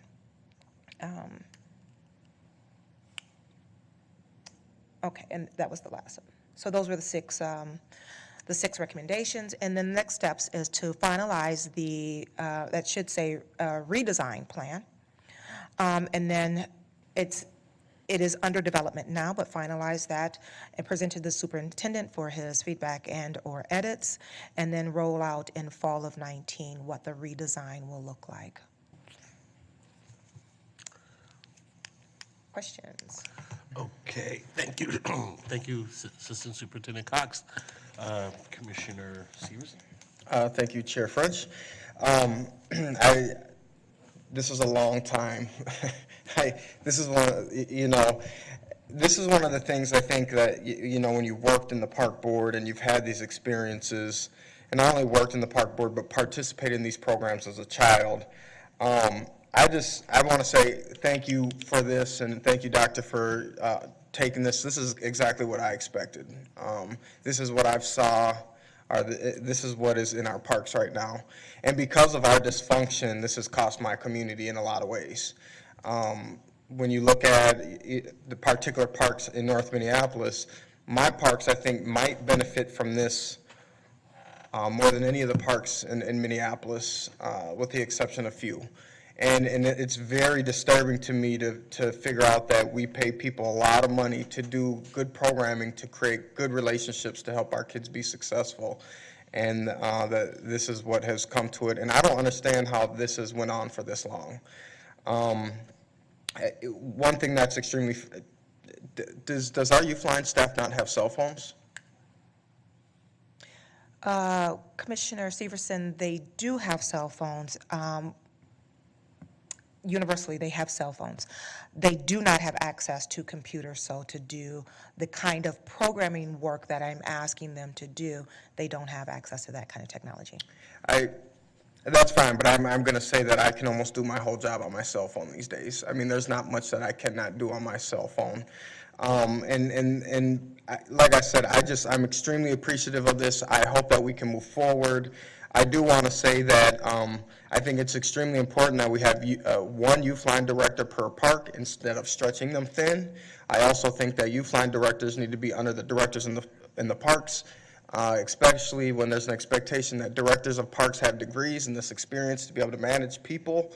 And I think that that's a great way to ensure that someone has a place to put their purse or their backpack. Someone has access to the technology that they need to be successful. I know that, we have them in North Minneapolis. We have, I believe, Farview, North Commons, and Fall will have a full-time youth line person. I think Harrison has a half-time one. But like I said, this is extremely important to me. And when we talk about, this is one of the biggest reasons I ran for park board, is these kids couldn't vote for me here, but they're very supportive of me. These are the conversations that we had. And these are the conversations that I get to have with you folks to share the importance of why it's important to fund the kids that we're funding. So I want to encourage us to keep on pushing, keep on funding, and bringing this program back to where, I think this could be a world-renowned program.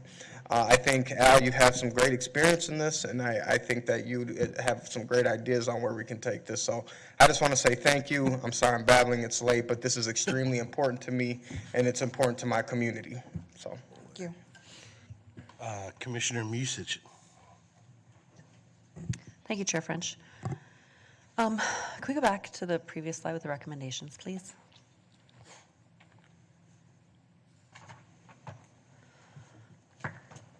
Thank you. So on here, we talk about investing in resources for our youth line program.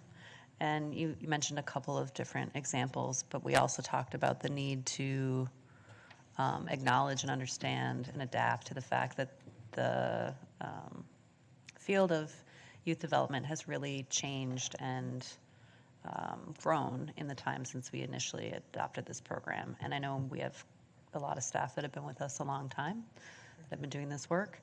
And so I'm wondering if that invest in resources includes professional development opportunities for the staff that we have working for us currently, i.e. some sort of tuition reimbursement for programs in this if they do not currently hold degrees in this field, training events that we could either host here or send people to get them greater exposure to best best practices that are being utilized elsewhere in the country. Potentially sending people to conferences where they'd have an opportunity to be exposed to other professionals doing this work throughout the country in other urban areas. Is that part of what you were describing when you're talking about investing? Or are we really talking primarily about hardware and space?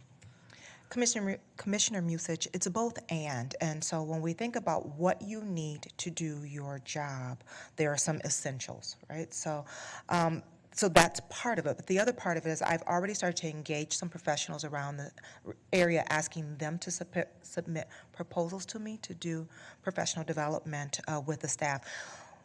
So our staff at that level have access to what we call competencies. And so any training that you want to do that is supporting your growth in your field or in your job, we support you in doing that. However, the range of things that people can explore is pretty wide. I'd like to narrow that a bit and do some group work together about what enrichment looks like. What does that mean in our context? What are we asking you to do with kids? And then also some work around understanding data. How do you look at, or how do you program with intentionality? How do I say, I want to take kids, an example is take them fishing. Why are you taking them fishing? Is it purely for the recreational experience? Is there some greater outcome that you'd like to see? And how will you know when you've achieved it? It's that kind of thinking that I don't know universally happens when a rec specialist says, a youth specialist says, I want to take a kid to do X. So I want to shift their way of just exposure and really think about exposure. And I want kids to walk away with this at the end of it, and then think about how do I know that I've achieved that. So that's a really long answer, but it's both and is what I'm after. That was an excellent answer and comprehensively helped me understand what we're trying to achieve here. Thank you. Having gone through several shifting of focus experiences in the corporate world, I know that sometimes you can feel a bit unmoored when things are changing and when you're being given different direction or when the entire scope of your work changes. So knowing that we're not only proposing change, but also tools to help people adapt to that is incredibly important to me. So I'm glad to hear that that's a big consideration as part of this project. Thank you. Commissioner Vito. Thank you, Chair French. I have a quick question. Can you go to the next slide, please? I think that's a thank you. No, there's one about the timeline of, so the rollout, is that actually like rolling out the new redesign plan in the fall? Or is that, it's like announcing that we've made these changes at a later date? Commissioner Vito, it is our goal to do a full rollout in the fall, and the reason the fall is chosen, one, I've got some refinement to do on the plan, but also I didn't want to do anything that's so disruptive in season. So while kids are still in the program somewhat full-time because they're out of school, I want to make sure that, it's at a natural break before we start to make any substantial changes to the program. So the goal is a full rollout in the fall. So is there a lot of participation in Youth Line or, with young people in the fall and winter times? Commissioner Vital, there is. And I think how we measure participation varies from place to place. And so that's one of the things that we've got to clean up, right? So in some places we are purely doing head counts. And in other places we are thinking about how many kids complete a particular thing. And so some of those are the things that we've got to get uniformed around. Again, thanks for this presentation. Is it Dr. Stacy? I'm sorry if I thank you both for this. This is something that I've wanted to hear, see, ask questions about. I'm excited about the final plan and the rollout and see what happens. Thanks. Thank you. President Bourne. Thank you, Thank you, Chair French. I have some comments and just a little bit, maybe some questions, but I think the biggest thing I want to kind of roll back on is or continue to revisit is, I think first off, I don't think anybody is excited about the results of this evaluation, and I just want to commend the superintendent and you, Assistant Superintendent Cox, for being able to come forward very earnestly with here are the successes of the program, but there are a lot of things that need attention. That's a very hard thing to do publicly, and I think that is and I don't think it's from a lack of passion that for anybody that comes to work every single day to work for our youth. And so when I look for accountability on some of this, I turn and kind of look at this dais for accountability and for the amount of investment over the years that we've done in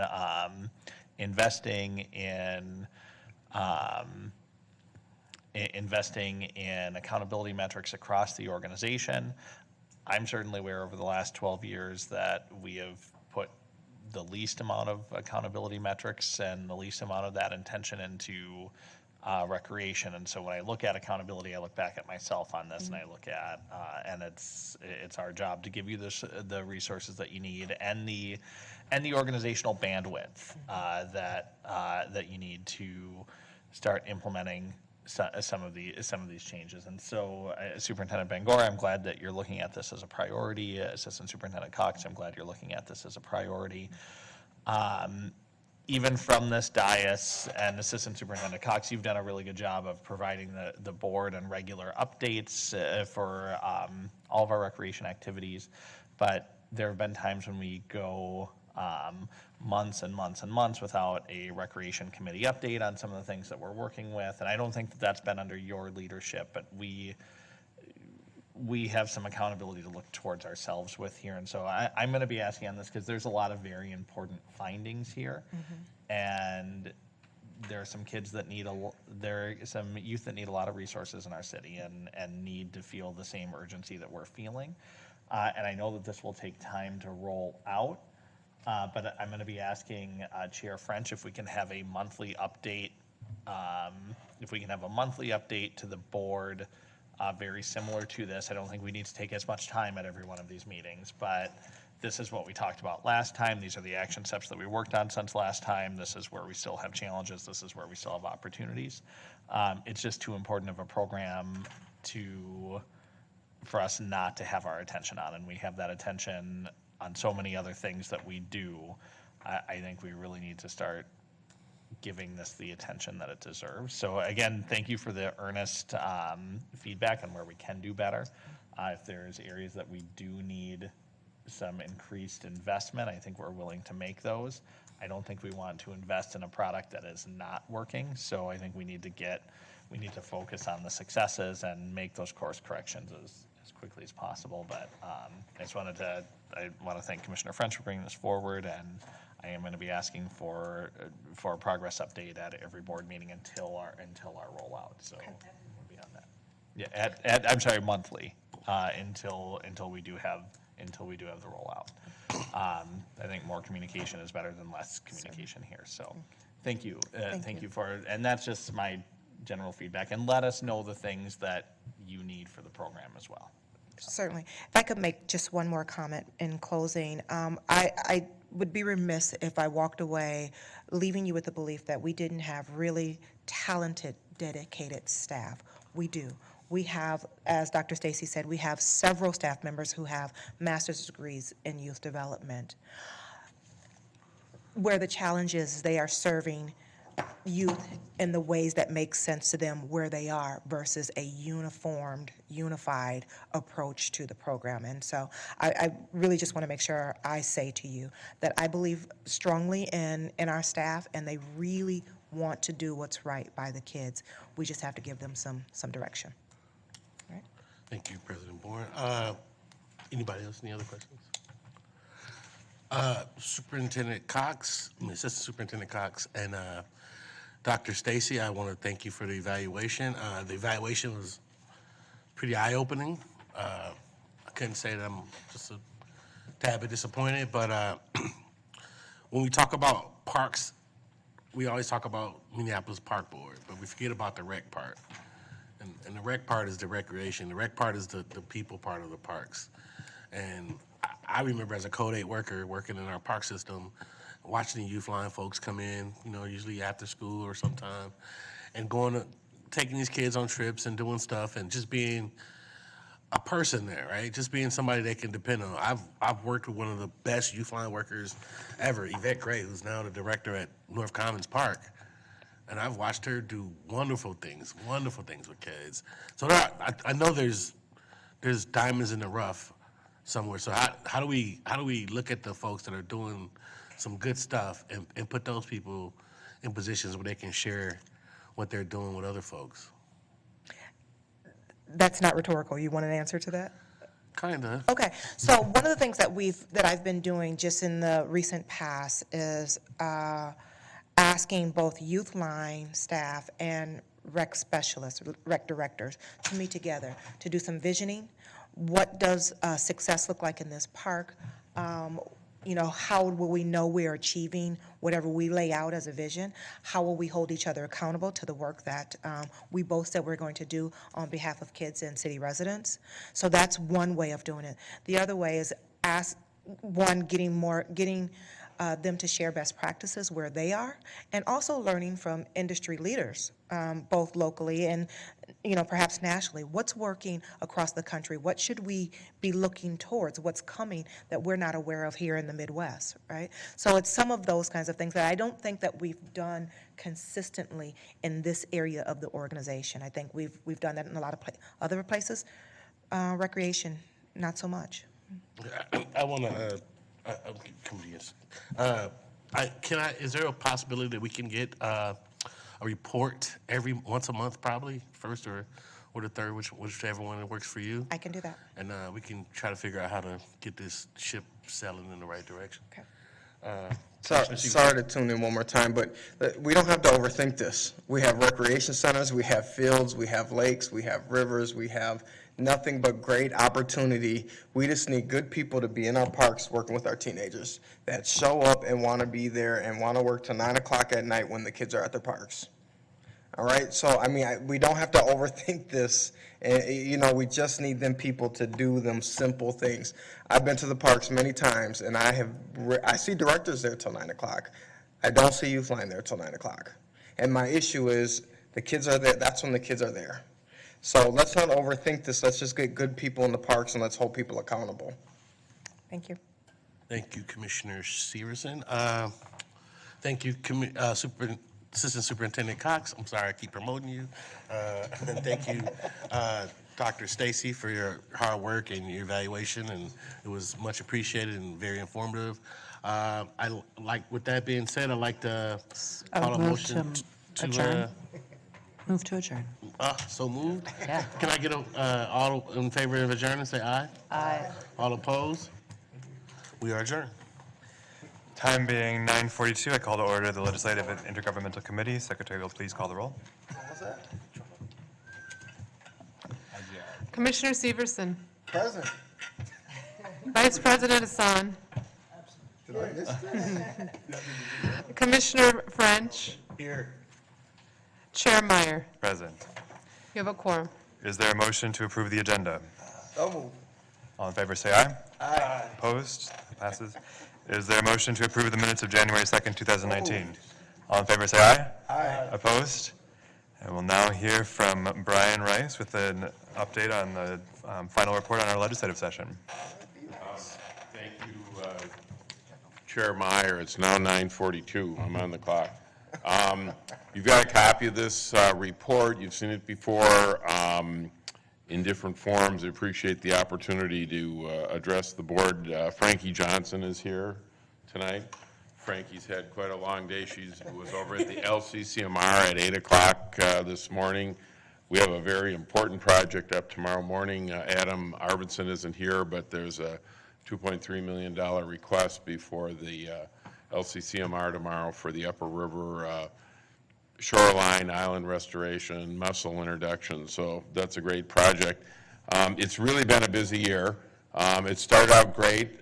Really, the last act of the Dayton administration was to get $15 million for the Stone Arch Bridge. That was an item on our agenda. We got to take it off, and it's a major project. That's something that you, Commissioner Meyer, worked on last year in the bonding bill, as did Commissioner Vito and Commissioner Cogill when we were trying to push for the Stone Arch Bridge. And we got some money as a down payment, but this is really a big step forward on that.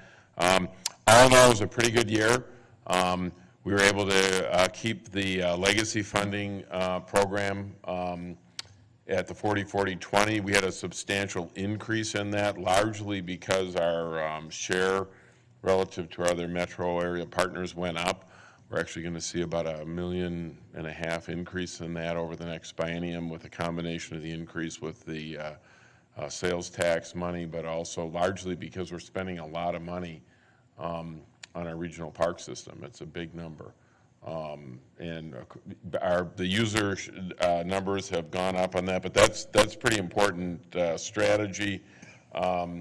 And we also got a $600,000 increase. I mean, the Metro Park system overall had an increase on Metro Parks of $600,000. That's the first increase we've had in O&M in 6 years. We'll realize about a quarter of that, $150,000 over the next 2 years. That was a big help. That was largely due to Rick Hansen, Representative Rick Hansen, who has a very capable assistant, Margaret Zadra, who's a Minneapolis resident. I think some of you are familiar with. She was a great staff person and kind of tracked that issue for the first time. It was good working with her. There was a modest increase in LGA. That we'll see, of $269,000. Interestingly, on that topic, well, they increased the LGA formula by $30 million. Minneapolis only realized a $2.1 million increase in that.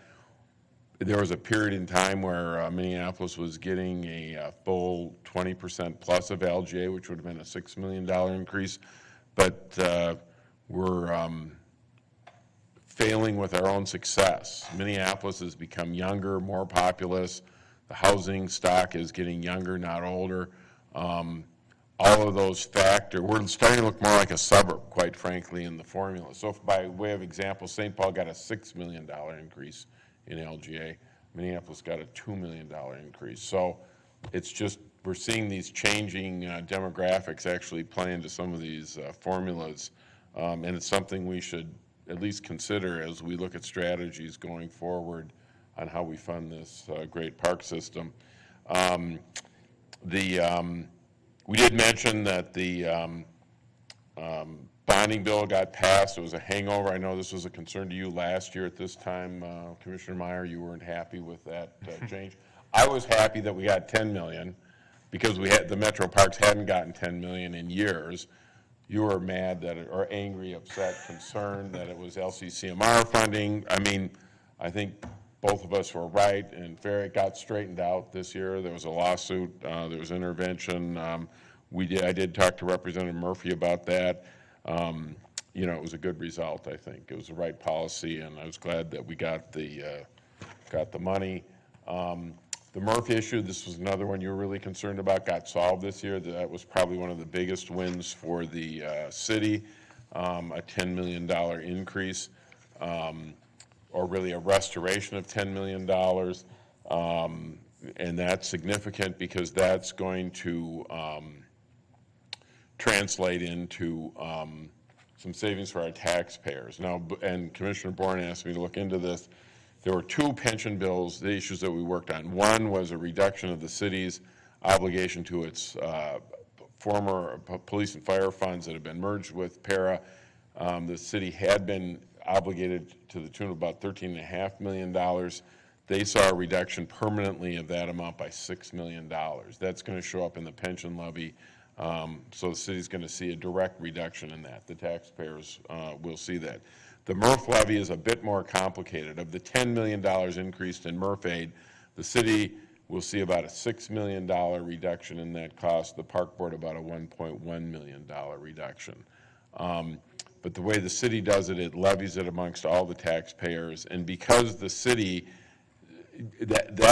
those dollars are way less certain than the police and fire one. That could always change. It's almost every year it's a political football, and if the Republicans take over, that 10 million may disappear. So what the city is doing is only estimating savings about half of that amount. So of the 7.1 million that directly affects Minneapolis property taxes with the city and the park board, the city's only going to figure they're going to save half of it. So in a way, as Mark Ruff calls it, they're straddling it. They're only going to book 3.5 million, 3.6 million of the savings. So the net effect is about a $9.5 million effect on the property taxes this year.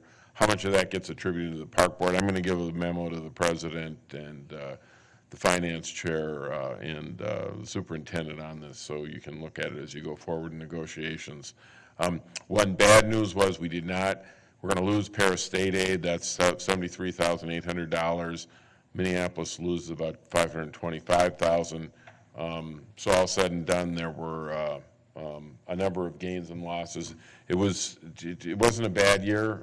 There's some positive things to look at, but it's learn to earn is another issue. We got $200,000, which was the same level of funding. I know that was a top priority for you, Commissioner French. You testified at the legislature. A lot of competition. At the end of the day, this budget that the governor passed was really not much of an increase. I mean, it was, I think Senator Gazalka said it best, they fought to a draw. There were nothing really bad happened, but there was no major push forward. Education funding was 2 and 2. It was a modest increase in a lot of state budgets, but there was no dramatic, there's no new epic in state government. A lot of the programs that had been funded before were continued. The Republicans in the Senate took a pretty tough line. They went in at hardly any kind of increase. The House went in at a substantial increase. They really kind of came in at about a inflationary increase across the board. So getting anything done was a challenge. And that happened on the jobs front, Commissioner French. I mean, the dollars for youth employment and other ones was pretty much the same as last biennium. I mean, in fact, it was the same. We had the same 200,000 we had before. That was a disappointment. I would say on that, I know I'm 9 minutes into this report. I know it's an important report, but it's a big number you guys grapple with as you look at it. Quite frankly, there are a lot of other employment programs that work hard to get funded over there. East African programs, Latino programs, Hmong programs. We got a great program here with Teen Teamworks. I did talk to the governor 2 nights ago. I'm got to talk to our staff, but on August 15th, when we have our year-end program, I'd like to get them out here to just see what's happening. It's a great result, but there are a lot of great programs going on in the competition, and quite frankly, we spend a significant amount of money lobbying, but there's some people who spend that much just lobbying for their own jobs program, and we cover the waterfront. So I'm not trying to make an excuse, but I think the facts are important to look at.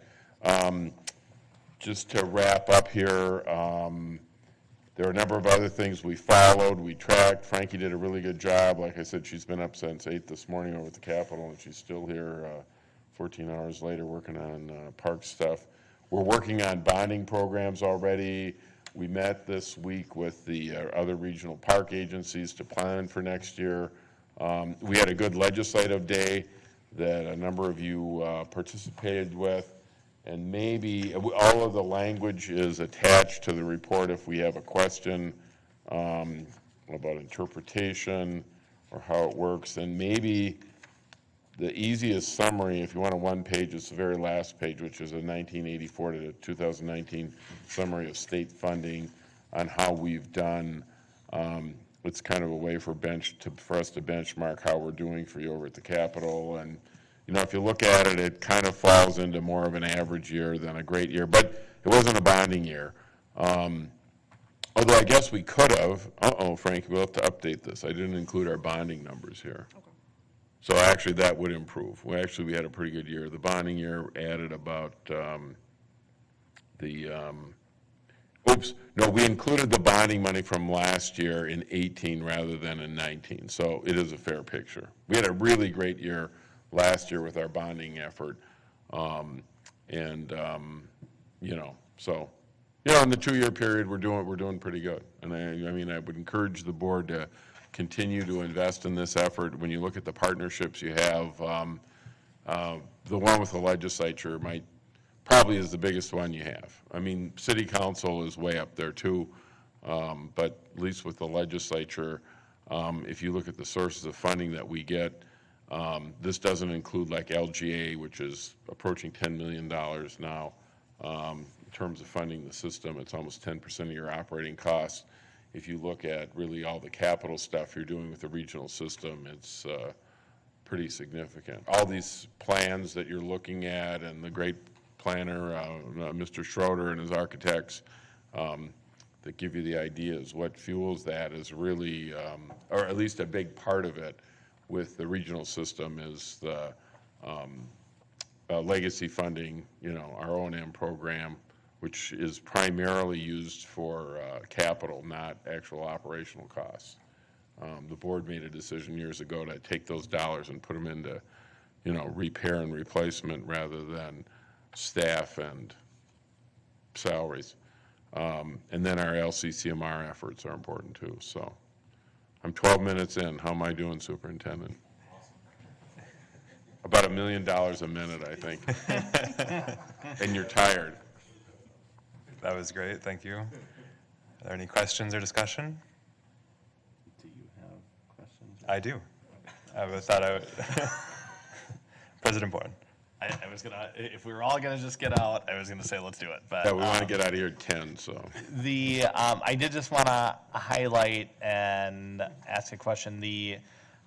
So you went into the legislative session this year and our lobbying efforts with reduced resources. I know We did, yeah, it was a tough year, honestly. I mean, the board, to be honest, I thought the board made a promise to put more money into this thing last year, and we were short-staffed because of the plan. Okay. I mean, Mrs. Campo retired. The theory was Kendall Killian, or we'd have that position filled up, and so, we worked hard. Okay, well, thank you for your extra work and carrying that extra weight, and I know that that was particularly difficult. I know we also had some conversations with the city of Minneapolis that you, the Superintendent Merrill and I were part of about doubling up on federal lobbying efforts, and did that ever materialize? I don't think so. Okay, because I know that was something that we had some real interest in and something that didn't move forward because of this board's kind of underinvestment in our IGR work this last year.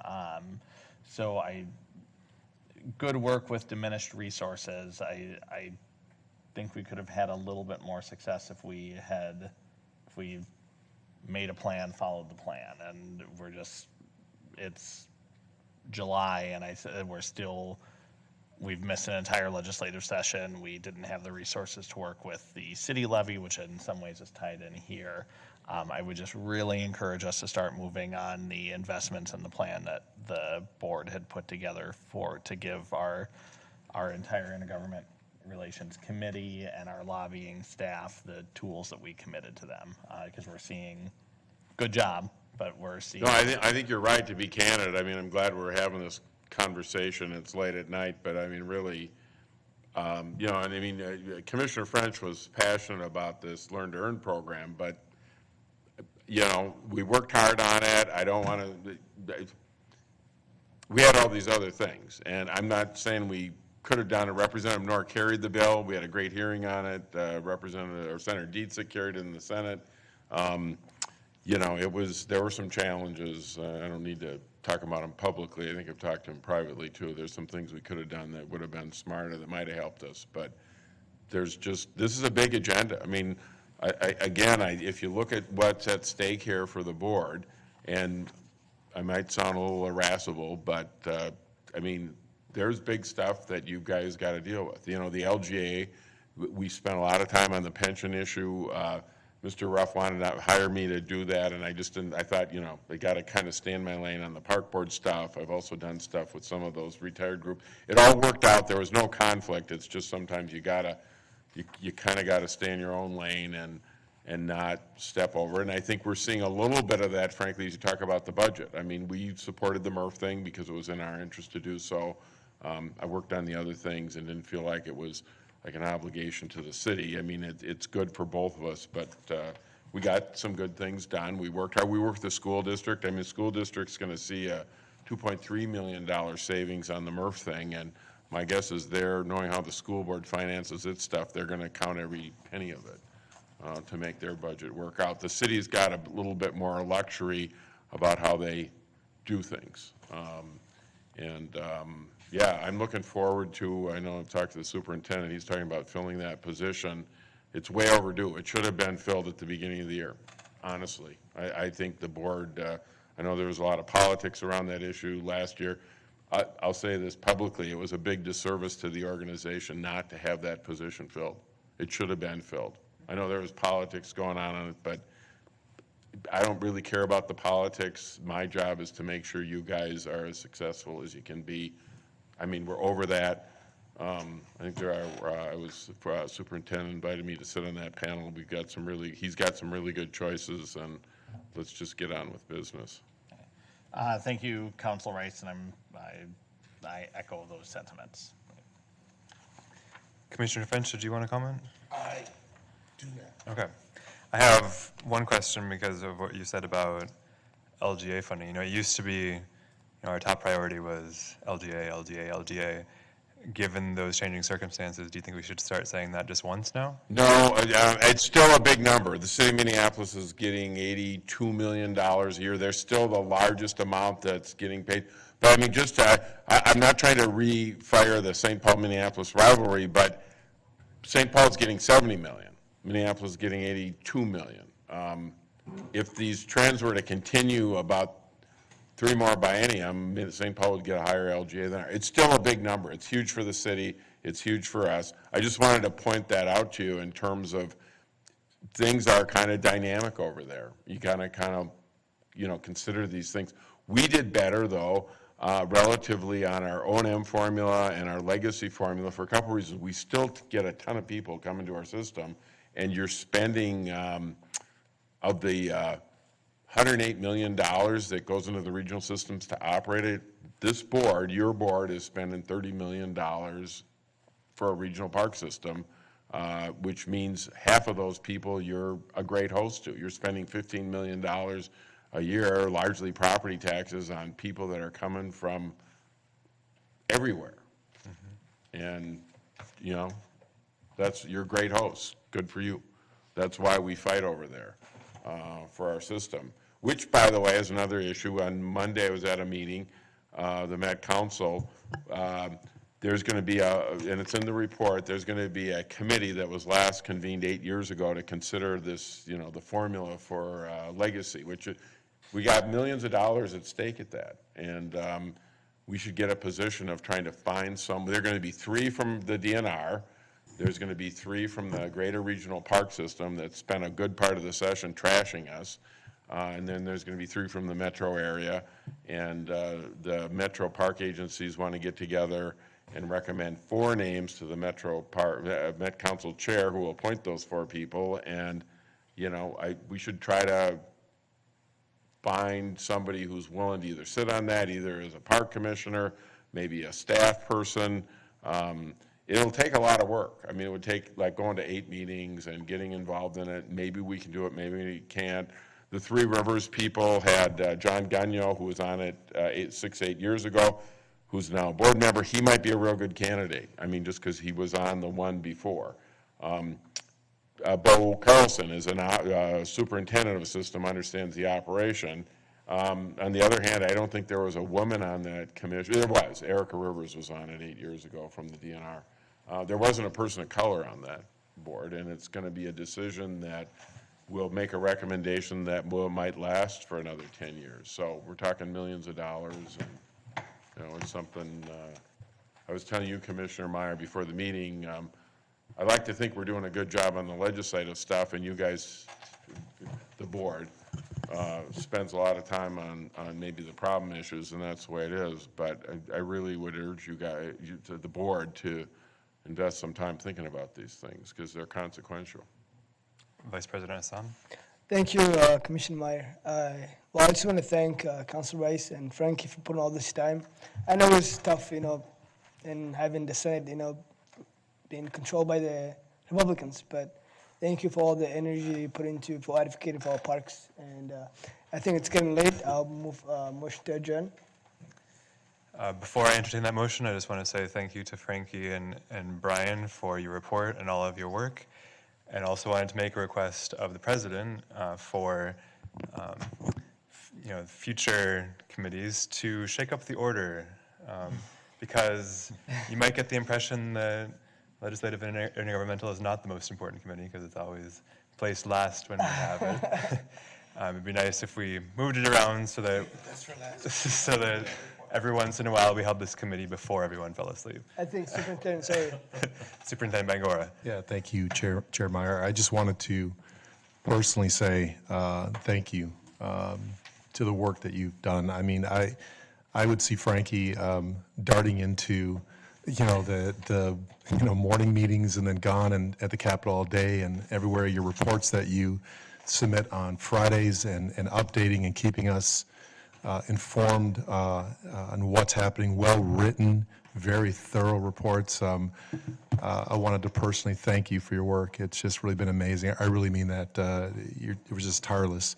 And then, of course, Brian, I remember that I would call you and you're on your 16th hour, and I remember, but you always sounded, you're always just steady, and the hard work that you put in at the Capitol, and I can't thank you enough. And I really appreciate what you have done this year and all the years that you've been working, and I just really appreciate that. So I want to publicly say thank you.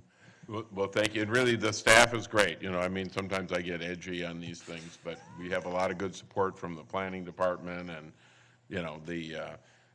Adam would come to all our Monday meetings. Don would be there. Summers, the superintendent, made a lot. But, again, it's the board has a big investment in this stuff. I mean, look at that last page and understand it, and it's a way to move things. Archimedes said, give me a fulcrum long enough and I can move the world. Well, we can reach out to St. Paul, we can get a lot of stuff done if we work on it. As Commissioner Meyer went out and, at the advice of his former mentor not to do it, he stood up at the Stone Arch Bridge, and that was meaningful. No, it pushed that issue front and center. On that note, there is a motion to adjourn. All in favor, say aye. Aye. Opposed? We are adjourned. Al, he was a steady voice for you when you called him. He yells at me at the end of session.